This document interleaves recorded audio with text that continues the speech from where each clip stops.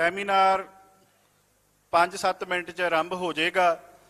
ਜਿਹੜੇ ਵੀਰ ਬਾਹਰ ਪਹੁੰਚ ਗਏ ਨੇ ਜਾਂ ਇੱਧਰ ਚਾਹ ਪਾਣੀ ਪੀ ਰਹੇ ਨੇ, ਮੈਂ ਨਿਮਰਤਾ ਸਹਿਤ ਬੇਨਤੀ ਕਰਦਾ ਕਿ ਜਲਦੀ ਤੋਂ ਜਲਦੀ ਆ ਕੇ ਸਜਣ ਦੀ ਕਿਰਪਾਲਤਾ ਕਰਨ। ਸਮੁੱਚੇ ਰੂਪ ਦੇ ਵਿੱਚ ਲੀਡਰਸ਼ਿਪ ਵੀ ਪਹੁੰਚ ਚੁੱਕੀ ਹੈ। ਜਿਨ੍ਹਾਂ ਨੇ ਅੱਜ ਸੈਮੀਨਾਰ ਦੇ ਵਿੱਚ ਤੁਹਾਡੇ ਨਾਲ ਆਪਣੇ ਵਿਚਾਰ ਸਾਂਝੇ ਕਰਨੇ ਨੇ ਉਹ ਵੀ ਪਹੁੰਚ ਚੁੱਕੇ ਨੇ। ਮੈਂ ਸਿਰਫ 2-4 ਮਿੰਟ ਦੇ ਵਿੱਚ ਹੀ ਸਾਰੀ ਸੰਗਤ ਨੂੰ ਇਹ ਬੇਨਤੀ ਕਰਨੀ ਚਾਹੁੰਦਾ ਕਿ ਚਾਹ ਪਾਣੀ ਛਕ ਕੇ ਸਜਣ ਦੀ ਕਿਰਪਾਲਤਾ ਕਰਨ।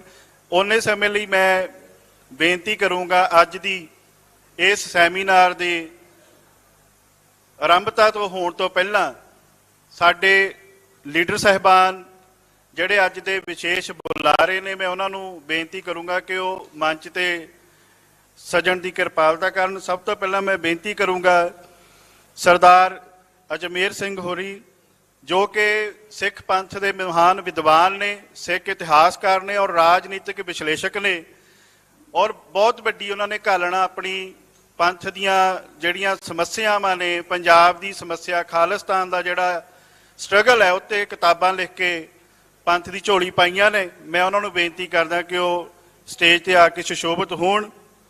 ਮੈਂ ਬੇਨਤੀ ਕਰੂੰਗਾ ਭਾਈ ਦਲਜੀਤ ਸਿੰਘ, ਜਿਹੜੇ ਕਿ ਜੁਝਾਰੂ ਆਗੂ ਅਤੇ ਖਾਲਿਸਤਾਨ ਲਹਿਰ ਦੇ ਵਿੱਚ ਅਹਿਮ ਰੋਲ ਅਦਾ ਉਹਨਾਂ ਨੇ ਕੀਤਾ ਹੈ, ਉਹ ਵੀ ਅੱਜ ਆਪਣੇ ਵਿਚਾਰ ਨੌਜਵਾਨਾਂ ਨਾਲ ਸਾਂਝੇ ਕਰਨਗੇ। ਮੈਂ ਉਹਨਾਂ ਨੂੰ ਬੇਨਤੀ ਕਰਦਾ ਕਿ ਉਹ ਮੰਚ ਤੇ ਆ ਕੇ ਸੁਸ਼ੋਭਿਤ ਹੋਣ। ਭਾਈ ਨਾਰਾਇਣ ਸਿੰਘ ਚੌੜਾ ਜੀ, ਮੈਂ ਉਹਨਾਂ ਨੂੰ ਵੀ ਬੇਨਤੀ ਕਰਦਾ ਕਿ ਉਹ ਵੀ ਸਟੇਜ ਤੇ ਆ ਕੇ ਸੁਸ਼ੋਭਿਤ ਹੋਣ। ਆਏ ਨਹੀਂ। ਭਾਈ ਪਰਮਜੀਤ ਸਿੰਘ ਮੰਡ ਸਾਡੇ ਕੋਲ ਅੱਜ ਇੱਥੇ ਸਾਡੇ ਵਿਚਕਾਰ ਮੌਜੂਦ ਨੇ। ਭਾਈ ਹਰਚਰਨਜੀਤ ਸਿੰਘ ਧਾਮੀ, ਸੀਨੀਅਰ ਆਗੂ ਦਲ ਖਾਲਸਾ, ਉਹ ਵੀ ਇੱਥੇ ਮੌਜੂਦ ਨੇ। ਮੈਂ ਬੇਨਤੀ ਕਰੂੰਗਾ ਭਾਈ ਹਰਪਾਲ ਸਿੰਘ ਚੀਮਾ ਜੀ, ਪ੍ਰਧਾਨ ਦਲ ਖਾਲਸਾ, ਉਹ ਵੀ ਮੰਚ ਤੇ ਆ ਕੇ ਸੁਸ਼ੋਭਿਤ ਹੋਣ।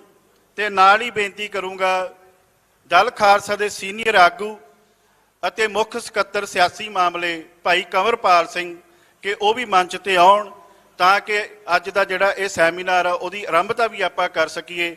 ਮੈਂ ਬੇਨਤੀ ਕਰੂੰਗਾ ਭਾਜੀ ਕੰਵਰਪਾਲ ਸਿੰਘ ਕਿ ਉਹ ਵੀ ਮੰਚ ਤੇ ਆ ਕੇ ਸੁਸ਼ੋਭਿਤ ਹੋਣ। ਜਿਹੜੇ ਵੀਰਾਂ ਨੇ ਚਾਹ ਪਾਣੀ ਹਾਲੇ ਨਹੀਂ ਪੀਤਾ, ਉਹਨਾਂ ਨੂੰ ਮੈਂ ਬੇਨਤੀ ਕਰਦਾ ਕਿ 1-2 ਮਿੰਟ ਦੇ ਵਿੱਚ ਚਾਹ ਪਾਣੀ ਪੀ ਕੇ ਸਜਣ ਦੀ ਕਿਰਪਾਲਤਾ ਕਰਨ। ਸੋ ਵੀਰੋ, ਅੱਜ ਦਾ ਜਿਹੜਾ ਇਹ ਸੈਮੀਨਾਰ ਹੈ, ਅੱਜ ਦਾ ਜਿਹੜਾ ਇਹ ਸਮਾਗਮ ਹੈ, ਦਲ ਖਾਲਸਾ ਹਰ ਸਾਲ ਇਹਨੂੰ ਕਿਸੇ ਨਾ ਕਿਸੇ ਰੂਪ ਦੇ ਵਿੱਚ ਪਿਛਲੇ ਲੰਬੇ ਸਮੇਂ ਤੋਂ ਮਨਾਉਂਦਾ ਆ ਰਿਹਾ। ਇਕੱਲਿਆਂ ਵੀ ਔਰ ਪੰਥਕ ਸਫਾਂ ਦੇ ਵਿੱਚ ਜਿਹੜੀਆਂ ਜਥੇਬੰਦੀਆਂ ਸਾਡੇ ਨਾਲ ਅਸੀਂ ਰਲ ਕੇ ਕੰਮ ਕਰਦੇ ਹਾਂ, ਉਹਨਾਂ ਦੇ ਨਾਲ ਵੀ ਇਸ ਬਾਰੇ 39 ਸਾਲ ਪੂਰੇ ਹੋ ਗਏ ਨੇ। ਜਿਹੜਾ 29 ਅਪ੍ਰੈਲ 1986 ਨੂੰ ਸ਼੍ਰੀ ਅਕਾਲ ਤਖਤ ਸਾਹਿਬ ਤੋਂ ਖਾਲਿਸਤਾਨ ਦਾ ਐਲਾਨ ਹੋਇਆ ਸੀ। ਔਰ ਅਸੀਂ ਇਹ ਸਮਝਦੇ ਹਾਂ ਕਿ ਪਿਛਲੇ ਲਗਭਗ 4 ਦਹਾਕਿਆਂ ਤੋਂ ਵੱਧ ਸਮੇਂ ਦੇ ਅੰਦਰ ਪੰਜਾਬ ਦੇ ਅੰਦਰ, ਪੰਜਾਬ ਤੋਂ ਬਾਹਰ ਸਿੱਖਾਂ ਨੇ ਆਪਣੀ ਆਜ਼ਾਦੀ ਲਈ ਲਹੂ ਡੋਲ ਕੇ, ਲੰਬੀਆਂ ਜੇਲ੍ਹਾਂ ਕੱਟ ਕੇ, ਅੱਜ ਤੱਕ ਵੀ ਬਹੁਤ ਸਾਰੇ ਸਾਡੇ ਵੀਰ ਸਿੰਘ ਜੇਲ੍ਹਾਂ ਵਿੱਚ ਨਜ਼ਰਬੰਦ ਨੇ, ਬਹੁਤ ਸਾਰੇ ਜਲਾਵਤਨੀਆਂ ਕੱਟ ਰਹੇ ਨੇ। ਬਹੁਤ ਪਰਿਵਾਰ ਇਹੋ ਜਿਹੇ ਨੇ ਜਿਨ੍ਹਾਂ ਨੇ ਇਸ ਸੰਘਰਸ਼ ਦੀ ਭੇਟ ਆਪਣੇ ਸਾਰਾ ਪਰਿਵਾਰ ਕੁਰਬਾਨ ਵੀ ਕੀਤਾ। ਅੱਜ ਦਾ ਇਹ ਸੈਮੀਨਾਰ ਉਹਨਾਂ ਸਮੁੱਚੇ ਰੂਪ ਦੇ ਵਿੱਚ ਸਾਰੇ ਹੀ ਸਿੱਧਕਵਾਨ ਸਿੱਖਾਂ ਨੂੰ ਸਿਜਦਾ ਵੀ ਕਰਦਾ ਹੈ, ਸਤਿਕਾਰ ਵੀ ਭੇਟ ਕਰਦਾ ਹੈ, ਔਰ ਭਵਿੱਖ ਦੇ ਅੰਦਰ ਉਹਨਾਂ ਦੇ ਇਸ ਸੁਪਨੇ ਨੂੰ ਪੂਰਾ ਕਰਨ ਲਈ ਦਲ ਖਾਲਸਾ ਔਰ ਇੱਥੇ ਮੌਜੂਦਾ ਇਹ ਇਕੱਠ ਇਹ ਵਚਨਬੱਧਤਾ ਵੀ ਦੁਹਰਾਉਂਦਾ ਹੈ ਕਿ ਖਾਲਿਸਤਾਨ ਦੀ ਪ੍ਰਾਪਤੀ ਤੱਕ ਜਿਹੜਾ ਇਹ ਸੰਘਰਸ਼ ਹੈ ਇਹ ਜਾਰੀ ਰਹੂਗਾ। ਸੋ ਅੱਜ ਦੇ ਇਸ ਪ੍ਰੋਗਰਾਮ ਦਾ ਆਗਾਜ਼ ਮੈਂ ਸਰਦਾਰ ਕੰਵਰਪਾਲ ਸਿੰਘ, ਸੀਨੀਅਰ ਆਗੂ ਦਲ ਖਾਲਸਾ ਕੋਲੋਂ ਕਰਵਾਉਣਾ ਚਾਹੂੰਗਾ, ਕਿਉਂਕਿ ਅਸੀਂ ਸਾਰੇ ਹੀ ਜਿਹੜੇ ਅੱਜ ਦੇ ਨੌਜਵਾਨ ਆ ਉਹ ਨੇ ਜਿਹੜੇ 80-90 ਦੇ ਦਹਾਕੇ ਵਿੱਚ ਜੰਮੇ ਆ। ਔਰ ਇਹ ਜਿਹੜੇ ਅੱਜ ਮੰਚ ਦੇ ਉੱਤੇ ਸੁਸ਼ੋਭਿਤ ਤੁਹਾਡੇ ਸਾਹਮਣੇ ਲੀਡਰ ਸਾਹਿਬਾਨ ਨੇ, ਆਗੂ ਨੇ, ਇਹ ਉਹ ਸਾਰੇ ਆਗੂ ਨੇ ਜਿਨ੍ਹਾਂ ਨੇ ਦਰਬਾਰ ਸਾਹਿਬ ਹਮਲੇ ਤੋਂ ਬਾਅਦ ਸਿੱਖ ਸੰਘਰਸ਼ ਦੇ ਵਿੱਚ ਅਹਿਮ ਰੋਲ ਅਦਾ ਕੀਤਾ। ਔਰ ਜਦੋਂ ਇਹ ਸਾਰਾ ਕੁਝ ਵਾਪਰਿਆ ਸੀ, ਇਹ ਉਹਨਾਂ ਦਿਨਾਂ ਦੇ ਵਿੱਚ ਉਹ ਸੰਘਰਸ਼ ਦੇ ਹਿੱਸੇਦਾਰ ਸੀ। ਸੋ ਮੈਂ ਭਾਜੀ ਕੰਵਰਪਾਲ ਸਿੰਘ ਉਹਨਾਂ ਨੂੰ ਬੇਨਤੀ ਕਰੂੰਗਾ ਕਿ ਉਹ ਅੱਜ 29 ਅਪ੍ਰੈਲ 1986 ਦੇ ਇਸ ਐਲਾਨਨਾਮੇ ਦੇ ਕੀ ਅਰਥ ਨੇ, ਔਰ ਉਹਦਾ ਕੀ ਰੋਲ ਰਿਹਾ ਤੇ ਭਵਿੱਖ ਵਿੱਚ ਉਹਦੇ ਸੰਦਰਭ 'ਚ ਕੀ ਕੁਝ ਅਸੀਂ ਕਰ ਸਕਦੇ ਹਾਂ, ਕੀ ਕਰਨਾ ਚਾਹੀਦਾ ਹੈ, ਉਹਦੀ ਇੱਕ ਤੁਹਾਡੇ ਨਾਲ ਸਾਂਝ ਪਾਉਣਗੇ। ਉਹਨਾਂ ਤੋਂ ਬਾਅਦ ਸਰਦਾਰ ਅਜਮੇਰ ਸਿੰਘ ਤੁਹਾਡੇ ਨਾਲ ਵਿਚਾਰ ਸਾਂਝੇ ਕਰਨਗੇ। ਸੋ ਮੈਂ ਬੇਨਤੀ ਕਰੂੰਗਾ ਸਰਦਾਰ ਕੰਵਰਪਾਲ ਸਿੰਘ ਸੀਨੀਅਰ ਆਗੂ ਦਲ ਖਾਲਸਾ ਉਹ ਤੁਹਾਡੇ ਨਾਲ ਅੱਜ ਦਾ ਪ੍ਰੋਗਰਾਮ ਜਿਹੜਾ ਆਗਾਜ਼ ਕਰਨ ਤੇ ਆਪਣੇ ਵਿਚਾਰ ਤੁਹਾਡੇ ਨਾਲ ਸਾਂਝੇ ਕਰਨਗੇ। ਵਾਹਿਗੁਰੂ ਜੀ ਕਾ ਖਾਲਸਾ, ਵਾਹਿਗੁਰੂ ਜੀ ਕੀ ਫਤਿਹ।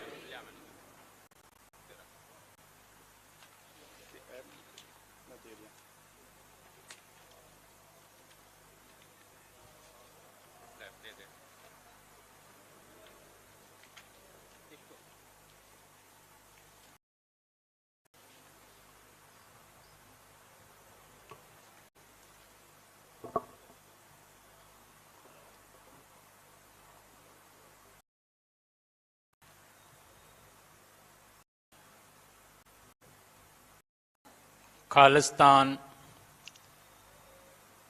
ਐਲਾਨਨਾਮੇ ਦੇ 29ਵੇਂ ਸਾਲ ਮੌਕੇ ਖਾਲਿਸਤਾਨ ਦੀ ਵਿਚਾਰਧਾਰਾ, ਸੋਚ ਅਤੇ ਸੰਘਰਸ਼ ਨੂੰ ਪ੍ਰਣਾਏ ਵੀਰਾਂ ਭੈਣਾਂ ਆਗੂਆਂ ਸਾਰਿਆਂ ਨੂੰ ਗੁਰੂ ਫਤਿਹ ਪ੍ਰਵਾਨ। ਵਾਹਿਗੁਰੂ ਜੀ ਕਾ ਖਾਲਸਾ, ਵਾਹਿਗੁਰੂ ਜੀ ਕੀ ਫਤਿਹ।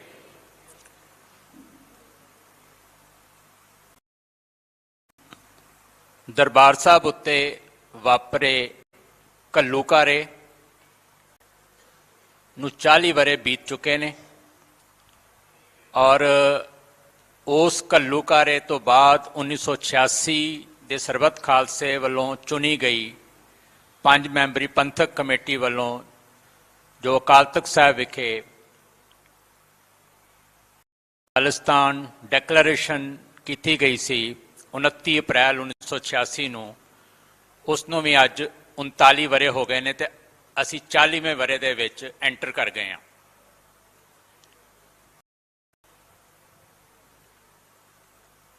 ਡੈਕਲੇਰੇਸ਼ਨ ਜਿਹੜਾ ਦਸਤਾਵੇਜ਼ ਹੈ ਉਹ ਆਪਣੇ ਆਪ ਦੇ ਵਿੱਚ ਇੱਕ ਇਤਿਹਾਸਕ ਮਹੱਤਤਾ ਰੱਖਦਾ, ਕਿਉਂਕਿ ਇਸ ਦਸਤਾਵੇਜ਼, ਇਸ ਡੈਕਲੇਰੇਸ਼ਨ ਤੋਂ ਬਾਅਦ ਖਾਲਿਸਤਾਨ ਲਈ ਜੂਝਣ ਵਾਲੇ, ਕੁਰਬਾਨ ਹੋਣ ਵਾਲੇ, ਸ਼ਹੀਦੀਆਂ ਪਾਉਣ ਵਾਲਿਆਂ ਨੂੰ ਖਾਲਿਸਤਾਨੀ ਹੋਣ ਦਾ ਮਾਣ ਅਤੇ ਪਹਿਚਾਣ ਮਿਲੀ। ਇਹ ਦਸਤਾਵੇਜ਼ ਇਸ ਕਰਕੇ ਵੀ ਮਹੱਤਤਾ ਰੱਖਦਾ ਕਿ ਇਸ ਦਸਤਾਵੇਜ਼ ਤੋਂ ਬਾਅਦ ਬਹੁਤ ਸਾਰੀਆਂ ਜੁਝਾਰੂ ਜਥੇਬੰਦੀਆਂ ਖਾਲਿਸਤਾਨ ਦੇ ਟਾਈਟਲ ਦੇ ਨਾਲ ਹੋਂਦ ਵਿੱਚ ਆਈਆਂ।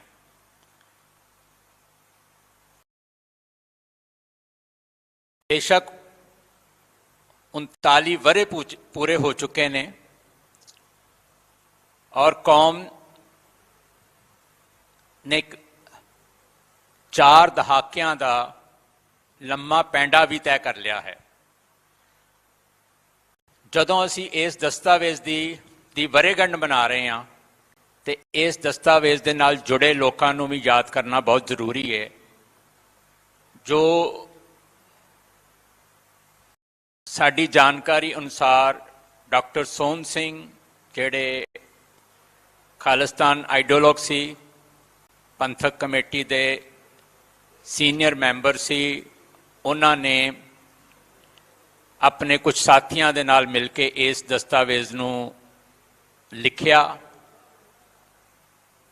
ਔਰ 5 ਮੈਂਬਰੀ ਪੰਥਕ ਕਮੇਟੀ, ਜਿਹਦੇ ਵਿੱਚ ਜਥੇਦਾਰ ਗੁਰਬਚਨ ਸਿੰਘ ਮਾਨੋਚਾਲ, ਭਾਈ ਅਰੂੜ ਸਿੰਘ, ਭਾਈ ਧੰਨਾ ਸਿੰਘ, ਭਾਈ ਗੁਰਦੇਵ ਸਿੰਘ ਉਸਮਾਨਵਾਲਾ ਜਿਹੜੇ ਸ਼ਹੀਦ ਹੋਏ ਅਤੇ ਭਾਈ ਵਸੰਤ ਸਿੰਘ ਜਫਰਵਾਲ, ਇਹਨਾਂ 5 ਸ਼ਖਸੀਅਤਾਂ ਨੇ ਇਸ ਨੂੰ ਅਕਾਲ ਤਖ਼ਤ ਸਾਹਿਬ ਦਰਬਾਰ ਸਾਹਿਬ ਸਮੂਹ ਦੇ ਅੰਦਰੋਂ ਜਾਰੀ ਕੀਤਾ ਕੌਮ ਦੇ ਨਾਮ। ਅਤੇ ਨਾਲ ਹੀ ਦੁਨੀਆ ਨੂੰ, ਦੁਨੀਆ ਦੇ तमाम ਮੁਲਕਾਂ ਨੂੰ ਤੇ ਭਾਰਤ ਨੂੰ ਖਾਲਿਸਤਾਨ ਨੂੰ ਮਾਨਤਾ ਦੇਣ ਦੀ ਅਪੀਲ ਕੀਤੀ। ਉਸ ਦਿਨ ਤੋਂ ਬਾਅਦ ਜਿਹੜੀ ਹਿੰਦ ਪੰਜਾਬ ਦੀ ਜੰਗ ਪਹਿਲਾਂ ਤੋਂ ਚੱਲੀ ਆ ਰਹੀ ਸੀ, ਉਸ ਨੂੰ ਇੱਕ ਖਾਲਿਸਤਾਨ ਦਾ ਨਾਮ ਤੇ ਪਛਾਣ ਮਿਲੀ।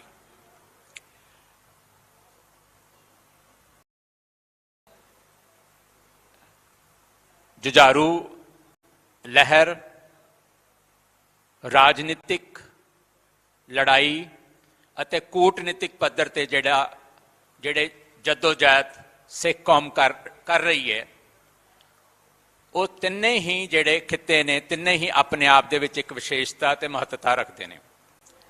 ਸੋ ਅੱਜ ਇਸ ਸੈਮੀਨਾਰ ਦੇ ਵਿੱਚ ਭਾਈ ਦਲਜੀਤ ਸਿੰਘ, ਭਾਈ ਨਰੈਣ ਸਿੰਘ ਪਹੁੰਚ ਰਹੇ ਨੇ, ਸਰਦਾਰ ਸਿਮਰਨਜੀਤ ਸਿੰਘ ਮਾਨ, ਇਹ ਤਿੰਨੇ ਉਹ ਸ਼ਖਸੀਅਤਾਂ ਨੇ ਜਿਹੜੇ ਪਿਛਲੇ 40 ਸਾਲ ਤੋਂ ਖਾਲਿਸਤਾਨ ਦੀ ਸੋਚ ਨੂੰ ਪ੍ਰਣਾਏ ਔਰ ਖਾਲਿਸਤਾਨ ਦੇ ਇਸ ਸੰਘਰਸ਼ ਦੇ ਵਿੱਚ ਆਪਣਾ ਭਰਪੂਰ ਯੋਗਦਾਨ ਪਾਉਂਦੇ ਆ ਰਹੇ ਨੇ। ਔਰ ਇੰਨਾ ਲੰਮਾ ਸਮਾਂ ਹੋ ਗਿਆ ਇਹਨਾਂ ਨੂੰ ਆਪਣੀ ਸਮਰੱਥਾ, ਆਪਣੀ ਵਿੱਤ ਅਨੁਸਾਰ ਯੋਗਦਾਨ ਪਾਉਂਦਿਆਂ। ਸਾਰੇ ਹੀ ਸਾਡੇ ਲਈ ਸਤਿਕਾਰਤ ਹਨ। ਜਿਹੜੇ ਜਥੇਬੰਦੀਆਂ, ਜਿਹੜੀਆਂ ਸ਼ਖਸੀਅਤਾਂ ਖਾਲਿਸਤਾਨ ਦੀ ਸੋਚ ਨੂੰ ਸਮਰਪਿਤ ਹਨ, ਉਹਨਾਂ ਅਤੇ ਜਿਹੜੇ ਜਥੇਬੰਦੀਆਂ ਤੋਂ ਬਾਹਰ ਰਹਿ ਕੇ ਇੰਡੀਵਿਜੂਅਲ ਲੈਵਲ ਤੇ ਵੀ ਖਾਲਿਸਤਾਨ ਦੇ ਲਈ ਕੁਝ ਨਾ ਕੁਝ ਕਰ ਰਹੇ ਨੇ, ਅਰਦਾਸਾਂ ਕਰ ਰਹੇ ਨੇ, ਸ਼ਹੀਦਾਂ ਦੀ ਸੋਚ ਨੂੰ ਪ੍ਰਣਾਮ ਕਰਦੇ ਨੇ, ਉਹਨਾਂ ਸਾਰਿਆਂ ਦੀ ਜਿਹੜੀ ਭਾਵਨਾ ਹੈ ਉਹ ਇਹੀ ਹੈ ਕਿ ਸਿੱਖ ਪੰਥ ਇਸ ਖਿੱਤੇ ਦੇ ਵਿੱਚ ਪੂਰਨ ਪ੍ਰਭੂ ਸੱਤਾ ਸੰਪੰਨ ਆਪਣਾ ਮੁਲਕ ਸਿਰਜ ਕੇ ਆਪਣੀ ਕਿਸਮਤ ਦਾ ਮਾਲਕ ਆਪ ਬਣੇ। ਉਹਨਾਂ ਸਾਰੀਆਂ ਭਾਵਨਾਵਾਂ ਨੂੰ ਅੱਜ ਅਸੀਂ ਇਸ ਸੈਮੀਨਾਰ ਦੇ ਵਿੱਚ ਪ੍ਰਗਟ ਕਰਾਂਗੇ ਔਰ ਜੋ ਉਹ ਭਾਵਨਾਵਾਂ, ਜੋ ਇੱਛਾਵਾਂ ਨੇ, ਉਹਨਾਂ ਨੂੰ ਚੰਦ ਸ਼ਬਦਾਂ ਦੇ ਵਿੱਚ ਇੱਥੇ ਆਪ ਜੀ ਦੇ ਸਾਹਮਣੇ ਮੈਂ ਰੱਖਣ ਦੀ ਇਜਾਜ਼ਤ ਚਾਹੁੰਦਾ ਹਾਂ।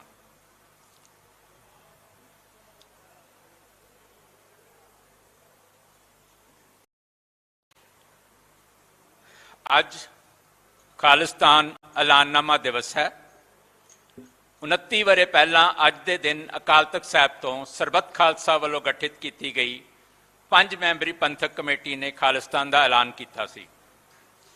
ਕੌਂਸਲ ਆਫ ਖਾਲਿਸਤਾਨ, ਦਲ ਖਾਲਸਾ, ਬੱਬਰ ਖਾਲਸਾ ਤੇ ਅਕਾਲ ਫੈਡਰੇਸ਼ਨ ਤਾਂ ਇਸ ਤੋਂ ਪਹਿਲਾਂ ਹੀ ਪੂਰਨ ਪ੍ਰਭੂ ਸੱਤਾ ਸੰਪੰਨ ਖਾਲਿਸਤਾਨ ਦੀ ਪ੍ਰਾਪਤੀ ਨੂੰ ਆਪਣਾ ਮਿਸ਼ਨ ਮਿੱਥ ਕੇ ਸੰਘਰਸ਼ ਦੇ ਰਾਹ ਤੁਰ ਚੁੱਕੇ ਸਨ। ਸ਼ਹੀਦ ਸੰਤ ਜਰਨੈਲ ਸਿੰਘ ਖਾਲਸਾ ਪਿੰਡਰਾਂਵਾਲਿਆਂ ਨੇ ਵੀ ਜੂਨ 1984 ਦੇ ਘੱਲੂਘਾਰੇ ਤੋਂ ਕਿੰਨਾ ਚਿਰ ਪਹਿਲਾਂ ਹੀ ਐਲਾਨ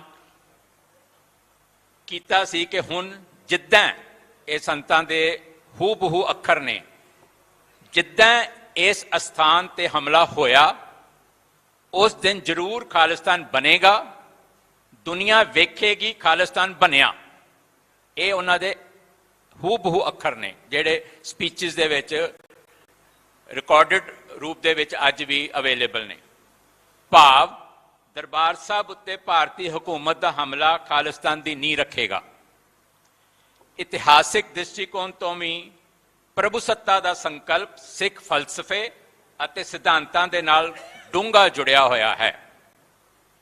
ਕੌਮੀ ਰੂਪ ਦੇ ਵਿੱਚ ਸਰਬੱਤ ਖਾਲਸਾ ਦੁਆਰਾ ਚੁਣੀ ਗਈ ਪੰਥਕ ਕਮੇਟੀ ਵੱਲੋਂ 29 ਅਪ੍ਰੈਲ 1986 ਨੂੰ ਕੀਤਾ ਗਿਆ ਖਾਲਿਸਤਾਨ ਦਾ ਐਲਾਨਨਾਮਾ ਸਿੱਖਾਂ ਲਈ ਵਿਸ਼ੇਸ਼ ਮਹੱਤਤਾ ਰੱਖਦਾ ਹੈ।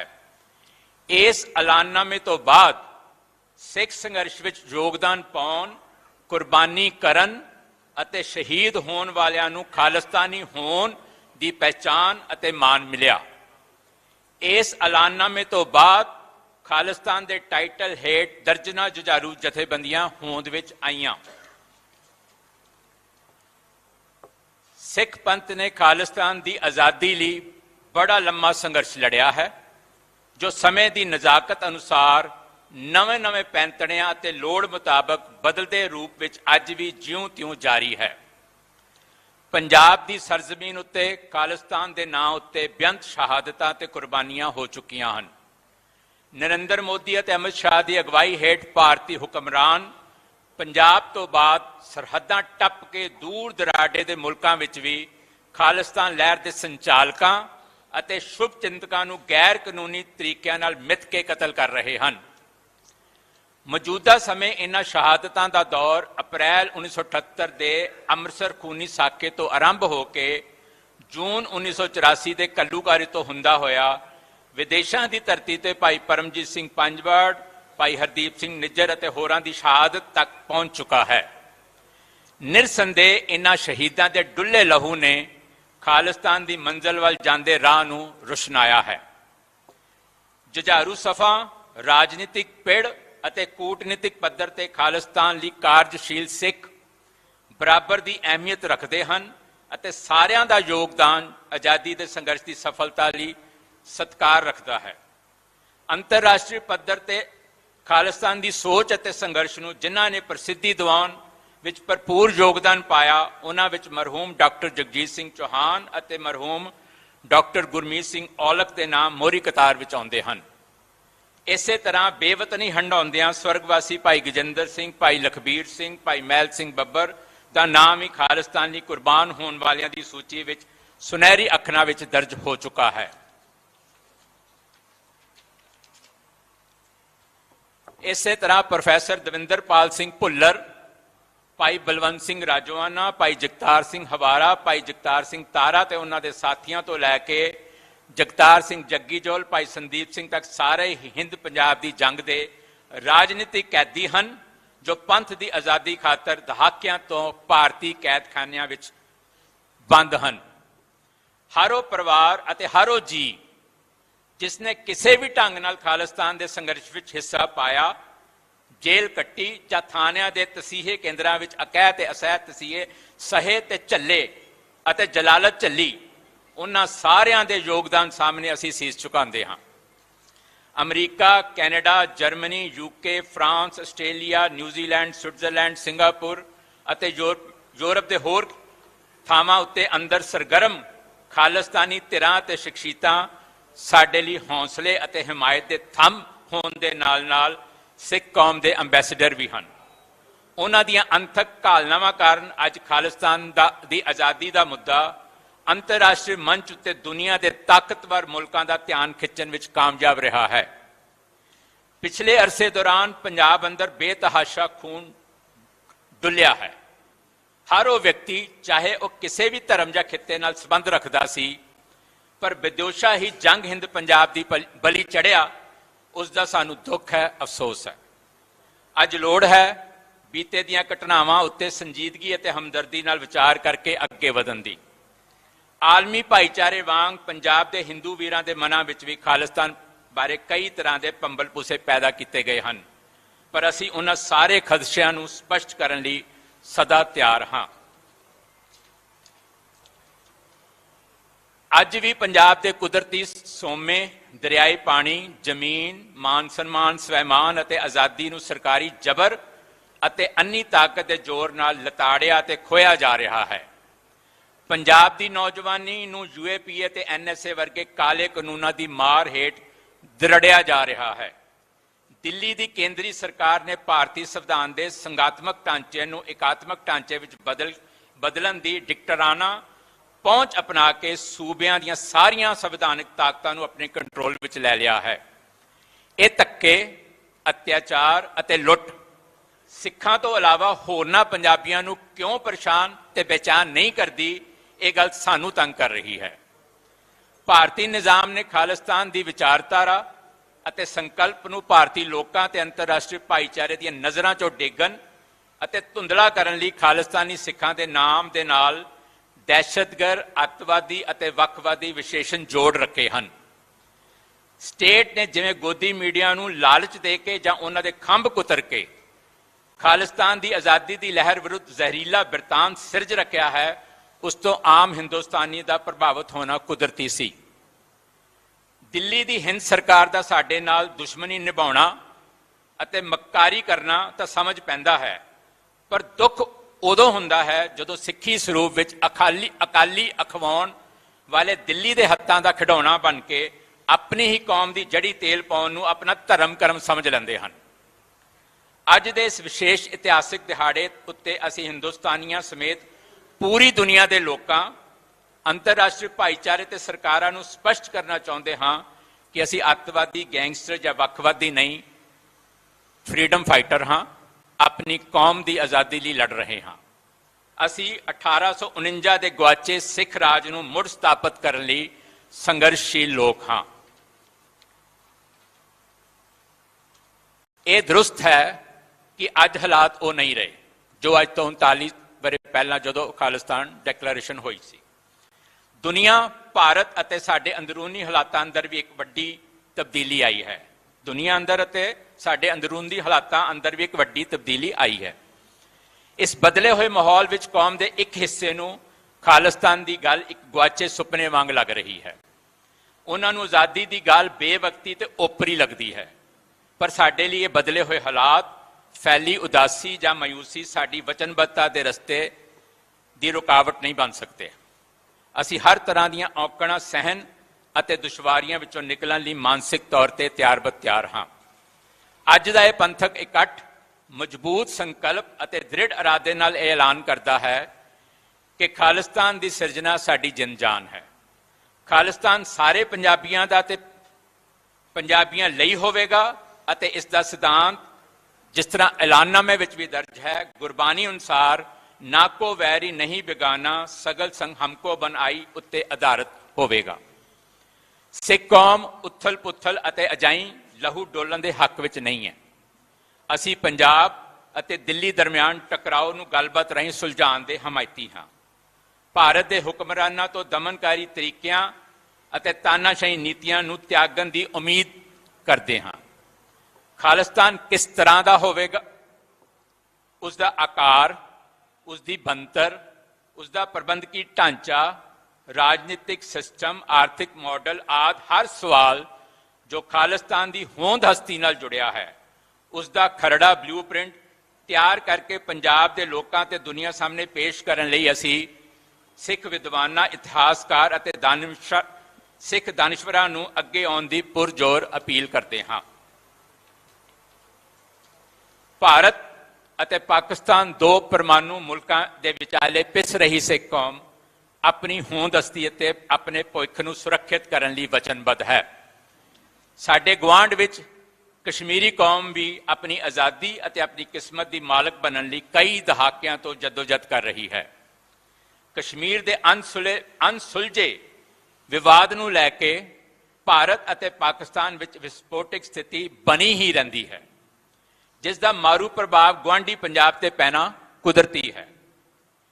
ਪਰਮਾਣੂ ਸ਼ਕਤੀਆਂ ਵਿੱਚ ਘਿਰੀ ਸਿੱਖ ਜਨਤਾ ਦੀ ਪ੍ਰਾਥਮਿਕਤਾ, ਪ੍ਰਾਇੋਰਟੀ ਜਿਹਨੂੰ ਕਹਿੰਦੇ ਆ, ਆਪਣੀ ਅਡਰੀ ਹੋਂਦਸਤੀ ਤੇ ਪਛਾਣ ਨੂੰ ਬਰਕਰਾਰ ਰੱਖਣਾ ਹੈ, ਪ੍ਰੋਟੈਕਟ ਕਰਨਾ ਹੈ। ਸਾਡੇ ਲਈ ਧਿਰ ਬਣਨਾ ਆਪਣੀ ਕੌਮੀ ਵਜੂਦ ਨੂੰ ਖਤਰੇ ਵਿੱਚ ਪਾਉਣ ਦੇ ਬਰਾਬਰ ਹੈ। ਸਾਡਾ ਵਿਸ਼ਵਾਸ ਹੈ ਕਿ ਸਿੱਖ ਕੌਮ ਅੰਨੀ ਦੇਸ਼ ਭਗਤੀ ਦੇ ਵਹਿਣ ਵਿੱਚ ਬਹਿ ਕੇ ਅਜਿਹੇ ਕਿਸੇ ਵੀ ਤਬਾਹੀ ਦੇ ਕਾਰਨਾਂ ਅਤੇ ਮੰਜ਼ਰ ਦਾ ਹਿੱਸਾ ਨਹੀਂ ਬਣੇਗੀ। ਸਿੱਖ ਆਪਣੇ ਖਿੱਤੇ ਦੇ ਲੋਕਾਂ ਦੇ ਹਿੱਤਾਂ, ਉਹਨਾਂ ਦੇ ਭਵਿੱਖ, ਸਰਬੱਤ ਦੇ ਭਲੇ ਦੇ ਸਿਧਾਂਤ ਅਤੇ ਇਨਸਾਨੀ ਕਦਰਾਂ ਕੀਮਤਾਂ ਨੂੰ ਧਿਆਨ ਵਿੱਚ ਰੱਖ ਕੇ ਹੀ ਫੈਸਲਾ ਕਰਨਗੇ। ਖਾਲਿਸਤਾਨ ਦੀ ਸਥਾਪਨਾ ਦੋ ਪਰਮਾਣੂ ਮੁਲਕਾਂ ਦਰਮਿਆਨ ਬਫਰ ਸਟੇਟ ਦਾ ਕੰਮ ਕਰ ਸਕਦੀ ਹੈ, ਕਰੇਗੀ, ਜੋ ਇਨਸਾਨੀ ਤਬਾਹੀ ਨੂੰ ਟਾਲਣ, ਹਿੰਦ ਪਾਕ ਵਿਚਾਲੇ ਚਿਰਾਂ ਤੋਂ ਪਨਪ ਰਹੀ ਵੈਰ ਭਾਵਨਾ ਨੂੰ ਮਿਟਾਉਣ ਅਤੇ ਇਸ ਖਿੱਤੇ ਵਿੱਚ ਸਥਾਈ ਸਥਿਰਤਾ ਲਿਆਉਣ ਦੇ ਸਮਰੱਥ ਹੈ। ਦੁਨੀਆ ਦੇ ਸ਼ਕਤੀਸ਼ਾਲੀ ਮੁਲਕਾਂ ਨੂੰ ਇਸ ਪਾਸੇ ਧਿਆਨ ਦੇਣ ਦੀ ਲੋੜ ਹੈ। ਆਓ ਰਾਜ ਕਰੇਗਾ ਖਾਲਸਾ, ਆਕੀ ਰਹੇ ਨਾ ਕੋਏ ਦੇ ਵਾਕ ਉੱਤੇ ਪੂਰਨ ਭਰੋਸਾ ਕਰਕੇ ਦੂਰ ਅੰਦੇਸ਼ੀ, ਦ੍ਰਿਸ਼ਟਾ, ਸੁਹਿਰਦਤਾ ਅਤੇ ਇਕਸੁਰਤਾ ਨਾਲ ਸੰਘਰਸ਼ੀਲ ਹੋਈਏ। ਇਹ ਅੱਜ ਦਾ ਸੰਦੇਸ਼ ਵੀ ਹੈ, ਸਾਡੀਆਂ ਭਾਵਨਾਵਾਂ ਵੀ ਨੇ, ਸਾਡੀਆਂ ਇੱਛਾਵਾਂ ਵੀ ਨੇ, ਤੇ ਜੋ ਮੌਜੂਦਾ ਹਾਲਾਤ ਨੇ, ਚਾਹੇ ਉਹ ਪੰਜਾਬ 'ਚ ਹੋਣ, ਚਾਹੇ ਭਾਰਤ ਵਿੱਚ ਹੋਣ, ਤੇ ਚਾਹੇ ਅੰਤਰਰਾਸ਼ਟਰੀ ਪੱਧਰ ਤੇ ਹੋਣ, ਉਹਨਾਂ ਸਾਰਿਆਂ ਨੂੰ ਥੋੜ੍ਹੇ ਜਿਹੇ ਲਫ਼ਜ਼ਾਂ ਦੇ ਵਿੱਚ ਕਲਮਬੰਦ ਕਰਕੇ ਤੁਹਾਡੇ ਰੂਬਰੂ ਰੱਖਿਆ, ਤੁਹਾਡੇ ਸਾਹਮਣੇ ਰੱਖਿਆ। ਆਏ ਹੋਏ ਜਿਹੜੇ ਪ੍ਰਮੁੱਖ ਆਗੂ ਨੇ, ਭਾਈ ਦਲਜੀਤ ਸਿੰਘ, ਸਰਦਾਰ ਅਜਮੇਰ ਸਿੰਘ, ਸਰਦਾਰ ਸਿਮਰਨਜੀਤ ਸਿੰਘ ਮਾਨ, ਭਾਈ ਨਰੈਣ ਸਿੰਘ, ਉਹਨਾਂ ਨੂੰ ਵੀ ਬੇਨਤੀ ਹੈ ਕਿ ਅਸੀਂ ਰਲ ਮਿਲ ਕੇ ਜਿਹੜੀ ਪਿਛਲੇ 40 ਸਾਲ ਤੋਂ ਕੌਮ ਸੰਘਰਸ਼ ਲੜ ਰਹੀ ਹੈ ਖਾਲਿਸਤਾਨ ਦਾ, ਉਸ ਨੂੰ ਅੱਗੇ ਲੈ ਕੇ ਤੁਰੀਏ, ਅੱਗੇ ਵਧਾਈਏ, ਆਪਣੀ ਮੰਜ਼ਿਲ ਵੱਲ ਵਧੀਏ। ਇਸ ਪਾਸੇ ਅਸੀਂ ਸਾਰੇ ਹੀ ਧਿਆਨ ਵੀ ਦਈਏ ਤੇ ਸੰਘਰਸ਼ੀਲ ਵੀ ਹੋਈਏ। ਔਰ ਜੋ ਭਾਵਨਾਵਾਂ ਤੁਹਾਡੇ ਸਾਰਿਆਂ ਦੇ ਸਾਹਮਣੇ ਰੱਖੀਆਂ ਨੇ ਉਸ ਨੂੰ ਵੀ ਤੁਸੀਂ ਕਬੂਲ ਕਰਕੇ ਉਮੀਦ ਕਰਾਂਗੇ ਕਿ ਤੁਸੀਂ ਸਾਡੇ ਸਾਰਿਆਂ ਦਾ ਜਿਹੜੇ ਸਟੇਜ ਤੇ ਬੈਠੇ ਇਹਨਾਂ ਦਾ ਸਾਥ ਦਿਓਗੇ, ਇਹਨਾਂ ਨੂੰ ਸਹਿਯੋਗ ਦਿਓਗੇ ਔਰ ਇਸ ਲੜਾਈ ਨੂੰ ਅੱਗੇ ਲੈ ਕੇ ਤੁਰਾਂਗੇ। ਵਾਹਿਗੁਰੂ ਜੀ ਕਾ ਖਾਲਸਾ, ਵਾਹਿਗੁਰੂ ਜੀ ਕੀ ਫਤਿਹ।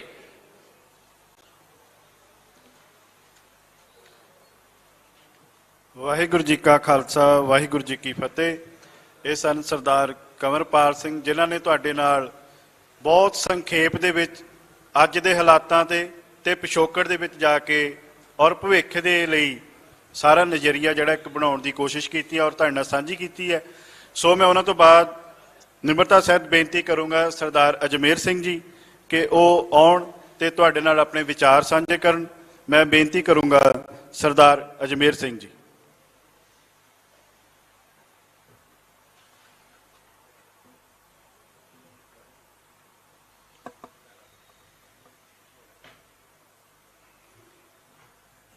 ਸਿੱਖ ਕੌਮ ਲਈ ਆਪਣਾ ਆਜ਼ਾਦ ਮੁਲਕ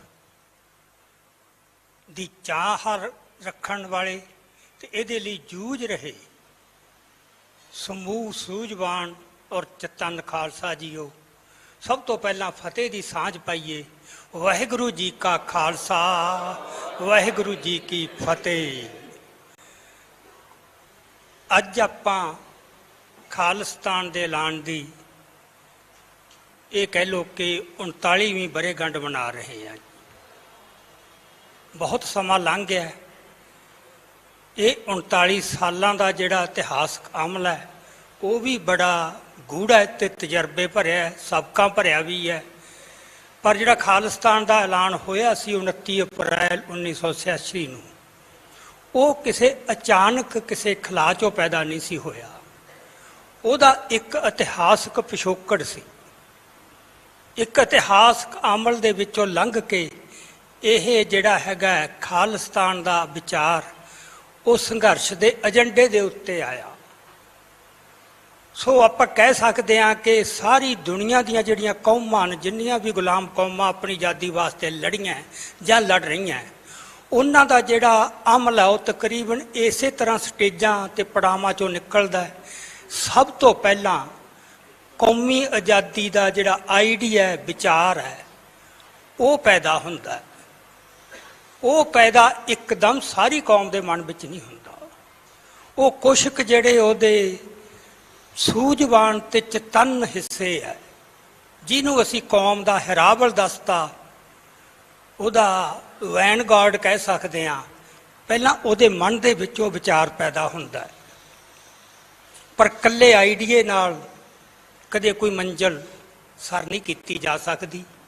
ਜਿੰਨਾ ਚਿਰ ਉਹ ਆਈਡੀਆ ਬਾਕੀ ਕੌਮ ਦੇ ਦਿਲਾਂ ਵਿੱਚ ਘਰ ਨਹੀਂ ਬਣਾ ਲੈਂਦਾ, ਉਹਨਾਂ ਚਿਰ ਉਹ ਇੱਕ ਮਟੀਰੀਅਲ ਫੋਰਸ ਨਹੀਂ ਬਣਦਾ।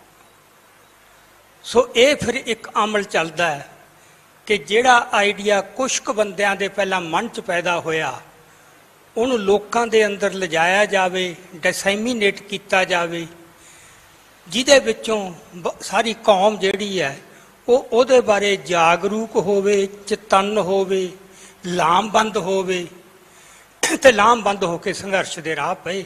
ਇਸ ਤਰ੍ਹਾਂ ਦਾ ਇੱਕ ਅਮਲ ਜਿਹੜਾ ਹੈਗਾ ਉਹ ਚੱਲਦਾ ਹੈ। ਸੋ ਇਸ ਪੱਖੋਂ ਜੇ ਆਪਾਂ ਦੇਖੀਏ, ਜਦੋਂ ਇੱਕ ਵਾਰ ਏਜੰਡੇ ਤੇ ਆ ਜਾਂਦਾ ਹੈ ਕੌਮ ਦੀ ਆਜ਼ਾਦੀ ਦਾ ਪ੍ਰੋਗਰਾਮ, ਅਕਸਰ ਮੈਂ ਦੇਖਿਆ ਕਿ ਜਿਹੜੀ ਉਦੋਂ ਬਾਅਦ ਜਨਰੇਸ਼ਨ ਆਉਂਦੀ ਹੈ ਉਹਨਾਂ ਨੂੰ ਇਹ ਗੱਲ ਬੜੀ ਹੈਰਾਨੀਜਨਕ ਵੀ ਲੱਗਦੀ ਹੈ ਕਿ ਇੰਨਾ ਚਿਰ ਸਾਡੇ ਪੂਰਵਜਾਂ ਨੂੰ ਇਹ ਗੱਲ ਔੜੀ ਨਹੀਂ, ਕਿਉਂ ਬਾਰ-ਬਾਰ ਧੋਖੇ ਖਾਈ ਗਏ ਵੀ ਇਹ ਤਾਂ ਬਹੁਤ ਚਿਰ ਪਹਿਲਾਂ ਆ ਜਾਣਾ ਚਾਹੀਦਾ ਸੀ, ਇਹ ਤਾਂ 1947 'ਚ ਆ ਜਾਣਾ ਚਾਹੀਦਾ ਸੀ, ਜਾਂ ਉਦੋਂ ਵੀ ਪਹਿਲਾਂ ਆ ਜਾਣਾ ਚਾਹੀਦਾ ਸੀ।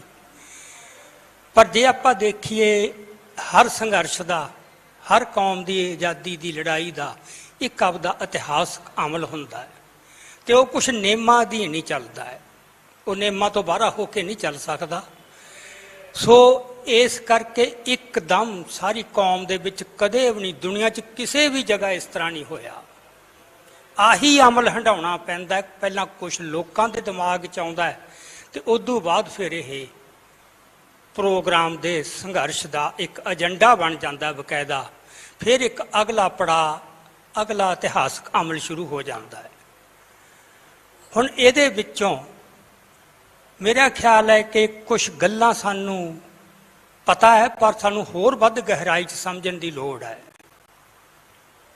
ਅਸੀਂ ਜਿਹੜਾ ਅੱਜ ਖਾਲਿਸਤਾਨ ਦੀ ਗੱਲ ਕਰਦੇ ਹਾਂ, ਉਹਦੀ ਵੈਲਿਡਿਟੀ ਸੰਤ ਜਰਨੈਲ ਸਿੰਘ ਭਿੰਡਰਾਂਵਾਲੇ ਦੇ ਉਸ ਬਿਆਨ ਤੋਂ ਲੈਂਦੇ ਹਾਂ, ਜਿਹੜਾ ਉਹਨਾਂ ਨੇ ਕਿਹਾ ਸੀ ਕਿ ਜਦੋਂ ਦਰਬਾਰ ਸਾਹਿਬ ਤੇ ਹਮਲਾ ਹੋ ਜੂ ਉਦੋਂ ਖਾਲਿਸਤਾਨ ਦੀ ਨੀਂਹ ਰੱਖੀ ਜਾਊ। ਹੁਣ ਜੇ ਸੋਚਿਆ ਜਾਵੇ ਕਿ ਇਹ ਉਡੀਕਣਾ ਜ਼ਰੂਰੀ ਸੀ ਕਿ ਜਦੋਂ ਦਰਬਾਰ ਸਾਹਿਬ, ਇਹ ਤਾਂ ਇੱਕ ਸਿਰੇ ਦਾ ਆਖਰੀ ਸਟੈਪ ਹੈ ਨਾ ਦੁਸ਼ਮਣ ਦਾ, ਉਦੋਂ ਪਹਿਲਾਂ ਬਹੁਤ ਕੁਝ ਹੋ ਰਿਹਾ ਸੀ ਤੇ ਉਹ ਕੱਲਾ ਇਹ 80ਵਿਆਂ 'ਚ ਸ਼ੁਰੂ ਨਹੀਂ ਸੀ ਹੋਇਆ, 47 ਤੋਂ ਹੀ ਸ਼ੁਰੂ ਹੋ ਗਿਆ ਸੀ। ਸੋ ਇਹ ਜਿਹੜੀ ਉਹਨਾਂ ਨੇ ਕਿਹਾ ਕਿ ਜਦੋਂ ਹਮਲਾ ਹੋ ਗਿਆ ਉਦੋਂ ਖਾਲਿਸਤਾਨ ਦੇ ਨੀਂਹ ਰੱਖੀ ਜਾਊ, ਉਹਦੇ ਵਿੱਚ ਇਹ ਹੈ ਕਿ ਜਿਹੜੇ ਤਾਂ ਬੰਦੇ ਹੁੰਦੇ ਨੇ ਵਿਚਾਰ ਨੂੰ ਜਨਮ ਦੇਣ ਵਾਲੇ, ਉਹਨਾਂ ਤੇ ਕੋਈ ਬਹੁਤੀ ਵੱਡੀ ਬੰਦਿਸ਼ ਨਹੀਂ ਹੁੰਦੀ। ਉਹਨਾਂ ਦੇ ਮਨ 'ਚ ਜਦੋਂ ਵਿਚਾਰ ਆਇਆ ਉਹਨਾਂ ਨੇ ਆਪਦਾ ਵਿਚਾਰ ਪ੍ਰਗਟ ਕਰ ਦੇਣਾ ਹੈ, ਕਿਉਂਕਿ ਉਹ ਬੰਦੇ ਹੀ ਵਿਚਾਰਾਂ ਵਾਲੇ ਹੁੰਦੇ ਆ। ਜਿਹੜੇ ਬੰਦੇ ਅਮਲਾਂ ਵਾਲੇ ਹੁੰਦੇ ਆ, ਜਿਨ੍ਹਾਂ ਨੇ ਉਹ 'ਤੇ ਲਹਿਰ ਖੜੀ ਕਰਨੀ ਹੈ, ਜਿਹਨੇ ਉਹਦੇ ਉੱਤੇ ਆਪਣਾ ਵੀ ਸਿਰ ਦੇਣਾ ਤੇ ਦੂਸਰੀ ਹੋਰਨਾਂ ਲੋਕਾਂ ਦੇ ਵੀ ਸਿਰ ਲੱਗਣੇ, ਉਹ ਇਸ ਤਰ੍ਹਾਂ ਨਹੀਂ ਕਰ ਸਕਦਾ।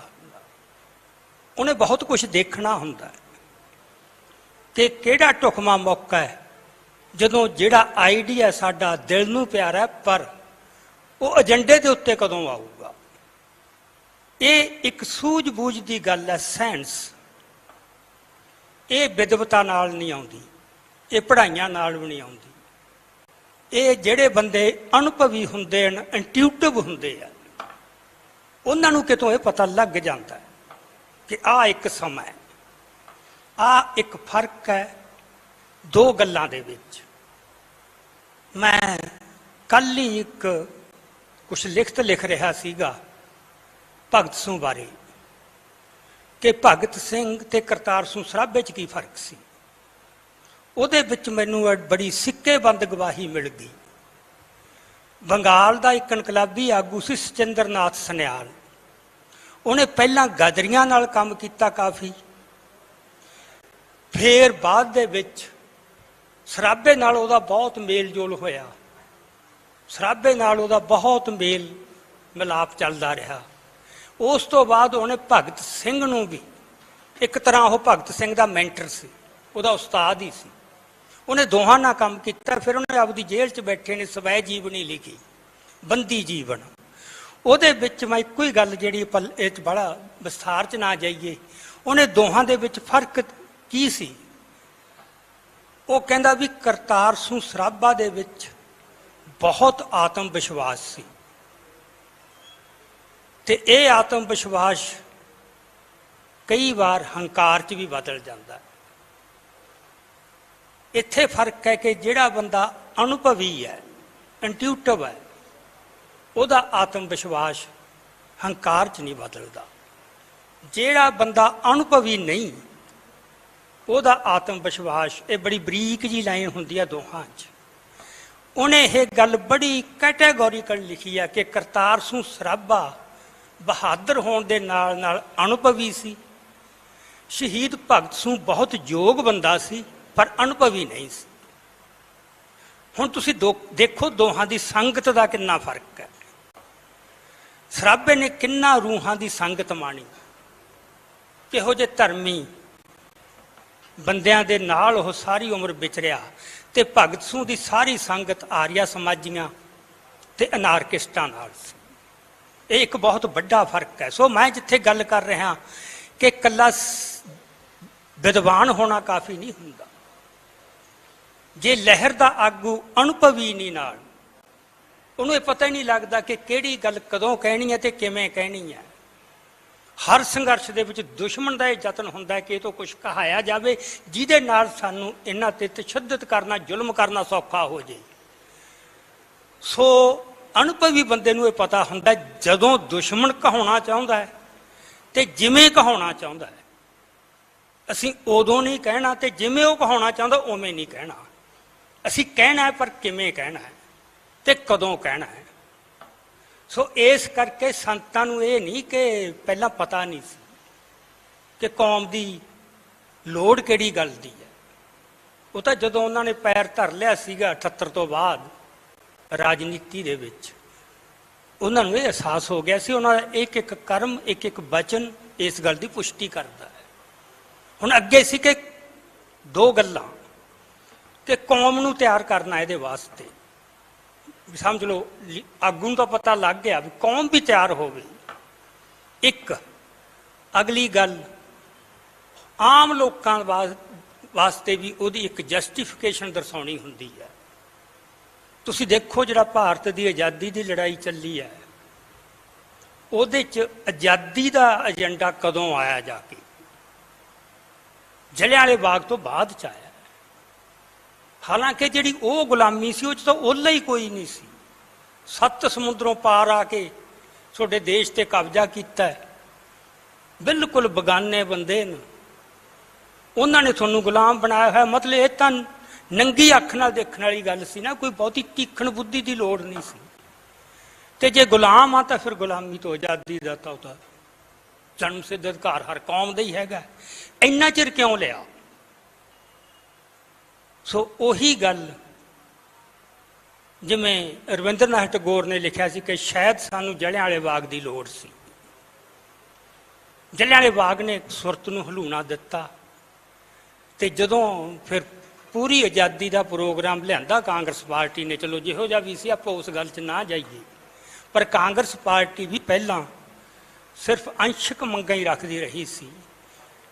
ਪੂਰੀ ਆਜ਼ਾਦੀ ਦੀ ਬਜਾਏ ਡੋਮੀਨੀਅਨ ਸਟੇਟਸ, ਕਿ ਉਹਨਾਂ ਦੀ ਪੰਜਾਲੀ ਗਲ 'ਚ ਪਾ ਕੇ ਹੀ ਥੋੜ੍ਹੀ ਜਿਹੀ ਖੁੱਲ੍ਹ ਲੈਣ ਦੀ ਗੱਲ ਕਰਦੀ ਆਈ ਸੀ।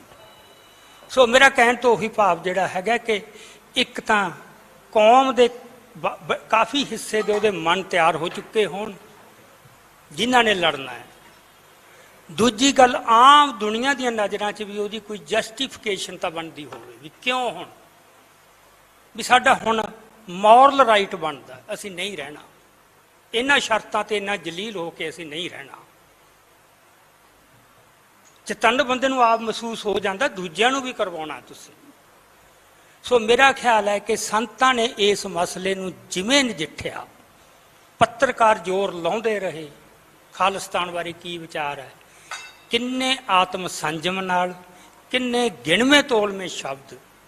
ਸੋ ਜੇ ਲੀਡਰ ਦੇ ਵਿੱਚ ਆਤਮ ਸੰਜਮ ਨਹੀਂ ਤੇ ਨਾਲ ਉਹ ਅਨੁਭਵੀ ਨਹੀਂ, ਤੇ ਅਨੁਭਵ ਇਹ ਕਿਤਾਬਾਂ ਪੜ੍ਹ ਕੇ ਨਹੀਂ ਆਉਂਦਾ, ਇਹ ਕਿਸੇ ਦੁਨਿਆਵੀ ਗਿਆਨ ਨਾਲ ਨਹੀਂ ਆਉਂਦਾ, ਇਹ ਤਾਂ ਨਾਮ ਅਭਿਆਸ ਨਾਲ ਜਾਂ ਗੁਰਬਾਣੀ ਦੇ ਲੜ ਲੱਗ ਕੇ ਹੀ ਆਉਂਦਾ। ਜਦੋਂ ਸੁਰਤ ਜਿਹੜੀ ਹੈ ਕਿ ਕਿਸੇ ਉੱਚੇ ਮੰਡਲਾਂ 'ਚ ਪਹੁੰਚਦੀ ਹੈ, ਗੱਲਾਂ ਨੂੰ ਹੋਰ ਤਰ੍ਹਾਂ ਦੇਖਣ ਲੱਗ ਜਾਂਦੀ ਹੈ। ਸੋ ਸੰਤਾਂ ਨੇ ਇਹਨੂੰ ਇਸ ਤਰ੍ਹਾਂ ਨਜਿੱਠਿਆ। ਮੇਰਾ ਖਿਆਲ ਕਈ ਗੱਲਾਂ ਸਾਡੇ ਵਾਸਤੇ ਅੱਜ ਸਿੱਖਣ ਵਾਲੀਆਂ ਸੰਤਾਂ ਦੇ। ਆਪਾਂ ਇਕੱਲਾ ਇੰਨਾ ਨਾ ਦੇਖੀਏ ਕਿ ਉਹਨਾਂ ਨੇ ਆਹ ਬਿਆਨ ਦੇਤਾ ਸੀ ਤੇ ਬਸ ਹੁਣ ਉਸ ਤੋਂ ਬਾਅਦ ਠੀਕ ਹੈ ਸਾਡਾ, ਉਹ ਠੀਕ ਹੈ, ਇੱਕ ਉਸ ਤੋਂ ਬਾਅਦ ਸਾਡੀ ਜਸਟੀਫਿਕੇਸ਼ਨ ਬਣ ਗਈ। ਪਰ ਆਪਾਂ ਉਹ ਤੋਂ ਸਿੱਖੀਏ ਵੀ ਸਾਰਾ ਕੁਛ, ਕਿਉਂਕਿ ਸੰਘਰਸ਼ ਸਿਰਫ ਐਲਾਨ ਕਰ ਦੇਣ ਨਾਲ ਨਹੀਂ ਮਸਲਾ ਹੱਲ ਹੋ ਜਾਂਦਾ ਕਿ ਖਾਲਿਸਤਾਨ ਦਾ ਐਲਾਨ ਕਰਤਾ ਤੇ ਹੁਣ ਸਾਨੂੰ ਉਹ ਹਾਸਲ ਹੋ ਜਾਊਗਾ।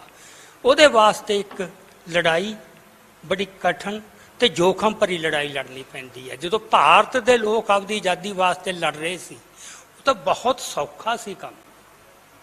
ਸਾਰਾ ਦੇਸ਼ ਇੱਕ ਸੀ ਨਾ, ਉਹ ਤਾਂ ਮੈਜੋਰਟੀ ਸੀ, ਇਕੱਲੀ ਮੈਜੋਰਟੀ ਨਹੀਂ, ਨਾਲ ਮਾਈਨੋਰਟੀਜ਼ ਵੀ ਸਾਰੀਆਂ ਹੀ ਸੀ, ਕੀ ਸਿੱਖ, ਕੀ ਮੁਸਲਮਾਨ, ਕੀ ਈਸਾਈ, ਉਹ 'ਚ ਸਾਰੇ ਸ਼ਾਮਲ ਸੀ। ਤਾਂ ਬਹੁਤ ਸੌਖਾ ਕੰਮ ਸੀ।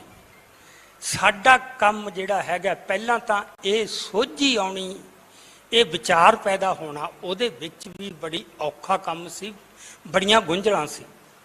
ਆਜ਼ਾਦੀ ਉਨੀ ਸਿੱਧੀ ਜਿਹੜੀ ਅੰਗਰੇਜ਼ਾਂ ਵੇਲੇ ਦਿਸਦੀ ਸੀ, ਮਨਾਂ 'ਚ ਜਿੰਨਾ ਵੱਡਾ ਇੱਕ ਵਿਚਾਰ ਠੋਸਤਾ ਸੀ, ਕਿ ਸਾਡਾ ਹੀ ਦੇਸ਼ ਹੈ ਤੇ ਇਸ ਦੇਸ਼ ਦੇ ਆਜ਼ਾਦ ਹੋਣ ਨਾਲ ਅਸੀਂ ਵੀ ਆਜ਼ਾਦ ਹੋ ਜਾਵਾਂਗੇ। ਮਤਲਬ ਕਿੰਨਾ ਮੈਥੇਮੈਟੀਕਲ ਫਾਰਮੂਲਾ ਜਿਵੇਂ ਹੁੰਦਾ ਨਾ, ਸਿੰਪਲ ਜਿਹਾ ਬਣਾ ਕੇ, ਇਹ ਦੇਸ਼ ਕਿੰਨਾ ਅਰਥਾਂ 'ਚ ਸਾਡਾ ਹੈ। ਦੇਸ਼ ਦੇ ਆਜ਼ਾਦ ਨਾਲ ਕੀ ਹੋਣ ਨਾਲ ਕੀ ਇਹ ਗਰੰਟੀ ਹੋ ਜੂ ਵੀ ਅਸੀਂ ਵੀ ਆਜ਼ਾਦ ਹੋ ਜਾਵਾਂਗੇ। ਇਹ ਬਹੁਤ ਗੱਲਾਂ ਸੀ ਜਿਹੜੀਆਂ ਸੋਚਣ ਵਾਲੀਆਂ ਸੀ। ਸੋ ਇਹਨੂੰ ਸਮਾਂ ਲੱਗਿਆ। ਹਰ ਚੇਤਨਾ ਦਾ ਇੱਕ ਸਫ਼ਰ ਹੁੰਦਾ ਹੈ, ਉਹਨੇ ਕਿਤੋਂ ਸ਼ੁਰੂਆਤੀ ਬਿੰਦੂ ਤੋਂ ਤੁਰਨਾ ਹੁੰਦਾ, ਹੌਲੀ ਹੌਲੀ ਉਹਨੇ ਪ੍ਰਫੁੱਲਤ ਹੋਣਾ ਹੁੰਦਾ। ਸੋ ਸੰਤਾਂ ਦੇ ਉਸ ਕਥਨ ਦਾ ਇਤਿਹਾਸਕ ਮਹੱਤਵ ਹੈ। ਉਸ ਤੋਂ ਬਾਅਦ ਪੰਥਕ ਕਮੇਟੀ ਵੱਲੋਂ ਉਹਨੂੰ ਇੱਕ ਠੋਸ ਰੂਪ ਦੇਣ ਦਾ ਆਈਡੀਆ ਆ ਗਿਆ, ਪਰ ਉਸ ਆਈਡੀਏ ਨੂੰ ਹੁਣ ਏਜੰਡੇ ਤੇ ਲਿਆਉਣਾ, ਇੱਕ ਪ੍ਰੋਗਰਾਮ ਦਾ ਪਾਰਟ ਬਣਾਉਣਾ ਹੈ। ਸੋ ਪੰਥਕ ਕਮੇਟੀ ਦੇ ਐਲਾਨ ਦਾ ਵੀ ਇਤਿਹਾਸਕ ਮਹੱਤਵ ਹੈ।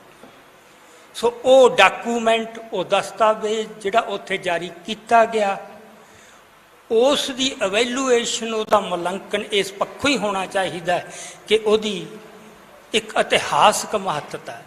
ਜ਼ਰੂਰੀ ਨਹੀਂ ਕਿ ਭਵਿੱਖ ਦੇ ਸਾਡੇ ਰਾਹ ਦੇ, ਸਾਡੇ ਸੰਘਰਸ਼ ਦੇ ਹਰ ਸਵਾਲ ਦਾ ਉਹਦੇ ਵਿੱਚ ਜਵਾਬ ਪਿਆ ਹੋਵੇ, ਕਦੇ ਵੀ ਐਂ ਨਹੀਂ ਹੁੰਦਾ।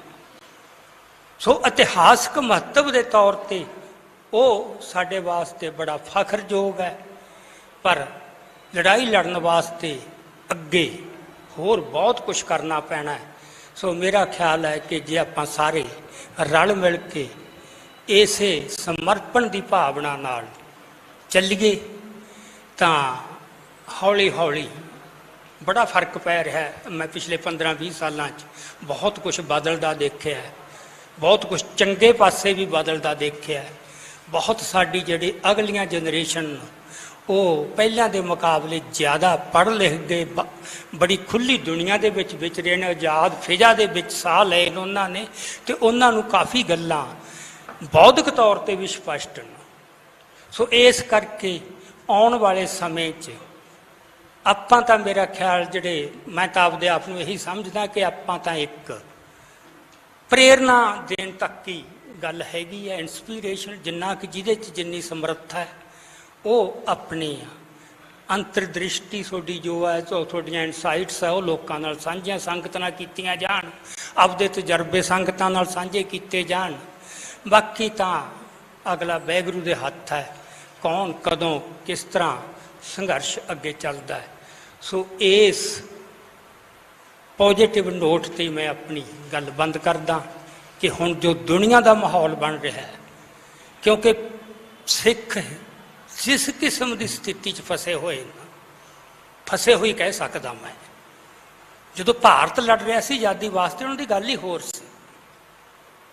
ਇੱਥੇ ਤਾਂ ਇੱਕ ਛੋਟੀ ਮਾਈਨੋਰਟੀ, ਤੇ ਉਸ ਮਾਈਨੋਰਟੀ ਦੇ ਮਨਾਂ 'ਚ ਇੰਨੀ ਗੰਧਲ ਚੌਂਦ ਪੈਦਾ ਕਰਤੀ, 100 ਸਾਲ ਤੋਂ ਉੱਤੇ ਲੱਗਿਆ ਉਹਨਾਂ ਨੂੰ ਇਹ ਗੱਲ ਕਰਨ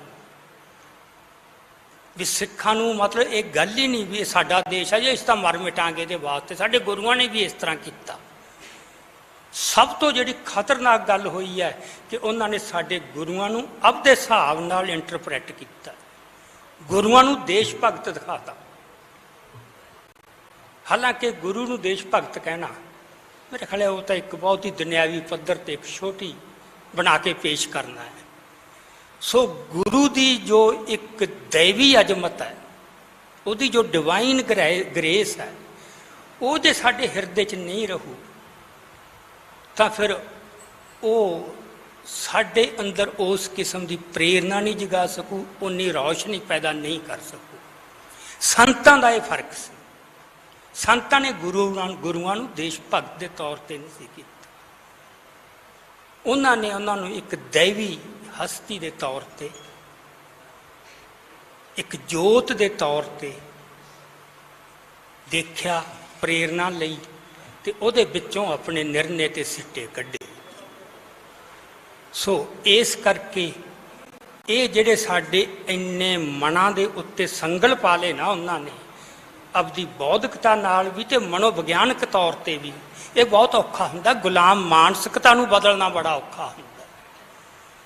ਜਿਵੇਂ ਦੀਪ ਸਿੱਧੂ ਦੀ ਇਹ ਗੱਲ ਬਹੁਤ ਹੀ ਮਹੱਤਵਪੂਰਨ ਹੈ ਕਿ ਅੱਜ ਦੀ ਦੁਨੀਆ 'ਚ, ਅੱਜ ਦੀ ਸਿਚੁਏਸ਼ਨ 'ਚ ਜਿਹੜੀ ਗੁਲਾਮੀ ਦਾ ਮਤਲਬ ਤੁਹਾਨੂੰ ਸੰਗਲਾਂ 'ਚ ਨਹੀਂ ਜਕੜਨਗੇ, ਤੁਹਾਡੀ ਮਾਨਸਿਕਤਾ ਨੂੰ ਸੰਗਲ ਪਾਉਣਗੇ, ਤੇ ਮਾਨਸਿਕਤਾ ਨੂੰ ਪਏ ਸੰਗਲ ਤੋੜਨੇ ਕਿਤੇ ਔਖੇ ਹੁੰਦੇ ਆ। ਇਹ ਸਾਰੇ ਸਾਡੇ ਵਰਗੇ ਲੋਕਾਂ ਦਾ, ਜਿਨ੍ਹਾਂ ਨੂੰ ਕੁਛ ਵਾਹਿਗੁਰੂ ਨੇ ਸੋਝੀ ਬਖਸ਼ੀ ਹੈ, ਉਹਨਾਂ ਦਾ ਇਹ ਵੱਡਾ ਫਰਜ਼ ਬਣਦਾ ਹੈ ਕਿ ਆਪਾਂ ਇਸੇ ਮਿਸ਼ਨ ਵਿੱਚ ਲੱਗੇ ਰਹੀਏ। ਸੋ ਇੰਨੀਆਂ ਕੁ ਵਿਚਾਰਾਂ ਪ੍ਰਵਾਨ ਕਰਿਓ। ਵਾਹਿਗੁਰੂ ਜੀ ਕਾ ਖਾਲਸਾ, ਵਾਹਿਗੁਰੂ ਜੀ ਕੀ ਫਤਿਹ।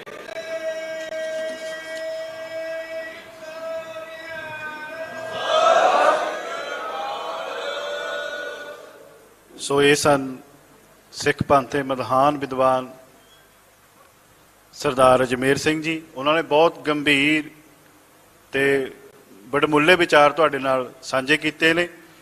ਸੋ ਮੈਂ ਉਹਨਾਂ ਦਾ ਬਹੁਤ ਧੰਨਵਾਦ ਕਰਦਾ। ਉਹਨਾਂ ਤੋਂ ਬਾਅਦ ਭਾਈ ਦਲਜੀਤ ਸਿੰਘ, ਜਿਹੜੇ ਕਿ ਜੁਝਾਰੂ ਲਹਿਰ ਦੇ ਅਹਿਮ ਆਗੂ ਨੇ, ਉਹ ਤੁਹਾਡੇ ਨਾਲ ਵਿਚਾਰ ਸਾਂਝੇ ਕਰਨਗੇ। ਔਰ ਉਹਨਾਂ ਤੋਂ ਬਾਅਦ ਸ਼੍ਰੋਮਣੀ ਅਕਾਲੀ ਦਲ ਅੰਮ੍ਰਿਤਸਰ ਦੇ ਪ੍ਰਧਾਨ ਸਰਦਾਰ ਸਿਮਰਨਜੀਤ ਸਿੰਘ ਮਾਨ ਸਾਹਿਬ, ਜਿਨ੍ਹਾਂ ਨੇ ਆਪਣੀ ਪੂਰੀ ਜ਼ਿੰਦਗੀ ਦੇ ਅੰਦਰ ਖਾਲਿਸਤਾਨ ਲਈ ਬਹੁਤ ਵੱਡਾ ਸੰਘਰਸ਼ ਲੜਿਆ, ਔਰ ਅਸੀਂ ਉਹਨਾਂ ਦੀ ਇਸ ਸੇਵਾ ਨੂੰ ਸਾਰੇ ਸਜਦਾ ਕਰਦੇ ਹਾਂ।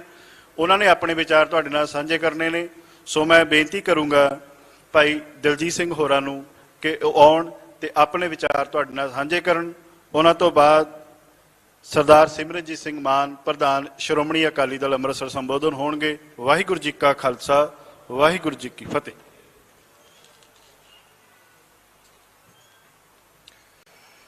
ਖਾਲਿਸਤਾਨ ਲਈ ਜੂਝਣ ਵਾਲੇ, ਅਰਦਾਸ ਕਰਨ ਵਾਲੇ ਤੇ ਸ਼ਹੀਦ ਹੋਏ ਸਾਰਿਆਂ ਨੂੰ ਪ੍ਰਣਾਮ।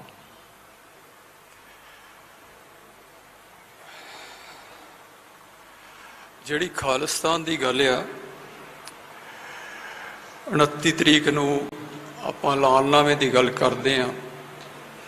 ਦਰਬਾਰ ਸਾਹਿਬ ਤੇ ਹਮਲੇ ਤੇ ਸੰਤਾਂ ਦੇ ਜਿਹੜੇ ਵਚਨ ਆ, ਉਹਨਾਂ ਦੀ ਗੱਲ ਕਰਦੇ ਹਾਂ। ਇਹ ਤਾਂ ਸਮਿਆਂ ਵਿੱਚ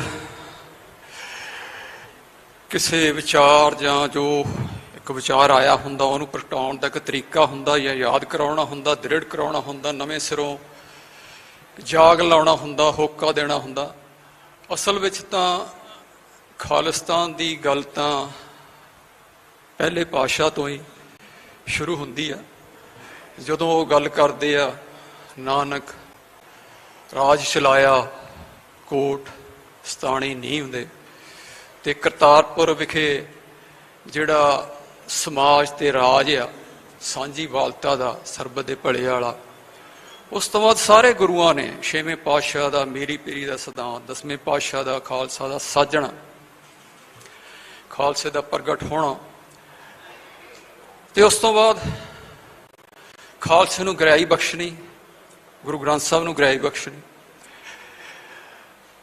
ਤੇ ਇਹ ਜਿਹੜਾ ਸਫ਼ਰ ਅੱਗੇ ਚੱਲਦਾ ਆ ਮਿਸਲਾਂ ਵਿੱਚ ਸਰਕਾਰੇ ਖਾਲਸਾ ਤੇ ਉਸ ਤੋਂ ਬਾਅਦ ਸਮਾਂ ਆਉਂਦਾ ਕਿ ਸਾਡੇ ਤੇ ਗੁਲਾਮੀ ਆਉਂਦੀ ਆ। ਗੁਲਾਮੀ ਵੀ ਇਹੋ ਜਿਹੀ ਆਉਂਦੀ ਆ ਕਿ ਜਿਹੜੀ ਸਾਨੂੰ ਆਪਣਾ ਆਪ ਹੀ ਭੁਲਾ ਦਿੰਦੀ ਆ, ਗੁਰੂ ਭੁਲਾਉਣ ਦੀ, ਪਰੰਪਰਾ ਭੁਲਾਉਣ ਦੀ ਆ, ਸਾਡਾ ਸਿਧਾਂਤ ਭੁਲਾਉਣ ਦੀ। ਆਪਣੇ ਆਪ ਨੂੰ ਭੁਲਾ ਕੇ ਅਸੀਂ ਕੋਈ 100 ਸਾਲ ਹੋਰ ਹੀ ਥਾਂ ਭਟਕਦੇ ਰਹੇ।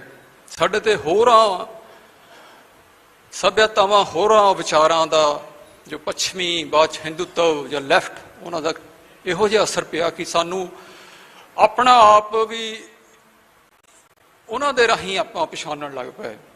ਇੱਥੋਂ ਤੱਕ ਕਿ ਸਿੱਖੀ ਦਾ ਨਾਤਾ, ਸਿੱਖੀ ਦੀ ਵਿਆਖਿਆ, ਗੁਰੂ ਖਾਲਸਾ ਪੰਥ ਦਾ ਜਿਹੜਾ ਰੋਲ, ਉਹ ਭੁੱਲ ਹੀ ਗਏ। ਅਕਾਲ ਤਖਤ ਦਾ ਰੋਲ ਭੁੱਲ ਗਏ, ਅਸਲ ਅਕਾਲੀਆਂ ਨੂੰ ਭੁੱਲ ਗਏ, ਸਰਬਤ ਦੇ ਭਲੇ ਵਾਲੇ ਰਾਜ ਨੂੰ ਭੁੱਲ ਗਏ। ਤੇ ਇਹ ਸੰਤਾਂ ਨੇ ਜੋ ਇੱਕ ਉਹਨਾਂ ਦਾ ਬਹੁਤ ਵੱਡਾ ਰੋਲ, ਅਕਾਲ ਪੁਰਖ ਨੇ ਉਹਨਾਂ ਨੂੰ ਭੇਜਿਆ ਇੱਥੇ। ਇਹ ਦੁਨੀਆ ਦੇ ਝੂਠੇ ਤਖਤਾਂ ਨਾਲ ਉਹਨਾਂ ਨੇ ਟੱਕਰ ਲਈ। ਸ਼ਬਦ ਗੁਰੂ ਨੇ ਇਸ ਸ਼ੋਸ਼ਤ ਤਖਤਾਂ ਨਾਲ ਟੱਕਰ ਲਈ, ਤੇ ਸੰਤ ਅਕਾਲ ਤਖਤ ਦੇ ਪਹਿਰੇਦਾਰ ਹੋ ਕੇ ਆਏ। ਗੁਰੂ ਖਾਲਸਾ ਪੰਥ ਵੱਲੋਂ ਉਹਨਾਂ ਨੇ ਬਹੁਤ ਵੱਡੀ ਜੰਗ ਲੜੀ, ਤੇ ਉੱਥੋਂ ਸਾਨੂੰ ਇਹ ਸੋਝੀ ਦੁਬਾਰਾ ਆਉਣ ਲੱਗੀ ਕਿ ਅਸੀਂ ਹੈ ਕੌਣ, ਅਸੀਂ ਕਿਵੇਂ ਦੇਖਣਾ ਸਾਰੀਆਂ ਗੱਲਾਂ।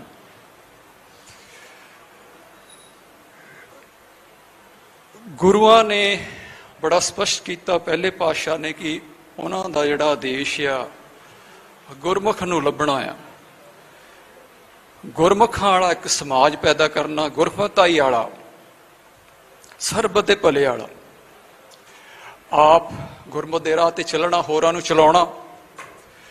ਤੇ ਉਹਦੇ ਲਈ ਜ਼ਰੂਰੀ ਆ ਕਿ ਤੁਹਾਨੂੰ ਕੋਈ ਉਹੋ ਜਿਹਾ ਸਮਾਜ ਸਿਰਜਣਾ ਪਊ ਜਿਹੜਾ ਸਾਂਝੀਵਾਲਤਾ ਵਾਲਾ, ਜਿਹਨੂੰ ਅਸੀਂ ਬੇਗਮਪੁਰੇ ਵਾਲਾ ਕਹਿੰਦੇ ਹਾਂ, ਬਿਲਕੁਲ ਸਾਰੇ ਵਿਤਕਰਿਆਂ ਤੋਂ ਪਰਾਂ ਤੇ ਬੜੇ ਚਾਅ ਤੇ ਮੰਗਾਂ ਵਾਲਾ ਤੇ ਪਿਆਰਾਂ। ਤੇ ਇਹੋ ਜਿਹੇ ਸਮਾਜ ਦੀ ਸੰਭਾਲ ਲਈ, ਰੱਖਿਆ ਲਈ ਅੰਦਰੋਂ ਤੇ ਬਾਹਰੋਂ ਇੱਕ ਰਾਜ ਚਾਹੀਦਾ। ਉਹ ਵੀ ਗੁਰਬਾਣੀ 'ਚ ਉਹਨਾਂ ਨੇ ਹਲੇਮੀ ਰਾਜ ਦਾ ਜਿਹੜਾ ਸਪਸ਼ਟ ਕੀਤਾ, ਬਿਲਕੁਲ ਸਿਧਾਂਤ। ਤੇ ਇਹ ਦੋਵੇਂ ਹਲੇਮੀ ਰਾਜ ਤੇ ਬੇਗਮਪੁਰਾ, ਇਹ ਇਸ ਦੁਨੀਆ ਤੇ ਉਦੋਂ ਹੀ ਬਣਨੇ ਆ ਜਦੋਂ ਖਾਲਸੇ ਦਾ ਬੋਲ ਬਾਲੇ ਹੋਏਗਾ। ਤੇ ਜਦੋਂ ਜਦੋਂ ਖਾਲਸੇ ਦਾ ਬੋਲ ਬਾਲਾ ਹੋਇਆ ਤੇ ਉਹ ਰਾਜ ਇੱਥੇ ਆਏ, ਸਰਬਤ ਦੇ ਭਲੇ ਵਾਲੇ ਹਲੇਮੀ ਰਾਜ, ਬੇਗਮਪੁਰਾ।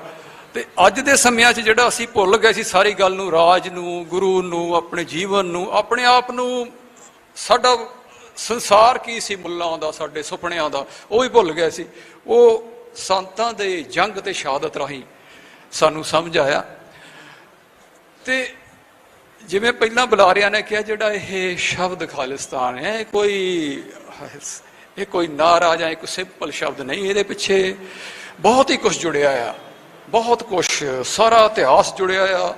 ਇਹ 'ਚ ਬੜੀ ਪੀੜ ਆ, ਇਹ 'ਚ ਬੜੀ ਮੰਗ ਆ, ਇਹ 'ਚ ਅਰਦਾਸ ਆ, ਅਮੂਕ ਅਰਦਾਸ ਆ, ਸदैवी ਸੰਗਤ ਦੀ ਅਰਦਾਸ ਆ, ਇਹ 'ਚ ਜੰਗ ਆ, ਇਹ 'ਚ ਰਣ ਤੱਤੇ ਨੇ, ਇਹ 'ਚ ਸਾਡਾ ਰਾਜ ਆ, ਸਰਬਤ ਦੇ ਭਲੇ ਦਾ ਸਾਡਾ ਪ੍ਰਾਣ ਆ। ਤੇ ਦੁਨੀਆ ਤੇ ਜੋ ਸਾਨੂੰ ਅਕਾਲ ਪੁਰਖ ਨੇ ਬਖਸ਼ਿਸ਼ ਕੀਤੀ ਪਾਤਸ਼ਾਹੀ ਦਾਅਵੇ ਰਾਹੀਂ ਸਾਨੂੰ ਰਾਜ ਦੀ, ਉਹ ਸਾਡਾ ਦਾਅਵਾ ਆ। ਇਸ ਕਰਕੇ ਜਦੋਂ ਅਸੀਂ ਗੱਲ ਕਰਦੇ ਹਾਂ ਖਾਲਿਸਤਾਨ ਦੀ, ਉਹ ਸਿਰਫ ਪਕਹਿਰੇ ਅੱਥਰਾਂ 'ਚ ਨਹੀਂ, ਸਾਨੂੰ ਜਿਵੇਂ ਦੁਨੀਆ ਦੇ ਸੰਘਰਸ਼ ਆ ਉੱਦਾਂ ਨਹੀਂ ਸਮਝਿਆ ਜਾ ਸਕਦਾ। ਸਾਡਾ ਸੰਘਰਸ਼ ਉਸ ਤਰੀਕੇ ਨਾਲ ਨਹੀਂ ਹੈ। ਅਸੀਂ ਖੰਡੇ ਦੀ ਧਾਰ 'ਚੋਂ ਪੈਦਾ ਹੋਏ ਤੇ ਸਾਨੂੰ ਤਾਂ ਜਿਹੜਾ ਸ਼ਬਦ ਸੀਗਾ ਉਹ 'ਚੋਂ ਆਏ, ਤੇ ਸਾਨੂੰ ਜਿਹੜੇ ਅਸੀਂ ਰੂਹ ਦੇ ਜ਼ੋਰ ਨਾਲ ਜਿਉਣ ਵਾਲੇ ਲੋਕ ਆ। ਸਾਡੇ ਤੇ ਦੁਨੀਆ ਦੇ ਜਿਹੜੇ ਇਹ ਪੈਮਾਨੇ ਆ, ਦੁਨੀਆ ਦੇ ਅਕੈਡਮਿਕ, ਇਹ ਲਾਗੂ ਨਹੀਂ ਹੁੰਦੇ। ਤਾਂ ਹੀ ਜਦੋਂ ਆਪਾਂ ਉਸ ਤਰੀਕੇ ਨਾਲ ਸਾਡੇ ਸੰਘਰਸ਼ ਨੂੰ ਸਮਝਣ ਦੀ ਕੋਸ਼ਿਸ਼ ਕਰਦੇ ਹਾਂ ਤਾਂ ਹੁਣ ਤੇ ਅਸੀਂ ਖਾਨੇ ਨਿਰਾਸ਼ਤਾ ਵੀ ਚਲੀ ਜਾਂਦੀ। ਇਹ ਜਿਹੜਾ ਸੰਘਰਸ਼ ਆ, ਇਹ ਖਾਲਸਾ ਪੰਥ, ਗੁਰੂ ਖਾਲਸਾ ਪੰਥ ਦੀ ਉਹੀ ਜਿਹੜੀ ਪਰੰਪਰਾ, ਰੀਤ, ਉਹੀ ਅੱਗੇ ਤੋਰਨ ਵਾਲੀ ਗੱਲ ਆ ਜਿਹੜੀ ਸੰਤਾਂ ਰਾਹੀਂ ਅੱਗੇ ਤੁਰੀ। ਤੇ ਖਾੜਕੂ ਸੰਘਰਸ਼ ਨੇ ਆਪਣਾ ਉਸ 'ਚ ਬਹੁਤ ਵੱਡਾ ਯੋਗਦਾਨ ਪਾਇਆ। ਸਾਡਾ ਦਾਅਵਾ, ਜਦੋਂ ਅਸੀਂ ਇਹਦੇ ਬਾਰੇ ਸੋਚਦੇ ਹਾਂ, ਸਾਡਾ ਜਿੱਦਾਂ ਹੁਣ ਆ ਇਸ ਵਕਤ ਦੁਨੀਆ 'ਚ ਬੜੀ ਅਸਥਿਰਤਾ ਆ, ਬਹੁਤ ਕੰਪਲੈਕਸਿਟੀ ਆ, ਬੜੀ ਕਨਫਿਊਜ਼ਨ ਆ, ਕੁਛ ਵੀ ਸਥਿਰ ਨਹੀਂ, ਸਾਰਾ ਕੁਛ ਬਦਲ ਰਿਹਾ, ਪਿਛਲਾ ਢਹਿ ਰਿਹਾ ਆ, ਨਵਾਂ ਕੁਛ ਬਣ ਨਹੀਂ ਰਿਹਾ, ਵੱਡੀਆਂ ਹਿਲਚਲਾਂ ਹੋ ਰਹੀਆਂ, ਇੱਥੇ ਤੱਕ ਵੀ ਕਿ ਜਿਹੜੇ ਵੱਡੇ ਥਿੰਕ ਟੈਂਕ ਆ ਦਿਮਾਗ, ਉਹਨਾਂ ਨੂੰ ਵੀ ਨਹੀਂ ਪਤਾ ਲੱਗ ਰਿਹਾ ਕੀ ਹੋ ਰਿਹਾ। ਇਹੋ ਜਿਹੇ ਸਮਿਆਂ 'ਚ ਇਹ ਗੁਰੂ ਵੱਲੋਂ ਵੀ ਕੋਈ ਦੇਖੋ ਰਾਹ ਖੋਲੇ ਗਏ ਕਿ ਆਪਾਂ ਨੂੰ ਆਪਣੇ ਆਪ ਨੂੰ ਪਛਾਣਨਾ ਚਾਹੀਦਾ। ਅਸੀਂ ਜਦੋਂ ਸਾਨੂੰ ਗੱਲ ਕਰਨੀ ਚਾਹੀਦੀ ਆ, ਸਾਨੂੰ ਪਹਿਲੇ ਪਾਤਸ਼ਾਹ ਦੇ ਉਸ ਵਿਚਾਰ ਰੱਖ ਕੇ, ਗੁਰੂ 10ਵੇਂ ਪਾਤਸ਼ਾਹ ਦੇ ਖਾਲਸਾ ਸਾਜਣਾ ਦੇ ਜਿਹੜੇ ਅਮਲ ਰਾਹੀਂ ਤੇ ਗੁਰੂ ਖਾਲਸਾ ਪੰਥ ਦਾ ਜੋ ਸਾਰਾ ਅਮਲ ਰਿਹਾ ਆ, ਖਾਸ ਕਰਕੇ ਮਿਸਲਾਂ ਵੇਲੇ ਤੇ ਸਰਕਾਰ, ਉੱਥੇ ਖੜ ਕੇ ਗੱਲ ਕਰਨੀ ਚਾਹੀਦੀ ਆ ਕਿ ਅਸੀਂ ਇਹ ਸ੍ਰਿਸ਼ਟੀ, ਇਸ ਕਾਇਨਾਤ 'ਚ ਅਸੀਂ ਬਿਲਕੁਲ ਅਲੱਗਾ ਆ, ਨਿਆਰੇ ਆ। ਸਾਡਾ ਦਾਅਵਾ ਸਭ ਤੋਂ ਵੱਡਾ ਆ। ਸਾਡਾ ਦਾਅਵਾ ਦੇ ਪਿੱਛੇ ਗੁਰੂ ਗ੍ਰੰਥ ਆ, ਗੁਰੂ ਖਾਲਸਾ ਪੰਥ ਆ, ਜਿਨ੍ਹਾਂ ਨੂੰ ਗਰਿਆਈ ਬਖਸ਼ੀ ਆ ਅਕਾਲ ਪੁਰਖ ਨੇ, ਤੇ ਆਪ ਪਾਤਸ਼ਾਹੀ ਦਿੱਤੀ ਆ। ਉਹ ਤੇ ਫਰਜ਼ ਆਇਦ ਕੀਤਾ ਕਿ ਇੱਥੇ ਇਹੋ ਜਿਹਾ ਸਮਾਜ ਤੇ ਰਾਜ ਬਣਾਉਣਾ। ਸਾਨੂੰ ਉਸ ਲੈਵਲ ਤੇ ਜਾ ਕੇ ਹੀ ਗੱਲ ਕਰਨੀ ਚਾਹੀਦੀ ਆ। ਅਸੀਂ ਸਭ ਤੋਂ ਮਜ਼ਬੂਤ ਦਾਅਵੇਦਾਰ ਤੇਰੇ ਹਾਂ ਦੁਨੀਆ 'ਚ। ਜਦੋਂ ਅਸੀਂ ਹੋਰ ਤਖਤਾਂ ਦੀ ਗੱਲ ਕਰਦੇ, ਅਸੀਂ ਕਿਸੇ ਦੇ ਪਿੱਛੇ ਲੱਗ ਨਹੀਂ ਗਏ। ਸਾਨੂੰ ਕਿਸੇ ਨੇ ਰਾਜ ਨਹੀਂ ਦੇਣਾ, ਨਾ ਅਸੀਂ ਕਿਸੇ ਤੋਂ ਰਾਜ ਮੰਗਿਆ ਤੇ ਨਾ ਸਾਨੂੰ ਕਿਸੇ ਨੇ ਦੇਣਾ। ਸਾਨੂੰ ਗੁਰੂ ਪਾਤਸ਼ਾਹ ਨੇ ਰਾਜ ਦੇਣਾ, ਸਾਡੀ ਅਰਦਾਸ, ਸਾਡਾ ਸੰਘਰਸ਼ ਤੇ ਸਾਡੇ ਸ਼ਹਾਦਤਾਂ ਨੇ ਰਾਜ ਦੇਣਾ। ਅੱਜ ਸਾਨੂੰ ਦੁਨੀਆ ਦੇ ਵਿੱਚ ਬਿਲਕੁਲ ਉਸ ਤਰੀਕੇ ਨਾਲ ਜਾ ਕੇ ਆਪਣੀ ਗੱਲ ਰੱਖਣੀ ਚਾਹੀਦੀ ਕਿ ਅਸੀਂ ਉਹੀ, ਸਾਡੇ ਨਿਆਰੇਪਨ ਦਾ ਮਤਲਬ ਹੀ ਉਹ ਆ, ਸਾਡੇ ਸੁਤੰਤਰਤਾ ਦਾ ਮਤਲਬ ਹੀ ਉਹ ਆ। ਵਿਪਰਨ ਕੀ ਰੀਤ, ਜਿਹੜਾ ਨਿਆਰੇਪਨ ਵਾਲੀ ਗੱਲ ਆ, ਉਹ ਉਹੀ ਗੱਲ ਆ। ਤੇ ਉੱਥੇ ਸਾਨੂੰ ਰਚਣਾ ਚਾਹੀਦਾ ਕਿ ਜਿਹੜੀ ਅਸੀਂ ਸਾਰੀ ਵਿਆਖਿਆ ਵੀ ਕਰਨੀ ਚਾਹੀਦੀ, ਸਾਨੂੰ ਆਪਣੇ ਗੁਰੂ ਗ੍ਰੰਥ ਸਾਹਿਬ, ਆਪਣੀ ਪਰੰਪਰਾ, ਆਪਣੀ ਹਿਸਟਰੀ ਚੋਂ ਕਰਨੀ ਚਾਹੀਦੀ ਆ। ਸਾਨੂੰ ਕਿਸੇ ਦੀ ਜ਼ਰੂਰਤ ਨਹੀਂ ਹੈ, ਸਾਡੇ ਕੋਲ ਬਹੁਤ ਵੱਡਾ ਆ ਸਭ ਕੁਝ। ਸ਼ਬਦ ਵਿਕਾਸ ਸਭ ਤੋਂ ਵੱਡਾ ਵਿਚਾਰ ਆ। ਅਮਲ 10 ਗੁਰੂਆਂ ਤੇ ਉਸ ਤੋਂ ਬਾਅਦ ਜੋ ਸਿੱਖਾਂ ਦਾ ਅਮਲ ਆ, ਜੋ ਸਮਾਜ ਬਣਾਉਣ ਦਾ, ਰਾਜ ਬਣਾਉਣ ਦਾ, ਉਹ ਸਭ ਤੋਂ ਵੱਡਾ ਆ। ਅਸੀਂ ਸਮਾਜਿਕ ਤੇ ਰਾਜਨੀਤਿਕ ਸਟਰਕਚਰ ਸਭ ਤੋਂ ਬਿਹਤਰ ਪੈਦਾ ਕੀਤੇ ਨੇ, ਸਭ ਤੋਂ ਬਿਹਤਰ, ਸਭ ਤੋਂ ਹੰਢਣਸਾਰ। ਅਸੀਂ ਵਾਕਿਆ ਹੀ ਨਿਆਂ ਦਿੱਤਾ ਆ। ਇਸ ਕਰਕੇ ਜਦੋਂ ਵੀ ਅਸੀਂ ਗੱਲ ਕਰੀਏ, ਅਸੀਂ ਬਿਲਕੁਲ ਹੀ ਨਿਆਰੇ ਹੋ ਕੇ, ਬਿਲਕੁਲ ਬਰਾਬਰ ਦੀ ਗੱਲ ਹੋ ਕੇ ਗੱਲ ਕਰੀਏ। ਕਿਸੇ ਨੇ ਸਾਨੂੰ ਰਾਜ ਨਹੀਂ ਦੇਣੀ, ਅਸੀਂ ਬਰਾਬਰ ਦੀ ਤੇਰੇ ਹਾਂ। ਇਸ ਬਿਲਕੁਲ ਖਿਲਾਫ ਅਸੀਂ ਗੁਰੂ ਗ੍ਰੰਥ ਸਾਹਿਬ ਦਾ ਜੋ ਵਿਚਾਰ ਆ, ਤੇ ਉੱਤੇ ਜੋ ਸਾਡੇ ਇਸ ਪੰਜਾਬ ਦੀ ਧਰਤੀ ਤੇ ਸਾਡੇ ਬਜ਼ੁਰਗਾਂ ਨੇ ਕਈ ਸੌ ਸਾਲ ਜੋ ਅਮਲ ਪੇਸ਼ ਕੀਤਾ ਆ ਸਮਾਜ ਤੇ ਰਾਜ ਦਾ, ਅਸੀਂ ਉਹਦੀ ਗੱਲ ਕਰਨੀ ਆ, ਉਹਨੂੰ ਅੱਗੇ ਲੈ ਕੇ ਜਾਣਾ ਹੈ। ਸਾਨੂੰ ਕਿਸੇ ਤੋਂ ਰਾਜ ਦੇ ਜਾਂ ਸਮਾਜ ਦੇ ਕੋਈ ਥਿਊਰੀਆਂ ਲੈਣ ਦੀ ਜ਼ਰੂਰਤ ਨਹੀਂ, ਨਾ ਕਿਸੇ ਹੋਰ ਸ਼ਹੀਦਾਂ ਦੀ। ਸਾਡੇ ਕੋਲ ਸਾਰ ਕੁਛ ਹੀ ਬਹੁਤ ਬਹੁਤ ਬਹੁਤ ਆ। ਗੱਲ ਇਹ ਕਿ ਅਸੀਂ ਬੜਾ ਲੰਬਾ ਸਿਰ ਹੋਰਾਂ ਦੀ ਪੜ੍ਹਾਈ ਪੜ੍ਹੇ, ਹੋਰਾਂ ਦਾ ਸਭ ਕੁਝ ਦੇਖਿਆ, ਆਪਣੇ ਆਪ ਨੂੰ ਦੇਖੀਏ। ਸਾਨੂੰ ਲਿਮਿਟ ਨਹੀਂ ਕੀਤਾ ਜਾ ਸਕਦਾ। ਜਦੋਂ ਅਸੀਂ ਵੀ ਨੇਸ਼ਨ ਦੀ ਗੱਲ ਕਰਦੇ ਹਾਂ, ਨੇਸ਼ਨ ਸਾਨੂੰ ਲਿਮਿਟ ਕਰਦਾ, ਅਸੀਂ ਨੇਸ਼ਨ ਤੋਂ ਬਹੁਤ ਅੱਗੇ ਹਾਂ। ਖਾਲਸਾ ਵਿੱਚ ਨੇਸ਼ਨ ਵੀ ਆ ਜਾਂਦਾ, ਖਾਲਸਾ ਉਸ ਤੋਂ ਬਹੁਤ ਬਿਯੋਂਡ ਆ। ਜਦੋਂ ਸਟੇਟ ਦੀ ਗੱਲ ਕਰਦੇ ਹਾਂ, ਅਸੀਂ ਸਿਰਫ ਸਟੇਟ ਤੱਕ ਨਹੀਂ ਸੀਮਤ ਹੋ ਜਾਂਦੇ। ਸਟੇਟ ਤਾਂ ਤੁਹਾਨੂੰ ਤੁਹਾਡਾ ਗੁਰੂ ਘਰ ਆ, ਉਹਦੇ ਵਿੱਚ ਇੱਕ ਵਿਦ ਸਟੇਟ, ਵਿਦਨ ਸਟੇਟ ਆ। ਸਾਰੇ ਸਮਿਆਂ 'ਚ ਸਿੱਖਾਂ ਨੇ ਸਟੇਟ ਸਿੱਖੀ ਦੇ ਵਿੱਚ ਹੀ ਆ। ਸਾਨੂੰ ਕਿਸੇ ਦੀ ਅੰਨ੍ਹੇਵਾਹੀ ਕਾਪੀ ਕਰਨ ਦੀ ਜ਼ਰੂਰਤ ਨਹੀਂ। ਸਾਨੂੰ ਸਮਾਜ ਰਾਜ, ਜੋ ਖਾਲਸਾ ਰਾਜ ਆ, ਪਰੰਪਰਾ ਵਿੱਚ ਸਾਡੇ ਮਿਸਲਾਂ ਵੇਲੇ ਜਿੱਥੇ ਸਾਡੇ ਆਪਣੇ ਸਟਰਕਚਰ ਆ, ਪੰਚ ਪ੍ਰਧਾਨੀ ਦਾ, ਗੁਰਮਤੇ ਦਾ, ਫੈਸਲੇ ਲੈਣ ਦਾ, ਡਿਸੀਜਨ ਮੇਕਿੰਗ ਦਾ, ਉਹ ਸਭ ਤੋਂ ਬਿਹਤਰ ਆ। ਇਸ ਕਰਕੇ ਸਾਡਾ ਦਾਵਾ ਸਭ ਤੋਂ ਵੱਡਾ ਆ। ਓਡੀ ਵੱਡੀ ਸੁਰਤ ਉੱਥੇ ਗੱਲ ਕੇ, ਉੱਥੇ ਖਲੋ ਕੇ ਗੱਲ ਕਰਨੀ ਚਾਹੀਦੀ। ਸੰਤਾਂ ਨੇ ਜਦੋਂ ਗੱਲ ਕੀਤੀ ਸੀ, ਨੀਂਹ ਦੀ ਇਹੀ ਅਰਥ ਸੀ। ਤੇ ਜਦੋਂ ਹੁਣ ਇੰਨੇ ਜਿਹੜੇ ਸਿੰਘ ਸ਼ਹੀਦ ਹੋਏ ਆ, ਜਿਨ੍ਹਾਂ ਦੀਆਂ ਇੰਨੀਆਂ ਪਵਿੱਤਰ ਜੀਵਨਾਂ ਸੀ, ਜਿਨ੍ਹਾਂ ਨੇ ਠਹਿਰਾਂ ਵਾਲਿਆਂ ਨੇ, ਹੋਰ ਸਾਰੇ ਪੰਥ ਨੇ ਸਾਥ ਦਿੱਤਾ, ਉਹਨਾਂ ਦੀ ਅਰਦਾਸ ਹੋ ਅੱਜ ਤੱਕ ਸਾਡੇ ਉਸੇ ਤਰ੍ਹਾਂ ਹੀ ਆ। ਸਭ ਕੁਛ ਚੱਲ ਰਿਹਾ ਆ, ਕਿਤੇ ਵੀ ਕੁਛ ਨਹੀਂ ਗਿਆ। ਅਸੀਂ ਬਹੁਤ ਤਾਕਤਵਰ ਆ, ਸਾਡੇ ਤੇ ਬਹੁਤ ਬਖਸ਼ਿਸ਼ਾਂ ਆਈਆਂ, ਕਿਸੇ ਨੂੰ ਬਖਸ਼ਣਾ। ਇਹ ਸਾਡੇ ਦੁਸ਼ਮਣਾਂ ਨੂੰ ਪਤਾ, ਆਪਾਂ ਆਪ ਨਹੀਂ ਸਮਝਦੇ।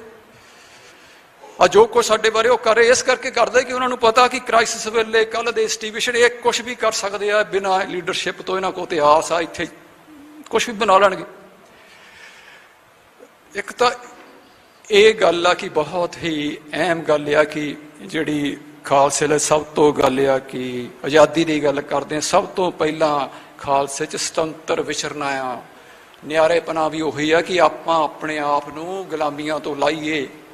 ਇਹ ਪੱਛਮ ਦੀ ਗੁਲਾਮੀ, ਇਹ ਹਿੰਦੂਤਵ ਦੀ ਗੁਲਾਮੀ, ਇਹ ਲੈਫਟ ਦੀ ਗੁਲਾਮੀ, ਇਹ ਭਾਰੂ ਵਿਚਾਰਾਂ ਦੀ ਗੁਲਾਮੀ, ਅਸੀਂ ਗੁਰੂ ਗ੍ਰੰਥ ਸਾਹਿਬ 'ਚ ਖੜ ਕੇ, ਆਪਣੀ ਪਰੰਪਰਾ, ਆਪਣੇ ਵਿਚਾਰ 'ਚ ਖੜ ਕੇ, ਅੱਜ ਦੇ ਗਿਆਨ 'ਚ ਆਪਣਾ ਜੋ ਵਿਚਾਰ ਆ, ਅਮਲ ਅੱਗੇ ਰੱਖੀਏ।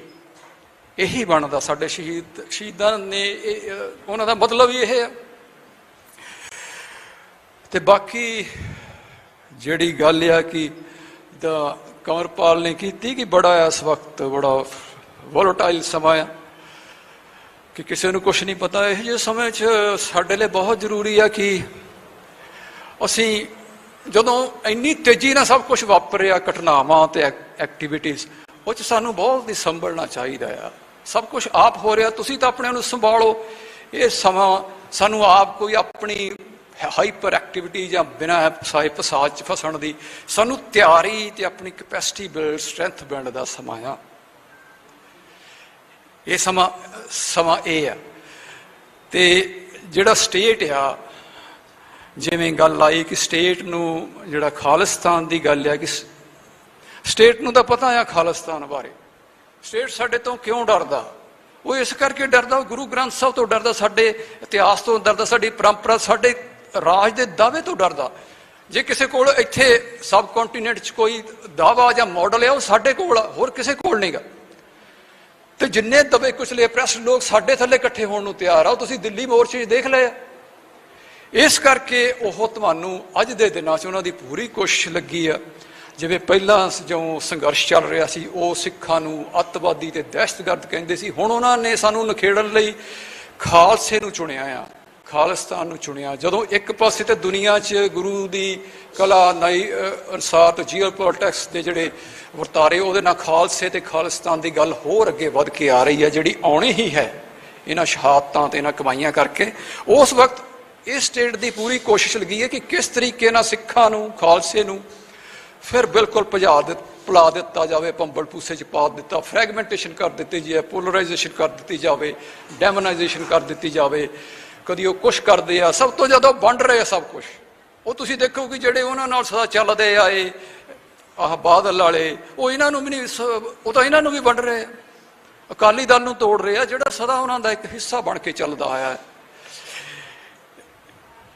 ਇਹਦੇ ਵਿੱਚ ਆਪਾਂ ਇਹ ਵੀ ਦੇਖੀਏ ਕਿ ਹੋਰ ਬਹੁਤ ਤਰ੍ਹਾਂ ਦੀ ਕੋਸ਼ਿਸ਼ਾਂ ਹੋ ਰਹੀਆਂ। ਜਿੱਦਾਂ ਹੁਣ ਲਗਾਤਾਰ ਹੋ ਰਿਹਾ ਕਿ ਇੱਕ ਨਸ਼ਿਆਂ ਦਾ ਸਿਲਸਿਲਾ ਆ, ਉਹਦੇ ਨਾਲ ਖਾਲਿਸਤਾਨ ਨੂੰ ਜੋੜਿਆ ਜਾ ਰਿਹਾ। ਇੱਕ ਗੈਂਗਸਟਰਿਜ਼ਮ ਦਾ ਸਿਲਸਿਲਾ ਆ, ਉਹਦੇ ਨਾਲ ਖਾਲਿਸਤਾਨ ਨੂੰ ਜੋੜਿਆ ਜਾ ਰਿਹਾ।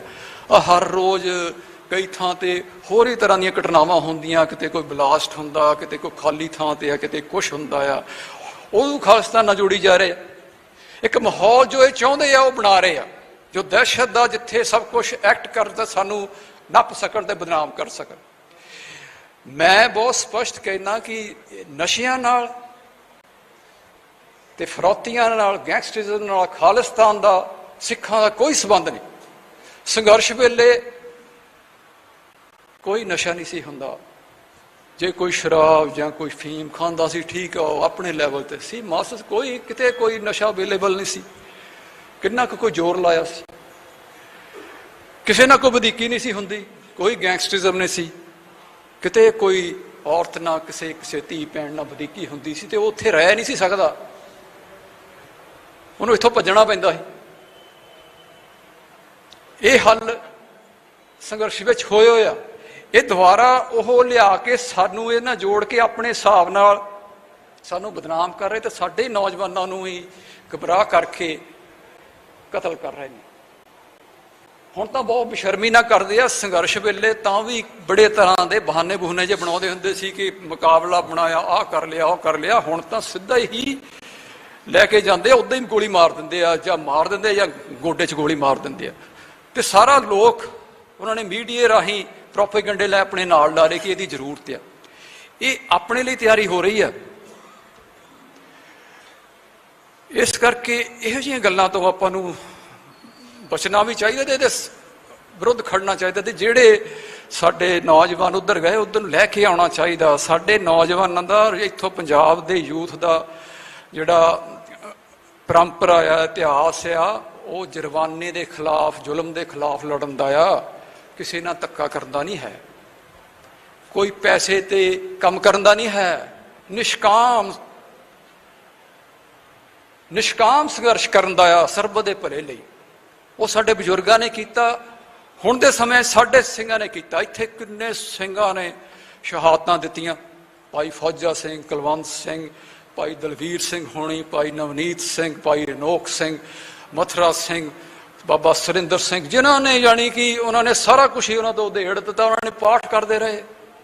ਇਹ ਵਰਤਾਰਾ ਕਿੱਥੋਂ ਆਇਆ? ਇਹ ਕਿੱਥੋਂ ਤਾਕਤ ਆਈ? ਇਹ ਕੋਈ ਉਹਨਾਂ ਦਾ ਆਪਣੇ ਕੋਈ ਪਰਿਵਾਰ ਲਈ, ਕੋਈ ਇੱਥੇ MLA ਜਾਂ MP ਬਣਨ ਲਈ ਸੀ, ਜਾਂ ਕੋਈ ਜਾਇਦਾਦ ਲਈ ਸੀ, ਜਾਂ ਕੋਈ ਕਿਹੜੀਆਂ ਗੱਲਾਂ ਲਈ ਸੀ? ਉਹਨਾਂ ਦਾ ਖਾਲਿਸਤਾਨ ਲਈ ਸੀ, ਜਿਹਨੂੰ ਅੱਜ ਦੇ ਸਮਿਆਂ 'ਚ ਆਪਾਂ ਬੇਗਮਪੁਰਾ ਲਈ ਸੰਘਰਸ਼, ਹਲੇਮੀ ਰਾਜ ਵਰਗਾ ਰਾਜ ਲਿਆਉਣਾ, ਸਰਬਤ ਦੇ ਭਲੇ ਵਾਲਾ ਰਾਜ, ਖਾਲਸੇ ਜੀ ਦੇ ਬੋਲ ਵਾਲਾ ਰਾਜ, ਉਹਦੇ ਲਈ ਸੀ। ਗੁਰੂ ਦੀ ਖੁਸ਼ੀ ਸੀ, ਧਰਮ ਯੁੱਧ ਦੇ ਤਹਿਤ ਸੀ। ਤੇ ਇੱਥੇ ਇਹ ਵੀ ਗੱਲ ਆਪਣੇ ਬੜੀ, ਮੈਂ ਹੁਣ ਦੇਖਣ 'ਚ ਆਉਣਾ ਕਈ ਗੱਲਾਂ ਜਿਹੜੀਆਂ ਆਪਾਂ ਨੂੰ ਜਿੱਥੇ ਬਹੁਤ ਸਾਡੇ ਰਾਹ ਖੁੱਲੇ ਵੀ ਆ ਤੇ ਸਾਡੀਆਂ ਬੜੀਆਂ ਪ੍ਰਾਪਤੀਆਂ ਵੀ ਆ, ਉੱਥੇ ਕਈ ਸਾਨੂੰ ਆਤਮ ਝਾਕਣਾ ਵੀ ਚਾਹੀਦਾ ਕਿ ਭਾਈ ਆ ਕੀ ਹੋ ਰਿਹਾ ਆ ਸਿੱਖੀ ਦੇ ਨਾਂ ਤੇ, ਖਾਲਿਸਤਾਨ ਦੇ ਨਾਂ ਤੇ। ਸਾਡੇ ਲਈ ਰਾਜ ਧਰਮ ਕਰਕੇ ਆ, ਧਰਮ ਨੂੰ ਸੁਰੱਖਿਅਤ ਕਰਨ ਲਈ। ਸਾਡਾ ਧਰਮ ਤੇ ਰਾਜ ਜਿਹੜੀ ਮੀਰੀ ਪੀਰੀ ਆ, ਹਲਤ ਪਲਤ ਵਾਲੀ ਗੱਲ ਆ, ਉਹ ਭਾਈ ਇਕੱਠਾ। ਇੱਥੇ ਕੁਛ ਵੀ ਟੈਂਪਰਲ ਤੇ ਸਪਿਰਿਚੁਅਲ ਜਾਂ ਪ੍ਰਾਈਵੇਟ ਸਪੇਸ ਜਾਂ ਪਬਲਿਕ ਸਪੇਸ ਨਹੀਂ ਹੈ। ਖਾਲਸੇ ਦੀ ਸ਼ਖਸੀਅਤ ਵਿੱਚ ਹੀ ਚਾਰ ਵਰਨ, ਚਾਰੇ ਸਾਰੇ ਪ੍ਰੋਫੈਸ਼ਨ ਉਹਦੇ ਵਿੱਚ ਮਰਜ ਹੋ ਜਾਂਦੇ ਨੇ ਤੇ ਇੱਥੇ ਸਾਰਾ ਕੁਝ ਇਕੱਠੇ ਹੀ ਚੱਲਦਾ ਆ। ਤੇ ਇਹ ਕਹਿਣਾ ਕਿ ਸਿਰਫ ਆਪਾਂ ਰਾਜ ਦੀ ਗੱਲ ਕਰਨੀ, ਖਾਲਸੇ ਨੂੰ ਰਾਜ ਤੱਕ ਹੀ ਸੀਮਿਤ ਕਰ ਦੇਣਾ, ਇਹ ਨਹੀਂ। ਰਾਜ ਸਾਡਾ ਜਰੀਆ, ਸਾਡਾ ਐਂਡ ਨਹੀਂਗਾ। ਅਸੀਂ ਧਰਮ ਯੁੱਧ ਕਰਦੇ ਹਾਂ, ਧਰਮ ਆ ਸਾਡੇ ਲਈ ਸਭ ਤੋਂ ਇੰਪੋਰਟੈਂਟ।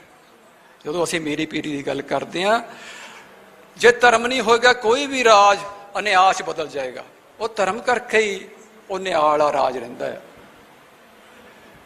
ਤੇ ਇਹ ਵੀ ਆਪਾਂ ਨੂੰ ਦੇਖਣਾ ਚਾਹੀਦਾ ਕਿ ਅੱਜ ਸਾਡੇ ਜਿਹੜੇ ਸੰਘਰਸ਼ ਵਾਲੇ ਆ, ਜਿਹੜੇ ਖਾਲਿਸਤਾਨ ਕਹਿਣ ਵਾਲੇ ਆ, ਉਹਨਾਂ 'ਚ ਜਿਹੜੀ ਮੀਰੀ ਪੀਰੀ ਵਾਲੀ ਗੱਲ ਆ, ਜਿਹੜੀ ਸਿਮਰਨ ਤੇ ਸੰਘਰਸ਼ ਵਾਲੀ ਗੱਲ ਆ, ਜਿਹੜਾ ਸਿਮਰਨ ਆ, ਜਿਹੜਾ ਚੌਂਕੜਾ, ਉਹ ਬਹੁਤ ਘੱਟ ਆ। ਪਾਠ ਸਿਮਰਨ ਅੰਦਰ ਵੱਲ ਨੂੰ ਜਿਹੜੀ ਸਫਰ ਆ, ਉਹ ਬਹੁਤ ਘੱਟ ਆ ਭਾਈ। ਅਸੀਂ ਆਪਸ 'ਚ ਲੜਦੇ ਹਾਂ, ਕਲੇਸ਼ ਕਰਦੇ ਹਾਂ। ਫੇਸਬੁੱਕ ਤੇ ਦੇਖ ਲਓ ਆਪਣੇ ਹੀ ਬੰਦੇ ਆ, ਕੀ ਕੀ ਹੋ ਰਿਹਾ, ਕਿਸ ਕਿਸ ਲੈਵਲ ਤੇ ਜਾ ਰਿਹਾ। ਇਹ ਖਾਲਿਸਤਾਨ ਵਾਲਾ ਬੰਦਾ ਨਹੀਂ ਕਰ ਸਕਦਾ ਕੋਈ। ਇਹ ਸੋਚਣਾ ਚਾਹੀਦਾ ਜਿਹੜਾ ਖਾਲਸਾ ਆ, ਜਿਹੜਾ ਸਰਬਤ ਦੇ ਲਈ, ਭਲੇ ਲਈ ਰਾਜ ਕਰਦਾ, ਸਰਬਤ ਲਈ। ਸਰਬਤ ਦੇ ਵਿੱਚ ਤਾਂ ਸਾਰੀ ਕਾਇਨਾਤ ਆ ਜਾਂਦੀ ਆ, ਜਿੱਥੇ ਉਹਦੇ ਲਈ ਤਾਂ ਕੋਈ ਬਾਹਰ ਹੀ ਨਹੀਂਗਾ। ਉਹ ਇਸ ਤਰ੍ਹਾਂ ਨਹੀਂ ਕਰ ਸਕਦਾ। ਇਸ ਲੈਵਲ ਦੀ, ਜਾਣੀ ਕਿ ਆਪਾਂ ਇਸ ਲੈਵਲ ਦੀ ਤੜੇ, ਇਸ ਵੇਲੇ ਦੀ ਹਉਮੈ ਆਪਣੇ 'ਚ ਹੋ ਰਹੀ ਆ। ਫਿਰ ਆਪਾਂ ਕਿਸ ਤਰੀਕੇ ਦੀਆਂ ਗੱਲਾਂ ਕਰਦੇ ਹਾਂ ਕਿ ਭਾਈ ਹੁਣ ਤੱਕ ਬੰਦੇ ਇਹੋ ਜਿਹੀਆਂ ਗੱਲਾਂ ਕਰਦੇ ਕਿ ਸਾਨੂੰ ਰਾਜ ਇੰਪੋਰਟੈਂਟ ਆ, ਜਿੱਦਾਂ ਮਰਜ਼ੀ ਲਈਏ, ਜਿਹੜੇ ਮਰਜ਼ੀ ਤਰੀਕੇ ਨਾਲ ਲੈ ਲਈਏ, ਕੋਈ ਕਰੈਕਟਰ ਦੀ ਜ਼ਰੂਰਤ ਵੀ ਨਹੀਂ, ਜਿੱਦਾਂ ਦਾ ਮਰਜ਼ੀ ਉਹ ਸਾਨੂੰ ਜਦੋਂ ਜਿਹਦੀ ਮਰਜ਼ੀ ਮਦਦ। ਇਹ ਸਿੱਖੀ ਦਾ ਰਾਜ ਨਹੀਂ ਹੈ। ਪਤਾ ਨਹੀਂ ਤੁਸੀਂ ਕਿਹੜੇ ਰਾਜ ਦੀ ਗੱਲ ਕਰਦੇ ਆ। ਸਾਡੇ ਰਾਜ ਸਦਾ ਸਾਨੂੰ ਗੁਰੂ ਨੇ ਦੇਣਾ ਆ, ਗੁਰੂ ਦੀ ਕਿਰਪਾ ਨੇ ਦੇਣਾ, ਅਰਦਾਸ ਨੇ ਦੇਣਾ, ਸੰਘਰਸ਼ ਨੇ ਦੇਣਾ ਤੇ ਸ਼ਹਾਦਤਾਂ ਨੇ ਦੇਣਾ। ਤੇ ਜਦ ਤੱਕ ਆਪਾਂ ਆਪਣੇ ਜੀਵਨ 'ਚ ਸਿਮਰਨ ਨਹੀਂ ਲੈ ਕੇ ਆਉਂਦੇ, ਚੌਂਕੜੇ ਨਹੀਂ ਲੈ ਕੇ ਆਉਂਦੇ, ਰੂਹਾਨੀ ਜੀਵਨ ਸਰਸਬਜ਼ ਨਹੀਂ ਕਰਦੇ, ਇਹ ਰਾਜ ਨਹੀਂ ਆਉਣੇ। ਤੇ ਰਾਜ ਸਦਾ ਥੱਲੋਂ ਆਉਣੇ ਆ। ਖਾਲਸੇ ਦੇ ਰਾਜ ਭਾਈ ਥੱਲੋਂ ਆਏ ਆ, ਜੜ੍ਹਾਂ 'ਚੋਂ। ਛੋਟੇ ਛੋਟੇ ਜਥੇ, ਸੰਗਤਾਂ ਬਣ ਕੇ, ਕਿਸੇ ਨੇ ਉੱਪਰੋਂ ਨਹੀਂ ਦਿੱਤਾ, ਥੱਲੋਂ ਸੰਗਤਾਂ ਨੇ ਸਾਰਿਆਂ ਨੇ ਕਿਹਾ ਕਿ ਤੁਸੀਂ ਰਾਜ ਕਰੋ। ਇਸ ਕਰਕੇ ਸਾਡਾ ਬਣਦਾ ਕਿ ਜਿੱਥੇ ਜਿੱਥੇ ਆਪਾਂ ਹੈ, ਇੱਥੇ ਇੰਡੀਆ ਦੇ ਬਾਹਰ, ਐਨੀਵੇਅਰ, ਸੰਗਤਾਂ ਨੂੰ ਤਕੜੇ ਕਰੀਏ। ਉੱਥੇ ਆਪਣੇ ਉਸ ਤਰੀਕੇ ਦੇ ਜਿਹੜੇ ਸਾਨੂੰ ਗੁਰੂ ਵੱਲੋਂ ਬਖਸ਼ਿਸ਼ਾਂ ਜਿਹੜੀਆਂ ਸਾਨੂੰ ਦਿੱਤੀਆਂ ਆ, ਗੁਰਮਤਿ ਦੀ, ਫੈਸਲੇ ਲੈਣ ਦੀ, ਕਲੈਕਟਿਵ ਲੀਡਰਸ਼ਿਪ ਦੀ, ਤੇ ਨਿਤਾਣੇ ਨਾਲ ਖੜਨ ਦੀ, ਤੇ ਬੇਗਮਪੁਰੇ ਵਾਲਾ ਸਮਾਜ ਬਣਾਉਣ ਦੀ, ਹਲੇਮੀ ਰਾਜ ਬਣਾਉਣ ਦੀ, ਜਿੱਥੇ ਜਿੱਥੇ ਕਰ ਸਕਦੇ ਹਾਂ ਉਹ ਕਰੀਏ। ਜਿੰਨਾ ਜਿੰਨਾ ਕਰ ਸਕਦੇ ਕਰ ਸਕਦੇ। ਤੇ ਜਿਹੜਾ ਕੇਂਦਰ ਹੈ, ਜਿਹੜਾ ਧੁਰਾ ਆ, ਅਕਾਲ ਤਖਤ ਗੁਰਮਤਾ, ਉਹਨੂੰ ਸਟਰੋਂਗ ਕਰੀਏ। ਉਹੋ ਜਿਹਾ ਇੱਕ ਜਥਾ, ਉਹੋ ਜਿਹੇ ਸਿੰਘ ਅੱਗੇ ਆਉਣਗੇ, ਉਹੋ ਜਿਹੀ ਉਦਮ ਕਰੀਏ। ਬਹੁਤ ਕੁਛ ਹੋ ਰਿਹਾ। ਆ ਦੇਖੋ ਕਿ ਹੁਣ ਜੋ 2 ਤਰੀਕ ਨੂੰ ਹੋਇਆ, ਉਹ ਜੋ ਪਿਛਲੇ 100 ਸਾਲ ਦਾ ਜੋ ਜਾਣੀ ਕਿ ਸਾਡੇ 'ਚ ਵਿਗਾੜ ਆਏ ਸੀ, ਮਾਡਰਨ ਟਾਈਮ ਰਾਹੀਂ ਜਾਂ ਇਹ ਨਵੇਂ ਸਿਸਟਮ ਰਾਹੀਂ, ਉਹ ਸਾਰਾ ਕੁਛ ਉਹਨਾਂ ਨੇ ਉੱਥੇ ਕਾਲ ਤਖਤ ਦੀ ਵਸੀਲ ਤੇ ਗੁਨਾਹ ਕਬੂਲੇ ਕਿ ਪੰਥ ਦਾ ਵਿਰੋਧ ਵੀ, ਖਾਲਸੇ ਦਾ ਵਿਰੋਧ ਵੀ, ਗੁਰੂ ਗ੍ਰੰਥ ਸਾਹਿਬ ਦਾ ਵਿਰੋਧ ਵੀ, ਕਾਲ ਤਖਤ ਦਾ ਵਿਰੋਧ ਵੀ, ਤੇ SGPC ਦਾ ਵੀ ਕਾਂਸ। ਐਡੇ ਵੱਡੇ ਗੁਨਾਹ ਕਦੀ ਵੀ ਕਿਸੇ ਸਿੱਖ ਨੇ ਪਹਿਲਾਂ ਨਹੀਂ ਹੋਏ ਸਾਰੇ ਇਤਿਹਾਸ 'ਚ। ਉਹਨਾਂ ਨੂੰ ਸਜ਼ਾ ਮਿਲ ਰਹੀ ਆ। ਪਰ ਉਹਦੇ 'ਚੋਂ ਆਪਾਂ ਇਹ ਦੇਖੀਏ ਕਿ ਭਾਈ ਉਹੇ ਜੇ ਕੋਈ ਹੋਰ ਨਾ ਆ ਜਾਣ। ਸਰਕਾਰ ਦਾ ਪੂਰਾ ਜ਼ੋਰ ਲੱਗੇ ਕਿ ਉਹੇ ਜੇ ਹੋਰ ਆ ਜਾਣ। ਇਹ ਸਾਡੇ ਕੋਲ ਮੌਕਾ ਆ ਕਿ ਅਸੀਂ ਜਿਹੜੀ ਸਾਨੂੰ ਗੁਰੂ ਨੇ ਜੁਗਤ ਦਿੱਤੀ ਆ, ਅਕਾਲ ਤਖਤ ਦੀ ਗੁਰਮਤਿ ਵਾਲੀ, ਇੱਕ ਅਕਾਲੀ ਜਥੇ ਵਾਲੀ, ਫਿਰ ਸਾਂਝੀ ਲੀਡਰਸ਼ਿਪ ਵਾਲੀ, ਸਾਂਝੇ ਫੈਸਲੇ ਵਾਲੀ, ਉਹ ਅਪਣਾਈਏ ਤੇ ਸਰਥਾਂ ਸੰਗਤਾਂ ਬਣਾਈਏ। ਤੇ ਜੋ ਖਾਲਸਾ ਕਰਦਾ ਸੀ ਪਹਿਲਾਂ, ਉਹ ਸਭ ਥਾਂ ਉਹ ਐਕਟਿਵ ਹੋਈਏ, ਉਹ ਕਰੀਏ। ਰਾਜ ਕਿਤੇ ਵੀ ਦੂਰ ਨਹੀਂਗਾ। ਤੇ ਇਹ ਵੀ ਮੈਂ ਕਹਾਂ ਕਿ ਅਸੀਂ ਇਹ ਜਿਹੜਾ ਰਾਜ ਆ ਅਸੀਂ ਇਸ ਕਰਕੇ ਨਹੀਂ ਕਰਦੇ ਕਿ ਸਾਡੇ ਨਾਲ ਕੋਈ ਧੱਕਾ ਹੋ ਗਿਆ, ਕਿ ਸਾਡਾ ਪਾਣੀ ਰੋਕ ਲਿਆ, ਸਾਡੇ ਇਕਨੋਮਿਕ ਆ ਕਰ ਲਿਆ, ਉਹ ਕਰ ਲਿਆ। ਉਹ ਤਾਂ ਸੈਕੰਡਰੀ ਕਾਰਨ ਆ। ਬੁਨਿਆਦੀ ਕਾਰਨ ਇਹ ਆ ਕਿ ਇਹ ਗੁਰੂ ਵੱਲੋਂ ਲਿਖਿਆ, ਸਾਡਾ ਫਰਜ਼ ਬਣਦਾ ਆ ਅਨਿਆਂ ਦੇ ਵਿਰੁੱਧ ਖੜਨਾ, ਝੂਠੇ ਤਖਤਾਂ ਦੇ ਵਿਰੁੱਧ ਖੜਨਾ, ਨਤਾਣੇ ਦਾ ਧਿਰ ਬਣਨਾ, ਸਰਬੱਤ ਦੇ ਭਲੇ ਵਾਲਾ ਰਾਜ ਸਥਾਪਿਤ ਕਰਨਾ। ਇਹ ਸਾਡੇ ਖੂਨ ਵਿੱਚ ਖਾਲਸੇ ਦੇ ਰਚਿਆ ਆ। ਇਹ ਉਸ ਕਰਕੇ ਅਸੀਂ ਸੰਘਰਸ਼ ਕਰ ਰਹੇ।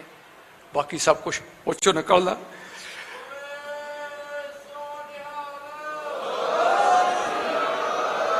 ਤੇ ਬਾਕੀ ਮੈਂ ਬੇਨਤੀਆਂ ਹੀ ਕਰੂੰਗਾ ਕਿ ਭਾਈ ਸਮੇਂ ਬਹੁਤ ਹੀ ਭਿਆਨਕ, ਐਵੇਂ ਗੱਲੇ ਨਹੀਂ ਹੈ ਕਿ ਭਿਆਨਕ ਆ, ਭਿਆਨਕ ਦੇ ਨਾਲ ਮੌਕੇ ਵੀ ਬਹੁਤ ਵੱਡੇ ਆ।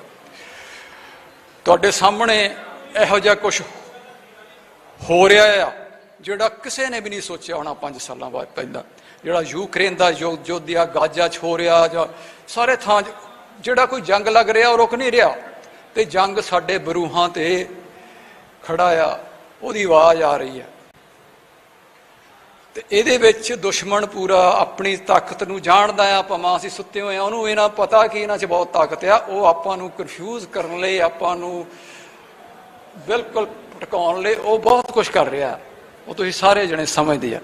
ਇੱਥੇ ਸਭ ਤੋਂ ਜ਼ਰੂਰੀ ਹੈ ਕਿ ਆਪਾਂ ਅੰਦਰੂਨੀ ਤੌਰ ਤੇ ਆਪਣੇ ਆਪ ਨੂੰ ਪੰਥਕ ਤਰੀਕੇ ਨਾਲ ਸੂਤਰਬੱਧ ਜਥੇਬੰਦ ਕਰੀਏ। ਉਸ ਨੇ ਖੜਨਾ ਆ। ਇਹਨਾਂ ਦੇ ਜਿਹੜੇ ਤਰੀਕੇ ਆ ਉਹਨਾਂ ਤੋਂ ਨਹੀਂ ਕੁਛ ਮਿਲਣਾ। ਪਿਛਲੇ 100 ਸਾਲ ਤੋਂ ਆਪਾਂ ਦੇਖਦੇ ਆਏ ਆ। ਜੋ ਮਰਜ਼ੀ ਜਾਣੀ ਕਿ ਠੀਕ ਆ, ਉਹ ਵੀ ਲੈਣਾ ਚਾਹੀਦੇ ਆ। ਇਹ ਨਹੀਂ ਕਿ ਇਹਨਾਂ ਨੂੰ ਛੱਡੋ, ਆਪਣੇ ਬੰਦਿਆਂ ਕੋਲ ਹੀ ਚਾਹੀਦੇ ਆ। ਪਰ ਅਸਲ ਤਰੀਕੇ ਕਿ ਪੰਥਕ ਤਰੀਕੇ ਨਾਲ ਆਪਣੀ ਪਰੰਪਰਾ ਤੇ ਗੁਰੂ ਨੇ ਜੋ ਦੱਸੇ ਰਾਹ, ਉਹਦੇ ਥਾਂ ਆਪਾਂ ਭਾਈ ਸੂਤਰਬੱਧ ਹੋਈਏ, ਇਕੱਠੇ ਹੋਈਏ। ਇਕੱਠੇ ਹੋਣ ਤੋਂ ਵੀ ਪਹਿਲਾਂ ਸਭ ਤੋਂ ਜ਼ਰੂਰੀ ਹੁੰਦਾ ਕਿ ਇਕੱਤਰਤਾ, ਜਿੱਦਾਂ ਆਪਾਂ ਕਹਿੰਦੇ ਹੋਏ ਇਕੱਤਰ ਮਿਲੋ ਮੇਰੇ ਭਾਈ ਦੁਬਦਾ ਦੂਰ ਕਰੋ। ਉਸ ਤੋਂ ਸਭ ਉਹਦੇ ਵਿੱਚ ਆਉਂਦਾ ਤਿਆਗ ਤੇ ਲਿਵ ਦੀ ਗੱਲ ਬਹੁਤ ਵੱਡੀ। ਉਸ ਤੋਂ ਬਿਨਾਂ ਨਹੀਂ ਹੋਇਆ ਜਾਂਦਾ। ਉਹ ਨਹੀਂ ਤਾਂ ਪਹਿਲਾਂ ਵਾਲਾ ਹੋ ਜਾਂਦਾ ਕਿ ਇਕੱਠੇ ਹੋ ਕੇ ਫੇ ਬਹੁਤ ਫਾਸਲੇ ਹੋ ਜਾਂਦੇ ਆ। ਤੇ ਇਹਦੇ ਲਈ ਸਭ ਤੋਂ ਜ਼ਰੂਰੀ ਆ, ਇਹੋ ਜਿਹੀਆਂ ਸਭਾਵਾਂ ਵੀ ਜ਼ਰੂਰੀ, ਉਸ ਤੋਂ ਵੀ ਜ਼ਰੂਰੀ ਆ ਕਿ ਸੰਵਾਦ ਆਪਸ ਵਿੱਚ ਸਾਰਿਆਂ ਨਾਲ ਇਨਫੋਰਮਲ, ਵੱਧ ਤੋਂ ਵੱਧ ਸਾਰੀਆਂ ਗੱਲਾਂ ਤੇ। ਤੁਸੀਂ ਦੇਖੋਗੇ ਨਹੀਂ, ਖਾਲਿਸਤਾਨ ਦੀ ਗੱਲ ਕਰਦੇ, ਖਾਲਿਸਤਾਨ ਦੇ ਕਿੱਡੇ ਵੱਡੇ ਪੱਖ ਆ। ਦੁਨੀਆ ਤਾਂ ਉਹ ਮਾਡਲ, ਸਾਰਾ ਕੁਝ ਦੁਨੀਆ ਦੇ ਸਾਰੇ ਮਾਡਲ ਟੁੱਟ ਰਹੇ ਆ, ਤੇ ਤੁਹਾਡੇ ਮਾਡਲ ਦਾ ਸਭ ਤੋਂ ਜ਼ਿਆਦਾ ਵੈਧਤਾ ਤੇ ਆਪਾਂ ਉਹਨੂੰ ਸਮਝ ਨਹੀਂ ਰਹੇ। ਆਪਾਂ ਕਿੰਨੇ ਕੁ ਗੱਲ ਕੀਤੀ ਆ ਡਿਪਲੋਮੈਟਿਕ ਤਰੀਕੇ ਤੇ, ਅਕੈਡਮਿਕ ਤਰੀਕੇ ਤੇ, ਜਾਂ ਗਰਾਊਂਡ ਰੂਲ ਲੈਵਲ ਤੇ ਆਪਾਂ ਕੀ ਕੀਤਾ ਆ? ਆਪਾਂ ਸਾਰੇ ਵਿੱਚ ਹੀ ਅਸੀਂ ਸਾਰੇ ਉਹ ਕਰੀਏ। ਮੈਨੂੰ ਪੂਰਾ ਯਕੀਨ ਆ ਕਿ ਗੁਰੂ ਸਾਡੇ ਸਦਾ ਹੀ ਵੱਲ ਹੁੰਦਾ ਆ। ਅਸੀਂ ਆਪਣੇ ਆਪ ਨੂੰ ਪਛਾਣ ਲਈਏ, ਅਸੀਂ ਸਭ ਕੁਝ ਹੀ ਕਰ ਸਕਦੇ ਆ। ਜੋ ਅਸੀਂ ਭੁੱਲੇ ਹੋਏ ਹੁੰਦੇ ਹਾਂ, ਜਦੋਂ ਆਪਣੀ ਮਨਮਤ ਦੌਨੇ ਆ, ਉਦੋਂ ਹੀ ਹਾਰਦੇ ਆ। ਵਾਹਿਗੁਰੂ ਜੀ ਕਾ ਖਾਲਸਾ, ਵਾਹਿਗੁਰੂ ਜੀ ਕੀ ਫਤਿਹ। ਬਹੁਤ ਬਹੁਤ ਧੰਨਵਾਦ।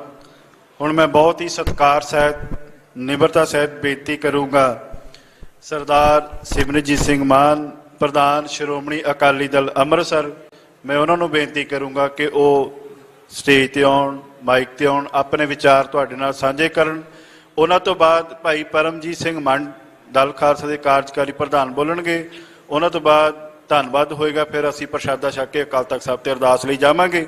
ਸੋ ਮੈਂ ਬੇਨਤੀ ਕਰੂੰਗਾ ਬਹੁਤ ਹੀ ਸਤਿਕਾਰ ਸਹਿਤ ਸਰਦਾਰ ਸਿਮਰਨਜੀਤ ਸਿੰਘ ਮਾਨ, ਪ੍ਰਧਾਨ ਸ਼੍ਰੋਮਣੀ ਅਕਾਲੀ ਦਲ ਅੰਮ੍ਰਿਤਸਰ।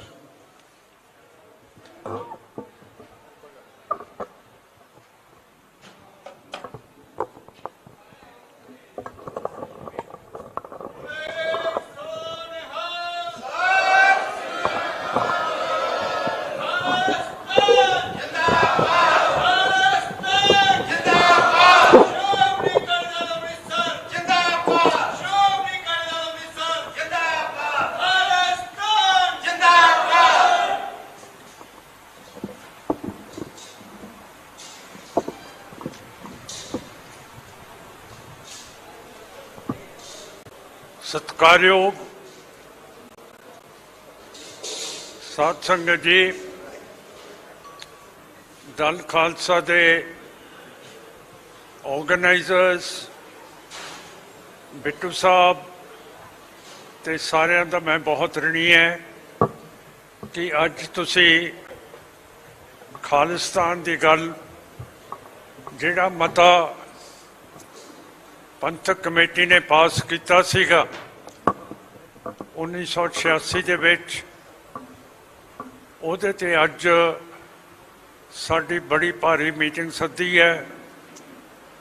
ਦੂਰੋਂ ਨੇੜਿਓਂ ਤੁਸੀਂ ਆਏ ਹੋ, ਬਹੁਤ ਅਸੀਂ ਤੁਹਾਡੇ ਰਿਣੀ ਹੈ। ਜਿਹੜਾ 1986 ਦੇ ਵਿੱਚ ਮਤਾ ਪਾਸ ਹੋਇਆ ਉਹ ਦੁੱਖ ਦੇ ਨਾਲ ਹੋਇਆ ਸੀ, ਕਿਉਂਕਿ 1984 ਦੇ ਵਿੱਚ ਹਿੰਦ ਹਕੂਮਤ ਨੇ ਸੋਵੀਅਤ ਯੂਨੀਅਨ ਤੇ ਬਰਤਾਨੀਆ ਦੀ ਫੌਜ ਦੇ ਨਾਲ ਰਲ ਕੇ ਦਰਬਾਰ ਸਾਹਿਬ ਦੇ ਉੱਤੇ ਤੇ 36 ਹੋਰ ਗੁਰਦੁਆਰਿਆਂ ਦੇ ਉੱਤੇ ਫੌਜੀ ਹਮਲੇ ਕੀਤੇ ਸੀਗੇ, ਜਿਹਦੀ ਵਜ੍ਹਾ ਦੇ ਨਾਲ ਸੰਤ ਜਰਨੈਲ ਸਿੰਘ ਭਿੰਡਰਾਂ ਵਾਲਿਆਂ ਨੇ,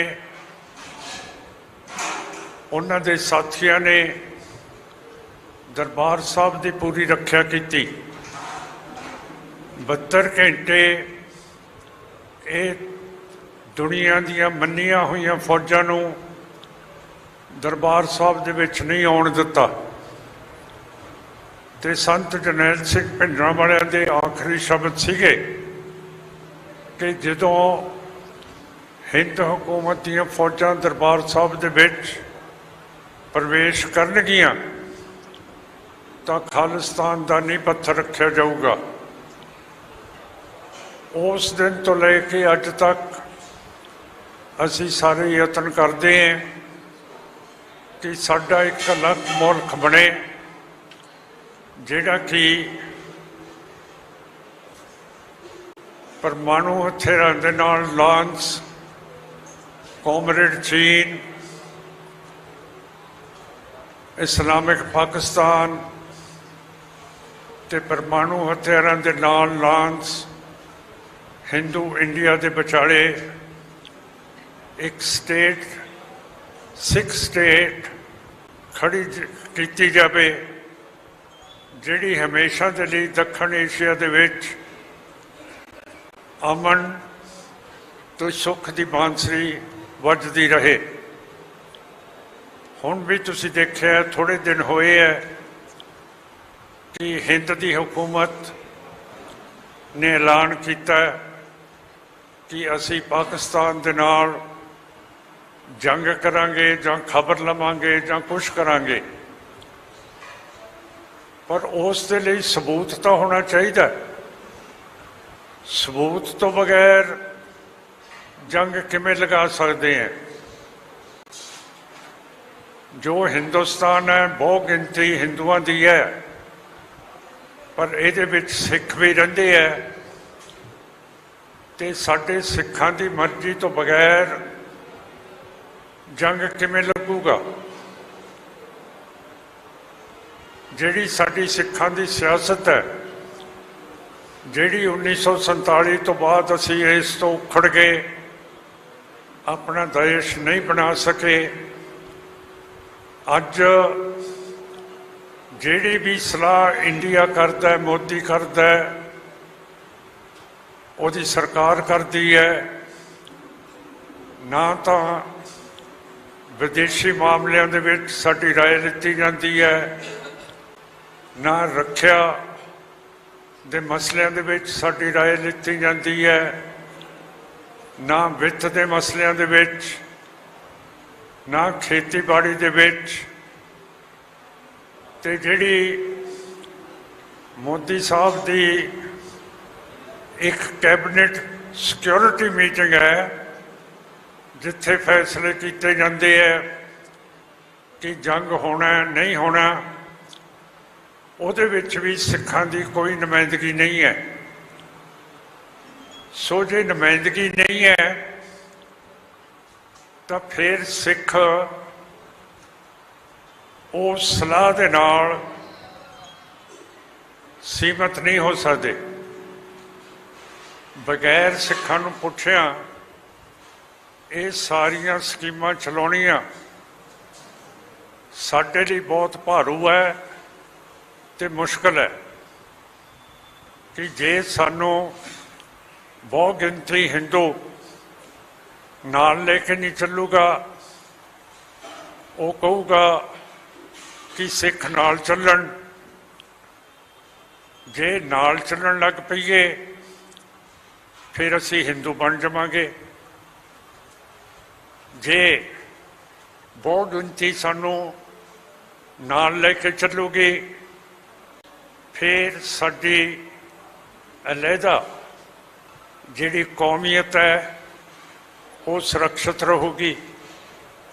ਸੋ ਇਹ ਸਾਰੀਆਂ ਚੀਜ਼ਾਂ ਆਪਾਂ ਨੂੰ ਦੇਖਣੀਆਂ ਪੈਂਦੀਆਂ ਜਦੋਂ ਵੀ ਸੈਂਟਰ ਬਗੈਰ ਸਾਡੇ ਪੁੱਛਿਆ ਇਹੋ ਜਿਹੀਆਂ ਗੱਲਾਂ ਕਰਦਾ ਹੈ ਕਿ ਪਾਕਿਸਤਾਨ ਦੇ ਨਾਲ ਜੰਗ ਲਾ ਲਓ। ਜੰਗ ਲੱਗ ਸਕਦਾ ਹੈ ਪਰ ਇੰਡੀਆ ਦੇ ਕੋਲੇ ਸਬੂਤ ਤਾਂ ਹੋਣਾ ਚਾਹੀਦਾ ਕਿ ਜੋ ਕਸ਼ਮੀਰ ਦੇ ਵਿੱਚ ਬੇਗੁਨਾਹ ਦੇ ਕਤਲ ਕੀਤੇ ਗਏ ਹੈ ਉਹ ਪਾਕਿਸਤਾਨ ਨੇ ਕੀਤੇ ਹੈ। ਬਗੈਰ ਕਿਸੇ ਸਬੂਤ ਤੋਂ ਜੰਗ ਲਾਉਣ ਦੀ ਗੱਲ ਕਰਨੀ, ਮੈਂ ਸਮਝਦਾ ਅਸੀਂ ਜਿਹੜੇ ਜਮਹੂਰੀਅਤ ਪਸੰਦ ਸਿੱਖ ਹੈ ਅਸੀਂ ਇਹਦੇ ਨਾਲ ਸਹਿਮਤ ਨਹੀਂ ਹੋ ਸਕਦੇ ਹੈਗੇ। ਤੁਹਾਡੀਆਂ ਖੁਫੀਆ ਏਜੰਸੀ ਹੈ, IB ਹੈ, ਰॉ ਹੈ, ਮਿਲਟਰੀ ਇੰਟੈਲੀਜੈਂਸ ਹੈ, ਕੈਬਨਿਟ ਸੈਕਟਰੀਏਟ ਹੈ, ਨੈਸ਼ਨਲ ਸਿਕਿਉਰਿਟੀ ਐਡਵਾਈਜ਼ਰ ਹੈ, ਮਿਲਟਰੀ ਇੰਟੈਲੀਜੈਂਸ ਹੈ। ਜੇ ਪਾਕਿਸਤਾਨ ਨੇ ਪਹਿਲਗਾਮ ਦੇ ਵਿੱਚ ਇਹੋ ਜਿਹਾ ਕਦਮ ਉਠਾਇਆ ਫਿਰ ਤੁਹਾਡੀਆਂ ਇੰਟੈਲੀਜੈਂਸ ਏਜੰਸੀਆਂ ਨੇ ਕਿਉਂ ਨਹੀਂ ਦੱਸਿਆ? ਉਹਨਾਂ ਦੇ ਕੋਲ ਕਰੋੜਾਂ ਅਰਬਾਂ ਰੁਪਏ ਪੈਸਾ ਹੈਗਾ ਜਿਹਦਾ ਹਿਸਾਬ ਨਹੀਂ ਲਿਆ ਜਾਂਦਾ। ਤੇ ਮੈਂ ਪਾਰਲੀਮੈਂਟ ਦੇ ਵਿੱਚ ਕਿਹਾ ਸੀਗਾ ਕਿ ਇਹ ਖੁਫੀਆ ਏਜੰਸੀਆਂ ਨੂੰ ਪਾਰਲੀਮੈਂਟ ਨੂੰ ਜ਼ਿੰਮੇਵਾਰ ਬਣਾਓ, ਜਿਵੇਂ ਅਮਰੀਕਾ ਦੀਆਂ, ਜਿਵੇਂ ਬਰਤਾਨੀਆ ਦੀਆਂ ਖੁਫੀਆ ਏਜੰਸੀਆਂ।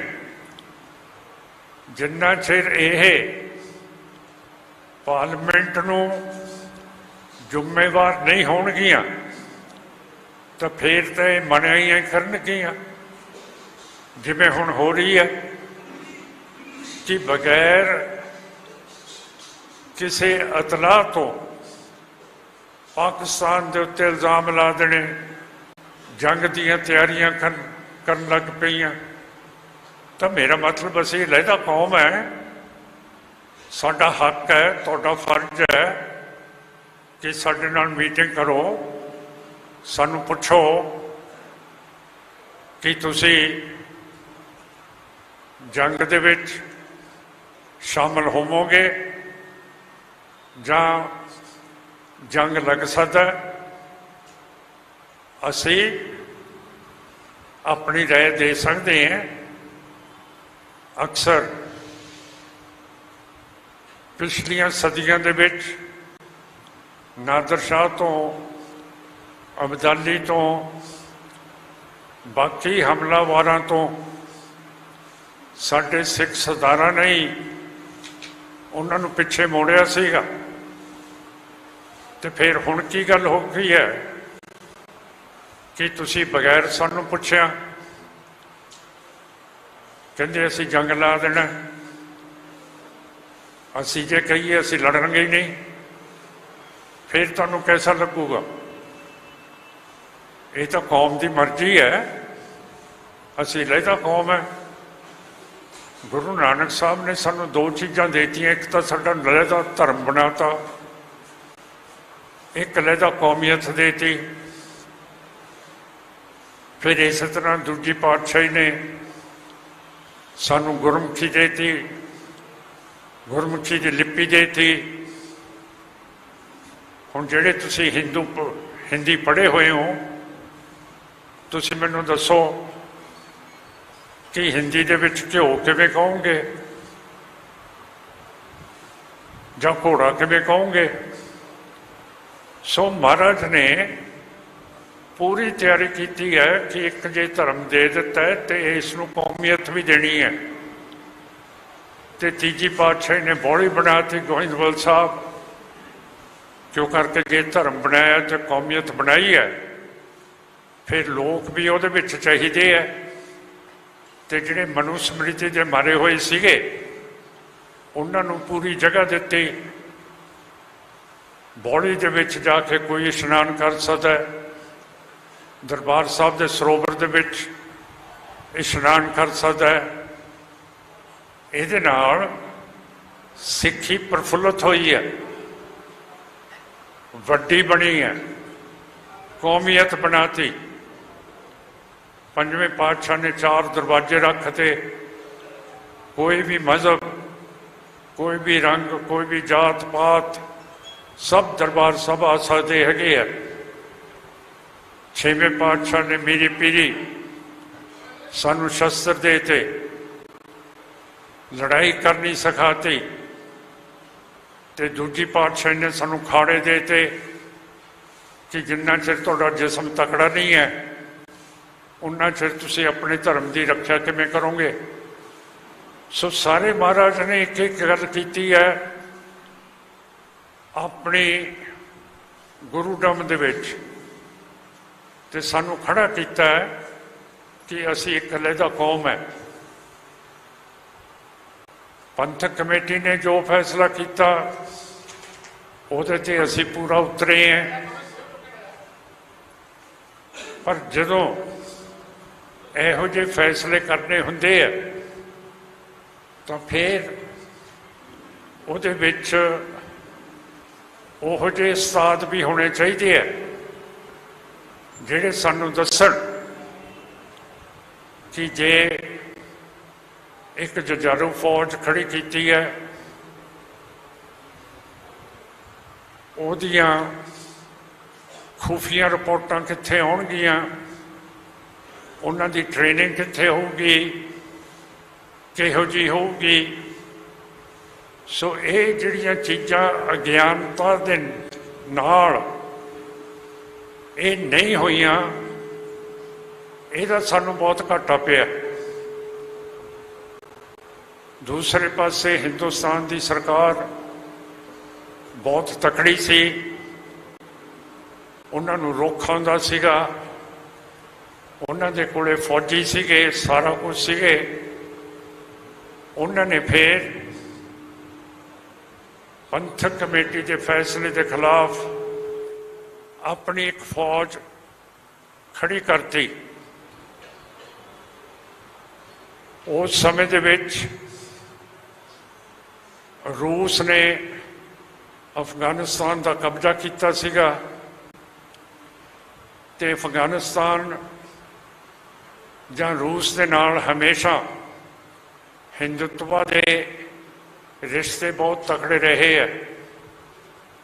ਚਿਦੰਬਰਮ ਉਸ ਵੇਲੇ ਸਿਕਿਉਰਿਟੀ ਦਾ ਵਜ਼ੀਰ ਸੀਗਾ ਸੈਂਟਰ ਦਾ। ਇਸ ਨੇ 2 ਵੱਡੇ ਹਵਾਈ ਜਹਾਜ਼ ਰੂਸੀ ਸ਼ਸਤਰਾਂ ਦੇ ਨਾਲ ਇੱਥੇ ਇੰਡੀਆ ਦੇ ਵਿੱਚ ਮੰਗਾਏ। ਪਰ ਇੱਕ ਬਹੁਤ ਸਿਆਣਾ ਅਖਬਾਰ ਨਵੀਸ ਸੀ ਜਿਹੜਾ ਆਕਸਫੋਰਡ ਯੂਨੀਵਰਸਿਟੀ ਦਾ ਪੜ੍ਹਿਆ ਹੋਇਆ ਸੀ, ਉਹਦਾ ਨਾਮ ਸੀਗਾ ਭਗਤ। ਉਸ ਨੇ ਸਾਰੀ ਹਰਕਤ ਇੰਡੀਆ ਦੀ, ਜਿਹੜੇ ਅਫਗਾਨਿਸਤਾਨ ਤੋਂ ਰੂਸੀ ਸਮਾਨ ਆਇਆ ਸੀ, ਉਹਨੇ ਅਖਬਾਰਾਂ ਛਾਪਤੀਆਂ ਤੇ ਥੋੜ੍ਹੇ ਦਿਨਾਂ ਬਾਅਦ ਉਸ ਨੂੰ ਵੀ ਪਤਾ ਨਹੀਂ ਕਿਵੇਂ ਇੰਡੀਆ ਦੀ ਖੁਫੀਆ ਏਜੰਸੀ ਨੇ ਉਸ ਨੂੰ ਮਰਵਾਤਾ। ਅਜੇ ਤੱਕ ਉਹਦਾ ਸੂਹ ਪਤਾ ਨਹੀਂ ਲੱਗਿਆ। ਬੇਸ਼ੱਕ ਅਸੀਂ ਦੁਨੀਆ ਦੇ ਅਖਬਾਰ ਨਵੀਸ ਜਿਨ੍ਹਾਂ ਦੇ ਹੈੱਡਕੁਆਟਰ ਨਿਊਯਾਰਕ ਅਮਰੀਕਾ 'ਚ ਹੈ, ਉਹਨਾਂ ਨੂੰ ਵੀ ਲਿਖਿਆ ਕਿ ਇਹਦਾ ਪਤਾ ਕਰੋ ਕਿ ਇਹਨੂੰ ਕਿਵੇਂ ਮੌਤ ਆਈ। ਸੋ ਇਹ ਸਾਰੀਆਂ ਚੀਜ਼ਾਂ ਹੋਈਆਂ ਤੇ ਜਿਹੜਾ ਅਸਲਾ ਆਇਆ ਬਾਬਾ ਬਿਰਸਾ ਸਿੰਘ ਸੀਗੇ ਸਾਡੇ ਸੰਤ ਮਹਾਤਮਾ, ਉਹਨਾਂ ਦਾ ਡੇਰਾ ਸੀਗਾ ਦਿੱਲੀ ਦੇ ਕੋਲੇ। ਉੱਥੇ ਫੇਰ ਜਿਹੜੇ ਡਬਲ ਖਾੜਕੂ ਬਣਾਏ ਗਏ, ਉਹਨਾਂ ਨੂੰ ਪਾਠ ਸਿਖਾਇਆ ਗਿਆ 5 ਬਾਣੀਆਂ ਦਾ, ਉਹਨਾਂ ਨੂੰ ਕਛਹਿਰਾ ਦਸਤਾਰ ਬਣਾਉਣਾ ਸਿਖਾਇਆ ਗਿਆ। ਜਿਹੜੀ ਵੀ ਰਵਾਇਤ ਸਿੱਖਾਂ ਦੀ ਸੀ ਉਹ ਪੜ੍ਹਾਈ ਗਈ। ਉਹਨਾਂ ਨੂੰ ਫੇਰ ਸਾਡੇ ਵਿੱਚ ਛੱਡਿਆ ਗਿਆ। ਤੁਹਾਨੂੰ ਪਤਾ ਹੈ ਕਿ ਸਾਡੇ ਨਾ ਕੋਈ ਪਹਾੜ ਹੈਗੇ ਹੈ, ਨਾ ਕੋਈ ਸਮੁੰਦਰ ਹੈ। ਸਾਡੀ ਲੁੱਕ ਤਾਂ ਲੋਕਾਂ ਦੇ ਘਰਾਂ ਦੇ ਵਿੱਚ ਹੈ, ਜਿਹੜਾ ਕਿ ਲੋਕਾਂ ਨੇ ਸਾਨੂੰ ਸਾਥ ਦਿੱਤਾ। ਸਾਡੇ ਬਸਤੇ ਚੱਕੇ, ਰਾਈਫਲਾਂ ਚੱਕੀਆਂ, ਲੁਕੋ ਕੇ ਰੱਖਿਆ। ਪਰ ਇਹ ਜਿਹੜੇ ਸਰਕਾਰ ਦੇ ਬਨੌਟੀ ਖਾੜਕੂ ਸੀ, ਇਹ ਵੀ ਫੇਰ ਖਾੜਕੂਆਂ ਦੇ ਰੂਪ ਦੇ ਵਿੱਚ ਸਾਡੇ ਘਰਾਂ 'ਚ ਵੜਨ ਲੱਗ ਪਏ। ਉੱਥੇ ਇਹਨਾਂ ਨੇ ਜਿਹੜਾ ਸਾਡਾ ਜੰਗਲ ਸੀਗਾ ਉਹ ਖਰਾਬ ਕੀਤਾ। ਇਹੋ ਜਿਹੀਆਂ ਗੰਦੀਆਂ ਹਰਕਤਾਂ ਕਰਨ ਲੱਗ ਪਏ ਕਿ ਜਿਹੜੇ ਸਾਡੇ ਘਰ ਦੇ ਬੰਦੇ ਸੀਗੇ ਉਹ ਨਫ਼ਰਤ ਕਰਨ ਲੱਗ ਪਏ ਕਿ ਇਹ ਕਿਹੜੇ ਕਿਹੜੇ ਖਾੜਕੂ ਹੈ। ਜੇ ਅਸਲੀ ਵੀ ਖਾੜਕੂ ਆ ਜਾਂਦਾ ਸੀ ਤਾਂ ਵੀ ਇਹ ਔਖੇ ਹੋ ਜਾਂਦੇ ਸੀਗੇ। ਜਦੋਂ ਵਿਸ਼ਵਾਸ ਹੀ ਤੋੜਤਾ ਤਾਂ ਸਾਡੀ ਮੂਵਮੈਂਟ ਬਿਲਕੁਲ ਖੜੀ ਹੋ ਗਈ, ਜਿਹਦਾ ਨੁਕਸਾਨ ਬਹੁਤ ਹੋਇਆ। ਤੇ ਜਿਹੜੇ ਲੋਕ ਇਸ ਨੂੰ ਚਲਾਉਂਦੇ ਸੀ ਉਹ ਵੀ ਆਪਣੀ ਜ਼ਿੰਮੇਵਾਰੀ ਮੰਨਣ ਤੇ ਕੌਮ ਦੇ ਕੋਲੇ ਪੇਸ਼ ਹੋਣ ਤੇ ਦੱਸਣ ਕਿ ਅਸੀਂ ਇਹ ਜਥੇਬੰਦੀਆਂ ਨੂੰ ਚਲਾਉਂਦੇ ਸੀ, ਅਸੀਂ ਸਰਕਾਰ ਦੀ ਸਕੀਮ ਨੂੰ ਕਿਉਂ ਨਹੀਂ ਸੋਚ ਸਕੇ, ਸਾਡੇ ਕੋਲੇ ਖੁਫੀਆ ਏਜੰਸੀ ਕਿਉਂ ਨਹੀਂ ਬਣੀ, ਅਸੀਂ ਕੀ ਕਰਦੇ ਰਹੇ। ਸੋ ਇਹ ਤਾਂ ਪਿਛੋਕੜ ਦੀ ਗੱਲ ਹੈ। ਪਰ ਜਦੋਂ ਵੀ ਅੱਗੇ ਤੋਂ ਕੁਛ ਇਹੋ ਜਿਹੀ ਹਰਕਤ ਹੋਊਗੀ ਤਾਂ ਫਿਰ ਸਿਆਣਪ ਨਾਲ, ਚਤਰਾਈ ਦੇ ਨਾਲ, ਪੜ੍ਹਾਈ ਲਿਖਾਈ ਦੇ ਨਾਲ ਇਹ ਕੰਮ ਹੋਇਆ ਕਰਦੇ ਹੈ। ਐਵੇਂ ਨਹੀਂ ਕਿ ਕਮੇਟੀ ਬਣਾ ਲਓ, ਹਥਿਆਰ ਫੜਾ ਦਿਓ ਤੇ ਪਾਰ ਕਰਾ ਦਿਓ। ਇਹ ਸਾਰਾ ਸਿਸਟਮ ਠੀਕ ਤਰ੍ਹਾਂ ਚੱਲਣਾ ਪਊਗਾ ਤੇ ਚਲਾਇਆ ਜਾਊਗਾ। ਜਦੋਂ ਵੀ ਅਗਲੀ ਆਪਣੀ ਵਾਰੀ ਆਈ ਕਿ ਆਪਾਂ ਨੇ ਹਿੰਦੂਤਵ ਦੇ ਨਾਲ ਕੋਈ ਮੇਲ ਨਹੀਂ ਰੱਖਣਾ ਹੈਗਾ ਔਰ ਆਪਣਾ ਅਲੱਗਾ ਮੁਲਕ ਬਣਾਉਣਾ ਹੈਗਾ। ਹੁਣ ਅਸੀਂ ਪਾਕਿਸਤਾਨ ਦੇ ਨਾਲ ਨਹੀਂ ਲੜਨਾ ਚਾਹੁੰਦੇ। ਮਹਾਰਾਜ ਕਹਿੰਦੇ ਸਾਰੇ ਜੀਵਨ ਦਾ ਇੱਕ ਦਾਤਾ। 10ਵੇਂ ਪਾਤਸ਼ਾਹ ਕਹਿੰਦੇ ਮਾਨਸ ਕੀ ਜਾਤ ਇੱਕ ਸਮਝਿਓ। ਫਿਰ ਜੇ ਹਿੰਦੂਤਵਾ ਲੜਾਈ ਲਾਉਂਦੀ ਹੈ ਤੇ ਸਾਡੀ ਜਿਹੜੇ ਗੁਰੂ ਹੈ ਉਹਨਾਂ ਨੇ ਸਾਰਿਆਂ ਨੇ ਇੱਕ ਬਣਾਇਆ ਤੇ ਅਸੀਂ ਇਸ ਲੜਾਈ ਦੇ ਵਿੱਚ ਕੀ ਪੈਣਾ ਹੈਗਾ। ਕੋਈ ਫਾਇਦਾ ਜੇ ਹੁੰਦਾ ਹੋਊਗਾ, ਕੌਮੀ ਫਾਇਦਾ ਹੁੰਦਾ ਹੋਊਗਾ ਤਾਂ ਫਿਰ ਤਾਂ ਗੱਲ ਅਲੱਗਾ। ਪਰ ਜੇ ਸਾਨੂੰ ਪੁੱਛਣਾ ਹੀ ਨਹੀਂ ਤੇ ਕਹਿ ਦੇਣਾ ਲੜਾਈ ਲੱਗੂਗੀ, ਕਿ ਅਸੀਂ ਕੋਈ ਇਹੋ ਜਿਹੇ ਬੰਦੇ ਹਾਂ ਕਿ ਇਹ ਲਾਈ ਲੱਗ ਹੈ ਕਿ ਚਲੋ ਜੀ ਹੁਣ ਲੜ ਪਓ, ਹੁਣ ਲੜਾਈ ਬੰਦ ਹੋ ਗਈ, ਹੁਣ ਲੜ ਪਓ, ਹੁਣ ਲੜਾਈ ਬੰਦ ਹੋ ਗਈ। ਅਸੀਂ ਇੱਕ ਲਹਿਦਾ ਕੌਮ ਹੈ, ਇੱਕ ਲਹਿਦਾ ਮਜ਼ਹਬ ਹੈ ਤੇ ਇਹੋ ਜਿਹਾ ਕੰਮ ਤਾਂ ਨਹੀਂ ਅਸੀਂ ਹੋਣ ਦਿੰਦੇ।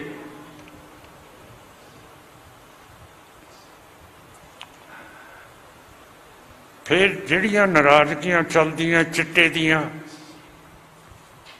ਉਹ ਮੁੰਡੇ ਫੜੀ ਜਾਂਦੇ ਆ, ਉਹਨਾਂ ਦੇ ਘਰ ਤੋੜੀ ਜਾਂਦੇ ਆ। ਪਰ ਜਿੰਨਾ ਚਿਰ ਨੌਕਰੀਆਂ ਨਹੀਂ ਪੈਦਾ ਕਰਦੇ ਤੇ ਇਹ ਥੋੜਾ ਬਹੁਤਾ ਤਾਂ ਕੰਮ ਚੱਲੂਗਾ। ਜਿੰਨਾ ਚਿਰ ਤੁਸੀਂ ਨੌਕਰੀ ਨਹੀਂ ਪੈਦਾ ਕਰਦੇ ਲੋਕਾਂ ਦੇ ਲਈ, ਬੇਰੁਜ਼ਗਾਰੀ ਇੰਨੀ ਹੋਈ ਪਈ ਹੈ, ਤਾਂ ਫਿਰ ਲੋਕ ਕੀ ਕਰਨਗੇ? ਗੈਂਗਸਟਰ ਕਹਿਤਾ ਜੀ, ਉਹਦਾ ਘਰ ਤੋੜਤਾ। ਕਾਨੂੰਨ ਤੋਂ ਬਗੈਰ ਤਾਂ ਤੁਸੀਂ ਕਿਸੇ ਦਾ ਘਰ ਨਹੀਂ ਤੋੜ ਸਕਦੇ, ਕਿਸੇ ਨੂੰ ਗ੍ਰਿਫਤਾਰ ਨਹੀਂ ਕਰ ਸਕਦੇ। ਤੇ ਕਿਵੇਂ ਕੀਤਾ ਜਾ ਰਿਹਾ ਹੈ? ਆਪਣੇ ਆਪ ਹੀ। ਇਸ ਤਰ੍ਹਾਂ ਨਹੀਂ ਹੋ ਸਕਦਾ। ਅਸੀਂ ਕਈ ਵਾਰੀ ਸਟੇਟਮੈਂਟਾਂ ਦਿੱਤੀਆਂ ਤੇ ਥੋੜਾ ਜਿਹਾ ਫਰਕ ਪਿਆ। ਕਸ਼ਮੀਰ ਦੇ ਵਿੱਚ ਵੀ ਕਿ ਇਹ ਖਾੜਕੂ ਹੈ ਜੀ, ਇਹਦਾ ਘਰ ਤੋੜ ਦਿਓ, ਭੰਨ ਦਿਓ ਬਰੂਦ ਦੇ ਨਾਲ। ਐ ਨਹੀਂ।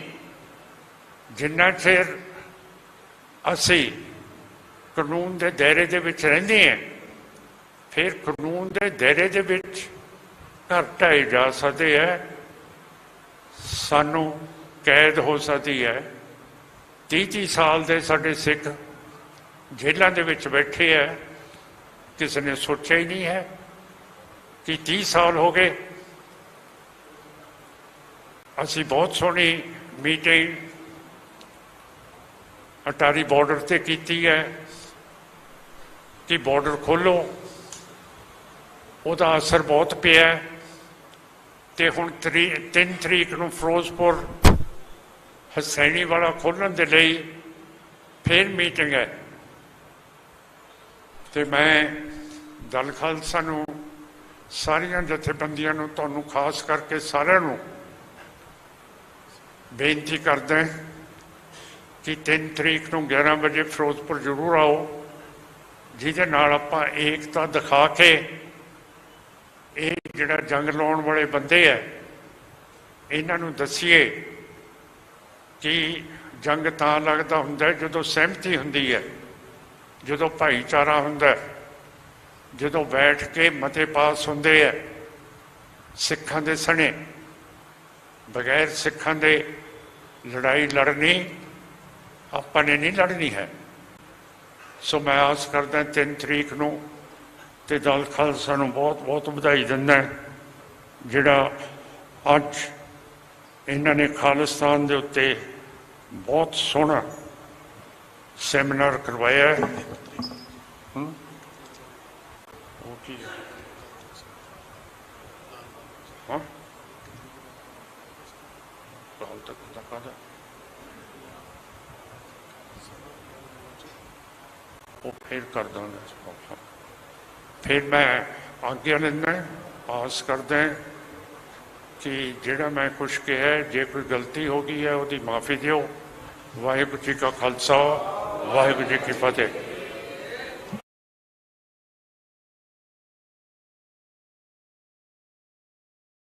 ਸੰਗਤਾਂ ਦਾ ਧੰਨਵਾਦ ਵੀ ਕਰਨਗੇ। ਸੋ ਮੈਂ ਬੇਨਤੀ ਕਰਦਾ ਭਾਈ ਪਰਮਜੀਤ ਸਿੰਘ ਮੰਡ, ਕਾਰਜਕਾਰੀ ਪ੍ਰਧਾਨ ਦਲ ਖਾਲਸਾ।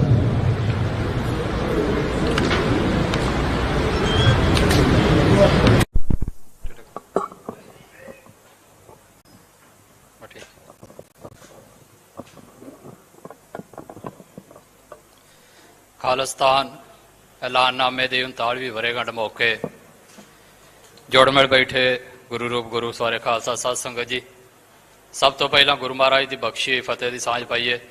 ਵਾਹਿਗੁਰੂ ਜੀ ਕਾ ਖਾਲਸਾ, ਵਾਹਿਗੁਰੂ ਜੀ ਕੀ ਫਤਿਹ।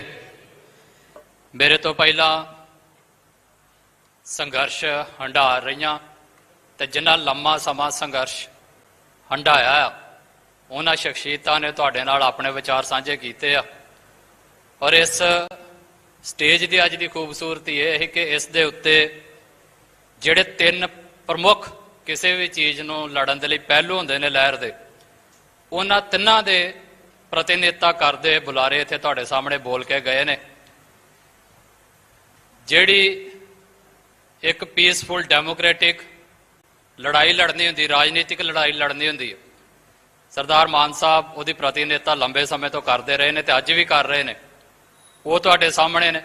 ਸਰਦਾਰ ਅਜਮੇਰ ਸਿੰਘ, ਜਿਹੜਾ ਕਿ ਇੰਟੈਲੈਕਚੁਅਲ ਪੱਧਰ ਆ ਸਾਡਾ, ਲਹਿਰ ਨੂੰ ਜਸਟੀਫਾਈ ਕਰਨਾ, ਲਹਿਰ ਦੀ ਸਮਝ ਲੋਕਾਂ ਦੇ ਵਿੱਚ ਪੈਦਾ ਕਰਨੀ, ਦੁਨੀਆ ਦੇ ਵਿੱਚ ਆਪਣਾ ਪੱਖ ਰੱਖਣਾ, ਉਹਦੀ ਪ੍ਰਤੀਨਿਧਤਾ ਕਰਦੇ ਹੋਏ ਗਏ ਨੇ। ਔਰ ਜੁਝਾਰੂ ਸੰਘਰਸ਼ ਦੇ ਵਿੱਚ ਅਹਿਮ ਰੋਲ ਅਦਾ ਕਰਨ ਵਾਲੇ ਜਿਹੜਾ ਸਾਡਾ ਜੁਝਾਰੂ ਪੰਨ ਆ, ਉਹਨੂੰ ਹੰਡਾਉਣ ਵਾਲੇ ਭਾਈ ਦਲਜੀਤ ਸਿੰਘ ਬਿੱਟੂ, ਸਰਦਾਰ ਕੰਵਰਪਾਲ ਸਿੰਘ, ਉਹਨਾਂ ਨੇ ਵੀ ਤੁਹਾਡੇ ਨਾਲ ਵਿਚਾਰ ਸਾਂਝੇ ਕੀਤੇ ਨੇ। ਸੋ ਇਹ ਤਿੰਨਾਂ ਨੂੰ ਮਿਲਾ ਕੇ ਹੀ ਸਾਡੀ ਲਹਿਰ ਜਿਹੜੀ ਆ ਉਹ ਪੂਰੀ ਹੁੰਦੀ। ਸੋ ਸਭ ਤੋਂ ਪਹਿਲਾਂ ਤਾਂ ਮੈਂ ਇਹਨਾਂ ਤਿੰਨਾਂ ਹੀ ਪੱਖਾਂ ਦੇ ਉੱਤੇ ਜਿਹੜੇ ਸਾਡੇ ਆਗੂ ਸਾਹਿਬਾਨ ਇੱਥੇ ਬੈਠੇ ਨੇ, ਸਭ ਤੋਂ ਪਹਿਲਾਂ ਤੇ ਇਹਨਾਂ ਦਾ ਧੰਨਵਾਦ ਕਰਨਾ ਚਾਹੁੰਦਾ, ਜਿਨ੍ਹਾਂ ਨੇ ਅਲੱਗ-ਅਲੱਗ ਪਹਿਲੂਆਂ ਦੇ ਉੱਤੇ ਸੰਘਰਸ਼ ਨੂੰ ਲੜ ਕੇ ਤੇ ਸਾਡੇ ਵਰਗੀ ਪੀੜ੍ਹੀ ਨੂੰ ਇਹਦੇ ਬਾਰੇ ਬੋਲਣ ਜੋਗਾ ਕੀਤਾ ਆ। ਹਾਲ ਦੀ ਘੜੀ ਤੇ ਮੈਂ ਬੋਲਣ ਜੋਗਾ ਹੀ ਕਹੂੰਗਾ, ਕਿਉਂਕਿ ਸੰਘਰਸ਼ ਲੜਨਾ ਜਿਹੜਾ ਆ ਅਸਲ ਦੇ ਵਿੱਚ ਉਹਦੇ ਅਜੇ ਗਾਂਹ ਦੀ ਗੱਲ ਆ। ਅਜੇ ਅਸੀਂ ਬੋਲਣ ਜੋਗੇ ਹੋਏ ਆ ਉਸ ਸੰਘਰਸ਼ ਬਾਰੇ, ਉਹਦੀ ਜਿਹੜੀ ਵਾਗਡੋਰ ਆ ਉਹਨੂੰ ਅੱਗੇ ਲੈ ਕੇ ਜਾਣ ਦੇ ਲਈ ਅਜੇ ਸਿਰਫ ਸਾਡੀ ਜ਼ੁਬਾਨ ਚੱਲਣੀ ਸ਼ੁਰੂ ਹੋਈ ਆ। ਸੋ ਜੇ ਬੋਲਣ ਜੋਗੇ ਵੀ ਸਾਨੂੰ ਕੀਤਾ ਤੇ ਸਾਡੀਆਂ ਇਹਨਾਂ ਪੀੜ੍ਹੀਆਂ ਨੇ ਕੀਤਾ। ਸੋ ਸਭ ਤੋਂ ਪਹਿਲਾਂ ਇਹਨਾਂ ਦਾ ਧੰਨਵਾਦ, ਗੁਰੂ ਮਹਾਰਾਜ ਦਾ ਧੰਨਵਾਦ। ਔਰ ਦੂਸਰੇ ਨੰਬਰ ਤੇ ਜਿੰਨੀ ਸੰਗਤ ਇੱਥੇ ਪਹੁੰਚੀ ਆ ਦੂਰੋਂ ਨੇੜਿਓਂ, ਮੈਂ ਤੁਹਾਡਾ ਸਾਰਿਆਂ ਦਾ ਇੱਥੇ ਪਹੁੰਚਣ ਤੇ ਧੰਨਵਾਦ ਕਰਦਾ ਹਾਂ। ਖਾਲਿਸਤਾਨ ਐਲਾਨਨਾਮਾ 29 ਅਪ੍ਰੈਲ 1986 ਨੂੰ ਪੰਥਕ ਕਮੇਟੀ ਵੱਲੋਂ ਕੀਤਾ ਗਿਆ ਆ, ਪਰ ਇਸ ਤੋਂ ਪਹਿਲਾਂ ਵੀ ਕੁਝ ਸੰਸਥਾਵਾਂ ਨੇ, ਕੁਝ ਜਥੇਬੰਦੀਆਂ ਨੇ ਔਰ ਕੁਝ ਇੰਡੀਵਿਜੂਅਲਸ ਨੇ ਜਿਹੜਾ ਆਪਣਾ ਟਾਰਗੇਟ ਹੀ ਉਹ ਖਾਲਿਸਤਾਨ ਨੂੰ ਮਿਥ ਲਿਆ ਸੀ। ਉਹਨਾਂ ਦੇ ਸੰਘਰਸ਼ ਨੂੰ ਛੁਟਿਆਏ ਬਿਨਾਂ, ਕਿਉਂਕਿ ਕਈ ਵਾਰੀ ਇਹ ਗੱਲ ਆ ਜਾਂਦੀ ਹੈ ਵੀ ਜਦੋਂ ਤੁਸੀਂ ਖਾਲਿਸਤਾਨ ਐਲਾਨਨਾਮੇ ਦੇ ਉੱਤੇ ਬਹਿ ਕੇ ਜਾਂ ਉਹਦੇ ਫੋਕਸ ਦੇ ਵਿੱਚ ਗੱਲ ਕਰਦੇ ਹੋ ਤੇ ਸ਼ਾਇਦ ਜਿਨ੍ਹਾਂ ਨੇ ਪਹਿਲਾਂ ਸੰਘਰਸ਼ ਕੀਤਾ ਉਹਨਾਂ ਨੂੰ ਅਸੀਂ ਯੋਗ ਥਾਂ ਨਹੀਂ ਦਿੰਦੇ, ਐਵੇਂ ਦੀ ਪਰਸੈਪਸ਼ਨ ਦੁਨੀਆ ਦੇ ਵਿੱਚ ਬਣਾਉਣ ਦੀ ਕੋਸ਼ਿਸ਼ ਕੀਤੀ ਜਾਂਦੀ ਆ। ਪਰ ਇਦਾਂ ਦੀ ਕੋਈ ਗੱਲ ਨਹੀਂ ਗੀ। ਦਲ ਖਾਲਸਾ ਵੱਲੋਂ ਅਸੀਂ ਉਹਨਾਂ ਹਰ ਇੱਕ ਸਰੀਰ ਦਾ, ਹਰ ਇੱਕ ਰੂਹ ਦਾ ਸਤਿਕਾਰ ਕਰਦੇ ਹਾਂ ਜਿਨ੍ਹਾਂ ਨੇ ਇਸ ਐਲਾਨਨਾਮੇ ਤੋਂ ਪਹਿਲਾਂ ਵੀ ਆਪਣਾ ਸੰਘਰਸ਼ ਖਾਲਿਸਤਾਨ ਦੀ ਪ੍ਰਾਪਤੀ ਲਈ ਕੀਤਾ। ਇਸ ਡਾਕੂਮੈਂਟ ਨੇ, ਇਸ ਐਲਾਨਨਾਮੇ ਨੇ ਆਪਣੀ ਇੱਕ ਅਹਿਮ ਜਗ੍ਹਾ ਬਣਾਈ। ਉਸ ਦੇ ਬਾਰੇ ਸਰਦਾਰ ਕੰਵਰਪਾਲ ਸਿੰਘ ਹੋਣਾ ਨੇ ਜਿਹੜਾ ਸੰਦੇਸ਼ ਪੜ੍ਹਿਆ ਔਰ ਜਿਹੜਾ ਉਹਨਾਂ ਲੈਕਚਰ ਕੀਤਾ ਉਹਦੇ ਵਿੱਚ ਉਹ ਗੱਲ ਕਰ ਗਏ ਨੇ, ਮੈਂ ਉਹਨੂੰ ਦੁਬਾਰਾ ਰਿਪੀਟ ਨਹੀਂ ਕਰਨਾ ਚਾਹੁੰਦਾ। ਪਰ ਮੋਟੇ ਗੱਲ ਦੇ ਵਿੱਚ ਇੱਕ ਚੀਜ਼ ਮੈਂ ਦੁਬਾਰਾ ਫੇਰ ਰਿਪੀਟ ਕਰ ਦੇਣੀ ਚਾਹੁੰਦਾ ਹੈ ਕਿ ਇਸ ਐਲਾਨਨਾਮੇ ਤੋਂ ਬਾਅਦ ਦੁਨੀਆ ਦੇ ਵਿੱਚ ਇਹ ਗੱਲ ਗਈ ਕਿ ਜਿੰਨੇ ਸਿੰਘ ਸਿੰਘਣੀਆਂ ਪੰਜਾਬ ਦੀ ਧਰਤੀ ਦੇ ਉੱਤੇ ਹਕੂਮਤ ਖਿਲਾਫ ਲੜਦਿਆਂ ਸ਼ਹਾਦਤਾਂ ਪ੍ਰਾਪਤ ਕਰਕੇ ਜਾਂ ਉਹਨਾਂ ਦੀਆਂ ਜੇਲ੍ਹਾਂ 'ਚ ਬੈਠੇ ਨੇ ਜਾਂ ਕਿਸੇ ਵੀ ਕਾਰਨ ਉਹਨਾਂ ਦਾ ਤਸ਼ੱਦਦ ਸਹਿ ਚੁੱਕੇ ਜਾਂ ਸਹਿ ਰਹੇ ਨੇ, ਉਹ ਖਾਲਿਸਤਾਨੀ ਨੇ। ਉਹਨਾਂ ਨੂੰ ਇੱਕ ਪਹਿਚਾਨ ਮਿਲੀ। ਇਹਦਾ ਮਤਲਬ ਇਹ ਨਹੀਂ ਹੈ ਕਿ ਪਹਿਲੇ ਕੋਈ ਖਾਲਿਸਤਾਨੀ ਹੈ ਨਹੀਂ ਸੀ, ਉਹ ਵੀ ਸੀ, ਪਰ ਕੌਮੀ ਰੂਪ ਦੇ ਵਿੱਚ, ਵੱਡੇ ਰੂਪ ਦੇ ਵਿੱਚ ਸਾਡੀ ਕੌਮ ਨੂੰ ਬਹੁਤਾਤ ਰੂਪ ਦੇ ਵਿੱਚ ਇਹ ਪਹਿਚਾਨ ਮਿਲੀ ਕਿ ਇਸ ਸੰਘਰਸ਼ ਖਾਲਿਸਤਾਨ ਦੀ ਪ੍ਰਾਪਤੀ ਲਈ ਚੱਲ ਰਿਹਾ ਹੈ। ਇਸ ਡਾਕੂਮੈਂਟ ਦੇ ਵਿੱਚ ਬਹੁਤ ਸਾਰੀਆਂ ਇਹੋ ਜਿਹੀਆਂ ਗੱਲਾਂ ਨੇ ਜਿਨ੍ਹਾਂ ਨੂੰ ਅੱਜ ਨਵੇਂ ਸੰਦਰਭ ਦੇ ਵਿੱਚ ਵਿਚਾਰਿਆ ਜਾ ਸਕਦਾ ਹੈ। ਇਹਨਾਂ ਦੇ ਵਿੱਚ ਕੋਈ ਕੱਟ ਵੱਧ ਕੀਤੀ ਜਾ ਸਕਦੀ ਹੈ, ਕਿਉਂਕਿ ਕੋਈ ਵੀ ਇਹ ਡਾਕੂਮੈਂਟ ਸਿਰਫ ਗੁਰਬਾਣੀ ਤੋਂ ਬਿਨਾਂ ਕੋਈ ਵੀ ਐਸੀ ਚੀਜ਼ ਨਹੀਂ ਹੈ ਜਿਹੜੀ ਇਲਾਹੀ ਹੋਵੇ ਤੇ ਜਿਹਦੇ ਵਿੱਚ ਬਦਲਾਅ ਨਾ ਕੀਤੇ ਜਾ ਸਕਦੇ ਹੋਣ। ਹਾਲਾਤਾਂ ਮੁਤਾਬਕ ਹਰ ਚੀਜ਼ ਦੇ ਵਿੱਚ ਨਵਾਂਪਨ ਆ ਉਹ ਲਿਆਂਦਾ ਜਾ ਸਕਦਾ ਹੈ। ਪਰ ਫਿਰ ਵੀ ਇਸ ਡਾਕੂਮੈਂਟ ਦੇ ਆਧਾਰਿਤ ਹੀ ਜਿਹੜੀਆਂ ਕੁਝ ਗੱਲਾਂ ਨੇ ਜਿਹੜੀਆਂ ਮੈਨੂੰ ਲੱਗਦਾ ਹੈ ਕਿ ਸਾਡੇ ਅੱਜ ਦੇ ਨੌਜਵਾਨਾਂ ਨੂੰ ਪੜ੍ਹਨੀਆਂ ਵੀ ਚਾਹੀਦੀਆਂ ਨੇ, ਸਮਝਣੀਆਂ ਵੀ ਚਾਹੀਦੀਆਂ ਨੇ ਔਰ ਅੱਜ ਦੇ ਸੰਦਰਭ ਦੇ ਵਿੱਚ ਵਿਚਾਰਨੀਆਂ ਵੀ ਚਾਹੀਦੀਆਂ ਨੇ, ਉਹ ਮੈਂ ਕੁਝ ਗੱਲਾਂ ਇਸ ਡਾਕੂਮੈਂਟ ਦੇ ਵਿੱਚ ਪੜ੍ਹ ਕੇ ਤੁਹਾਡੇ ਨਾਲ ਜ਼ਰੂਰ ਸਾਂਝੀਆਂ ਕਰਨੀਆਂ ਚਾਹੁੰਦਾ ਹਾਂ। ਵੀ ਜਿਵੇਂ ਇਹ ਡਾਕੂਮੈਂਟ ਆ ਖਾਲਿਸਤਾਨ ਦੇ ਬਾਰੇ, ਖਾਲਿਸਤਾਨ ਦਾ ਐਲਾਨ ਆ, ਤੇ ਇਹਦੇ ਵਿੱਚ ਰਾਜਸੀ ਪੱਖ ਵੀ ਰੱਖਿਆ ਗਿਆ। ਸਾਡਾ ਸਮਾਜਿਕ ਢਾਂਚਾ ਜਿਹੜਾ ਕਿੱਦਾਂ ਦਾ ਹੋਵੇਗਾ ਉਹਦੇ ਬਾਰੇ ਵੀ ਕੁਝ ਚਾਨਣ ਪਾਇਆ ਗਿਆ ਔਰ ਇਹਨੂੰ ਜਿੰਨਾ ਚਾਹੀਏ ਅਸੀਂ ਇਲੈਬੋਰੇਟ ਕਰ ਸਕਦੇ ਹਾਂ, ਜਿੰਨਾ ਚਾਹੀਏ ਇਹਦੇ 'ਚ ਵਿਸਥਾਰ ਕਰ ਸਕਦੇ ਹਾਂ। ਔਰ ਉਹਦੇ ਲਈ ਸਭ ਤੋਂ ਪਹਿਲੀ ਅਪੀਲ ਮੈਂ ਆਪਣੇ ਵਿਦਵਾਨ ਵਰਗ ਨੂੰ ਕਰਾਂਗਾ ਕਿ ਜ਼ਰੂਰੀ ਨਹੀਂ ਕਿ ਇਸੇ ਨੂੰ ਆਧਾਰ ਬਣਾ ਕੇ, ਪਰ ਇਹਦੇ ਵਿੱਚੋਂ ਜਿਹੜੀਆਂ ਚੀਜ਼ਾਂ ਲਈਆਂ ਜਾ ਸਕਦੀਆਂ ਨੇ ਉਹਨੂੰ ਗੁਰਬਾਣੀ ਦੀ ਕਸਵੱਟੀ ਦੇ ਉੱਤੇ ਤੋਲ ਕੇ ਅਸੀਂ ਆਪਣਾ ਜਿਹੜਾ ਵਿਜ਼ਨ ਹੈ ਅਗਲਾ, ਜਿਹੜਾ ਸਾਡੇ ਇਹ ਢਾਂਚੇ ਨੇ ਅਲੱਗ-ਅਲੱਗ, ਚਾਹੇ ਰਾਜਸੀ ਨੇ, ਚਾਹੇ ਸਮਾਜਿਕ ਨੇ, ਚਾਹੇ ਆਰਥਿਕ ਢਾਂਚੇ ਨੇ, ਉਹਨਾਂ ਦੇ ਉੱਤੇ ਕੰਮ ਕਰਨ ਦੀ ਸਾਨੂੰ ਬਹੁਤ ਜ਼ਰੂਰਤ ਹੈ। ਸੋ ਉਹ ਅਸੀਂ ਕਰੀਏ। ਪਰ ਜਦੋਂ ਅੱਜ ਦੇ ਸਮਾਜ 'ਚ ਅਸੀਂ ਵਿਚਰਦੇ ਹਾਂ ਤੇ ਖਾਲਿਸਤਾਨ ਨੂੰ ਲੈ ਕੇ ਬਹੁਤ ਸਾਰੇ ਭਰਮ ਭੁਲੇਖੇ ਜਿਹੜੇ ਨੇ ਸਰਕਾਰਾਂ ਵੱਲੋਂ ਪਾ ਦਿੱਤੇ ਗਏ ਨੇ। ਕੁਝ ਉਹ ਨੇ ਜਿਹੜੇ ਸਰਕਾਰਾਂ ਨੇ ਪਾ ਦਿੱਤੇ ਤੇ ਕਈ ਇਹੋ ਜਿਹੇ ਵੀ ਨੇ ਜਿਹੜੇ ਅਸੀਂ ਆਪਣੇ ਆਪ ਹੀ ਆਪਣੇ ਦਿਮਾਗਾਂ ਦੇ ਵਿੱਚ ਪਾਲੇ ਨੇ ਵੀ ਨਹੀਂ ਜੀ, ਜੇ ਖਾਲਿਸਤਾਨ ਬਣੂਗਾ ਤੇ ਆਹ ਕਿੱਦਾਂ ਹੋਊਗਾ, ਉਹ ਕਿੱਦਾਂ ਹੋਊਗਾ, ਸਰਹੱਦ ਕਿੱਧਰ ਨੂੰ ਜਾਊਗੀ, ਟ੍ਰੇਡ ਕਿੱਦਾਂ ਕਰੋਗੇ, ਆਰਥਿਕਤਾ ਕਿੱਦਾਂ ਦੀ ਹੋਊਗੀ, ਸਮਾਜਿਕ ਢਾਂਚੇ ਕਿੱਦਾਂ ਦੇ ਹੋਣਗੇ, ਤੁਸੀਂ ਪਿੰਡਾਂ ਦੇ ਸ਼ਮਸ਼ਾਨ ਘਾਟ ਇੱਕ ਕਿੱਦਾਂ ਕਰੋਗੇ, ਗੁਰੂ ਘਰ ਕਿੱਦਾਂ ਇੱਕ ਕਰੋਗੇ। ਇਹੋ ਜਿਹੇ ਬੜੇ ਬੇਤੁਕੇ ਜਿਹੇ ਸਵਾਲ, ਪਰ ਅਹਿਮ ਸਵਾਲ। ਬੇਤੁਕੇ ਮੈਂ ਕਹੀ ਰਹੀ ਇਸ ਕਰਕੇ ਨਾਲ ਸ਼ਬਦ ਵਰਤਿਆ ਤੇ ਅਹਿਮ ਦੋਵੇਂ ਸ਼ਬਦ ਵਰਤੇ ਨੇ ਵੀ ਇਹ ਅਹਿਮੀਅਤ ਰੱਖਦੇ ਨੇ ਜੇ ਇਹਨਾਂ ਨੂੰ ਕੋਈ ਸੀਰੀਅਸ ਹੋ ਕੇ ਕਰੇ ਤੇ। ਪਰ ਜੇ ਸਿਰਫ ਢੁੱਚਰ ਡਾਉਣ ਲਈ ਕਰਨੇ ਨੇ ਤਾਂ ਫਿਰ ਇਹ ਬੇਤੁਕੇ ਨੇ। ਪਰ ਜੇ ਇਹਨੂੰ ਸੀਰੀਅਸ ਹੋ ਕੇ ਸੋਚਿਆ ਜਾਵੇ ਤਾਂ ਫਿਰ ਇਹਨਾਂ ਦੇ ਉੱਤੇ ਕੰਮ ਕਰਨ ਦੀ ਸਾਨੂੰ ਜ਼ਰੂਰਤ ਹੈ। ਤੇ ਉਹਨਾਂ ਦੇ ਵਿੱਚੋਂ ਕਈਆਂ ਦੇ ਜਵਾਬ ਇਸ ਡਾਕੂਮੈਂਟ ਦੇ ਵਿੱਚ ਹੈਗੇ ਨੇ ਤੇ ਜਿਨ੍ਹਾਂ ਨੂੰ ਹੋਰ ਜ਼ਿਆਦਾ ਮੈਨੂੰ ਲੱਗਦਾ ਨਿਖਾਰਨ ਦੀ ਜ਼ਰੂਰਤ ਆ। ਖੈਰ ਜਿੰਨੇ ਕੁ ਇਹਦੇ ਵਿੱਚ ਹੈ ਨੇ ਉਹ ਮੈਂ ਕੋਟ ਕਰਕੇ ਜ਼ਰੂਰ ਤੁਹਾਡੇ ਨਾਲ ਗੱਲ ਹੈ ਉਹ ਸਾਂਝੀ ਕਰਨੀ ਚਾਹੁੰਦਾ ਆ।